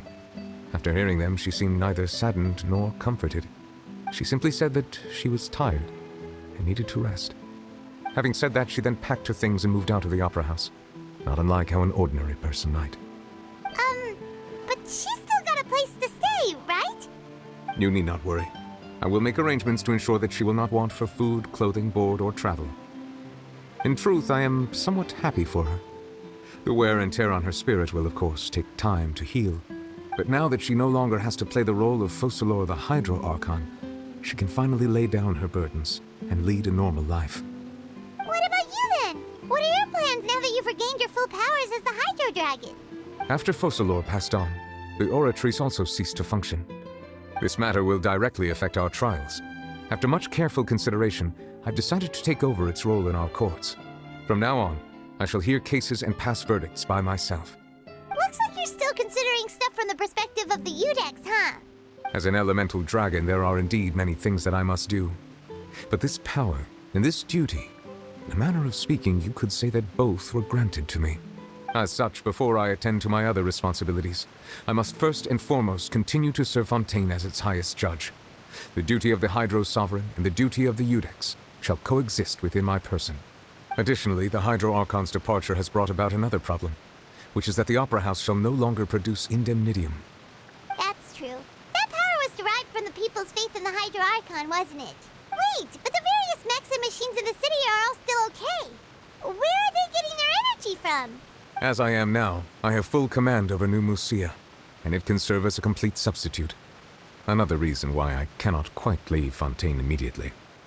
Wow. This ancient dragon's authority stuff is really quite useful, huh? Ask away. I will tell you the truth as I know it. Oh, that's right! They say you've given it to the knave as a diplomatic gift or something! Leaving aside their intentionality, the two Fatui Harbingers have indeed done much for us during this crisis. Their sole remaining goal in Fontaine, at least at this point, would seem to be the Gnosis. The Oratrice has ceased to function. The Hydro Archon's divine throne is now no more, and I do not need the Gnosis's power. As such, it has lost all meaning for Fontaine. If the Fatui have impure designs, we might as well accede to their requests now, and avoid unnecessary conflict. What complicated considerations? Paimon thought you were just giving it to them out of gratitude to the knave and as an apology to Child. Ask away. I will tell you the truth as I know it. You will soon be heading to Natlan, I presume. I'm afraid that I have little talent as a travel guide, so all I can do is tell you what I know about that land. As far as I'm aware, Natlan can be said to be a nation of dragons. A nation of dragons? You mean like you? No, I suspect that I would not find myself welcome there. Unlike ancient dragons such as myself, the dragons of Natlan have undergone long years of development and evolution. Large numbers of them have entered a form of coexistence with humanity. Natlan is also the nation of war. War ravages those lands like an undying flame. There is one other piece of information I got incidentally from my negotiations with the knave that I believe may be useful to you. The harbinger known as the Captain has thrown his hat into the endless ring of war. The Captain. Sounds like a real tough customer. Seriously, everywhere you look, there's a Fatui harbinger doing their thing. I suggest that you fully prepare yourself before going to Natlan. In the meantime, Fontaine's doors will always be open to you. Ask away. I will tell you the truth as I know it. Hang on a sec. Paimon's still got a question about Gnosis. When we spoke to Linny earlier, he mentioned that your attitude towards giving away the Gnosis had clearly changed. We guessed that there might be some reason for it that only you were aware of. No wonder the House of the Hearth is the Fatui's intelligence division. They are certainly sharp. So regarding this specific issue, I was just getting ready to share something with you. What is it? In truth, I exchanged some further words with that lady named Skirk after sending you two back to the surface. It went something like this.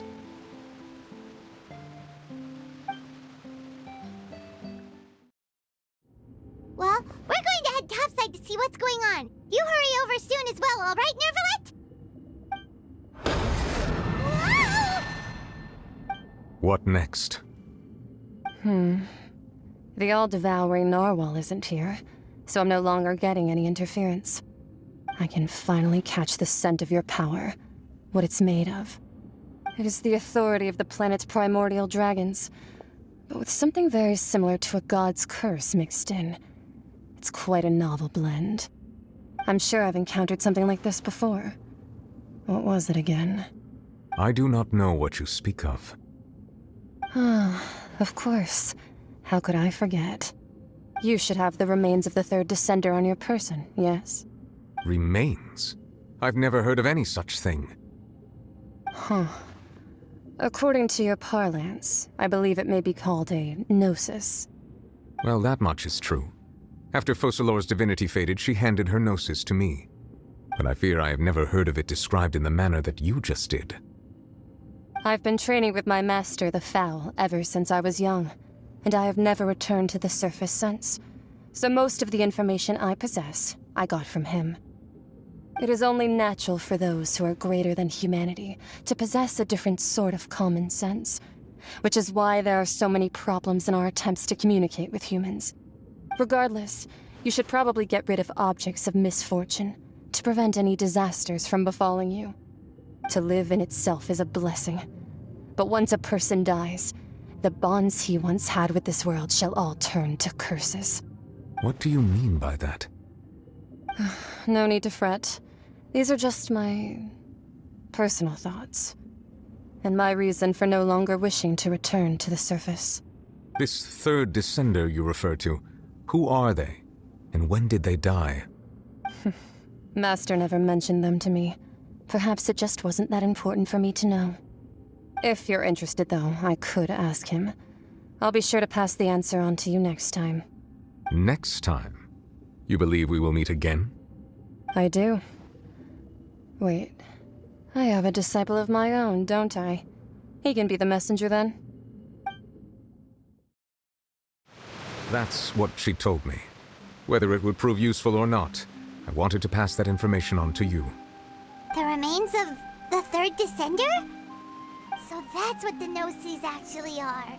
Paimon just thought they looked like chess pieces. How could they be a person's remains? All the same, assuming that there was no misunderstanding or special metaphor at play, that is what she meant to say. And she said that it would bring misfortune and that you should check it, which is why you gave it to the Fatui. If she speaks the truth, then I would simply be putting Fontaine at unnecessary risk by keeping it here.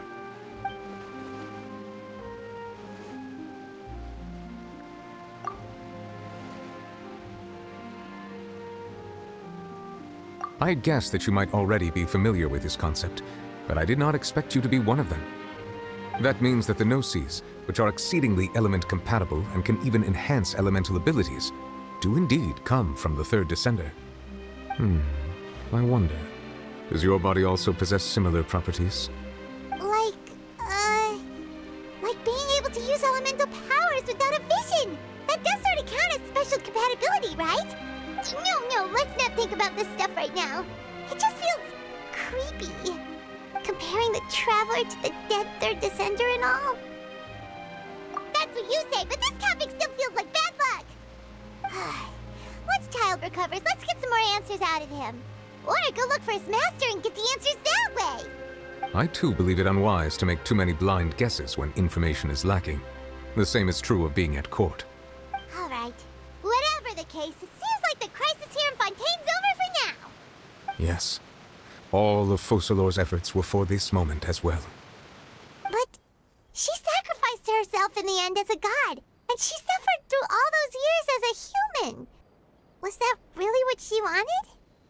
I suppose that would be the mystery of a god's will. I suspect not. But once in a while I too would guess that if wishes were like the clouds in the sky, they will one day return to the earth as raindrops. Life flows like water, and rain is the final answer. The water levels may sometimes tilt one way or another, but the rain falls fairly upon all. And what, ultimately, is the difference between the rains that fall upon all of us?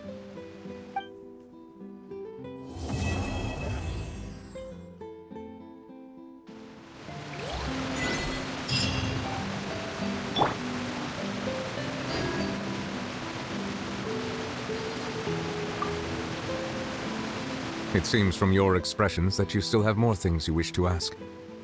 Ask away. I will tell you the truth as I know it.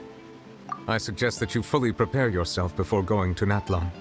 In the meantime, Fontaine's doors will always be open to you. All in a day's work.